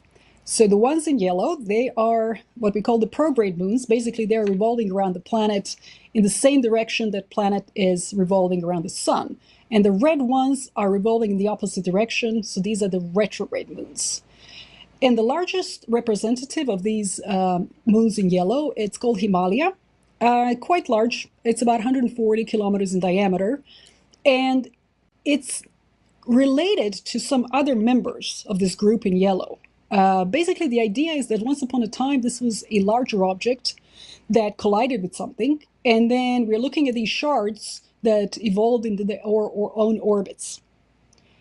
And similar story, you're looking at this yarn of red satellites.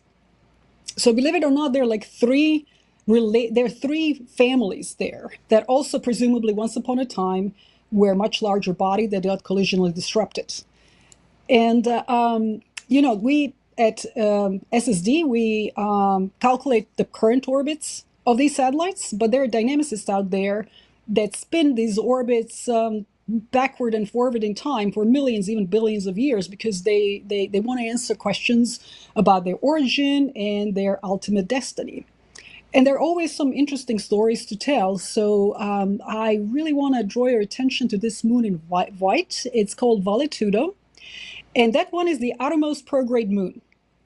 Basically, it is orbiting in a region of space where everybody else is retrograde. So it is kind of driving against traffic. And what dynamical studies are showing is that sooner or later it's going to cross paths and have head-on collision. And another thing we know about this moon, it's very small. It's about only maybe 1 kilometer in size, perhaps smaller. And it doesn't have any other piece that is related to it. So that kind of brings an interesting story, and that is that it's perhaps the last surviving member that got ground down to this tiny little piece and that ended up creating perhaps some of these big retrograde families in past head-on collisions. I love Jupiter, but personally, I love looking at Saturn. And I know that Saturn has more moons than Jupiter. First off, am I right about that? And how do the rings of Saturn fit into this story about the satellites?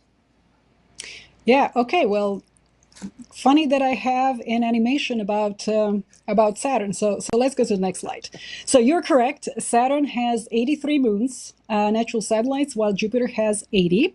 The most obvious thing at Saturn are this huge system that, its rings. We think they originate from a disruption of a small moon some 100 million years ago.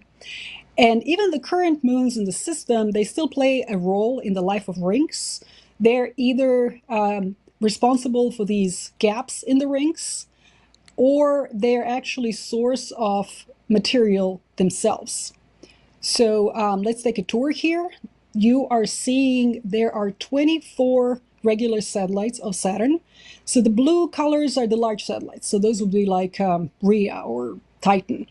And then in these light colors, these are tiny little guys. So that would be like Daphne or Atlas. And moon that is actually really interesting here is Enceladus. You probably know about Enceladus. It's spewing these icy particles, and it's a source of this very faint ring, which is stretching from the orbit of Mimas all the way to the orbit of Titan. So that is, the moons are really kind of interconnected and interleaved with a system of rings. And you're going to see, this is where Cassini used to orbit the system toward the end of its mission. And again, we are entering the realm of the outer satellites. The yellow ones, those are the prograde satellites, and this crowd of red ones are the retrogrades. Similar to Jupiter, we have several dynamical families. So again, presumably something much larger got collided, and the shards evolved into their own orbits. And we have another traffic offender. There is another little moon, this time with a poetic name, 2004 S24. So this one is the outermost prograde moon. It again probably dynamically it could collide with some of the retrograde moons, and perhaps it formed some of these retrograde families. And in fact, actually, the when you mentioned how Saturn overtook the number of satellites from Jupiter, that happened in 2019, when there were 20 new satellites of Saturn announced. And basically, surveys are currently discovering at Jupiter satellites that are, say, about 500 meters, so really small. And on Saturn, they're seeing things about a few kilometers, because Saturn is, farther away, so it's more difficult to see small pieces. But definitely we are missing a lot of these. So we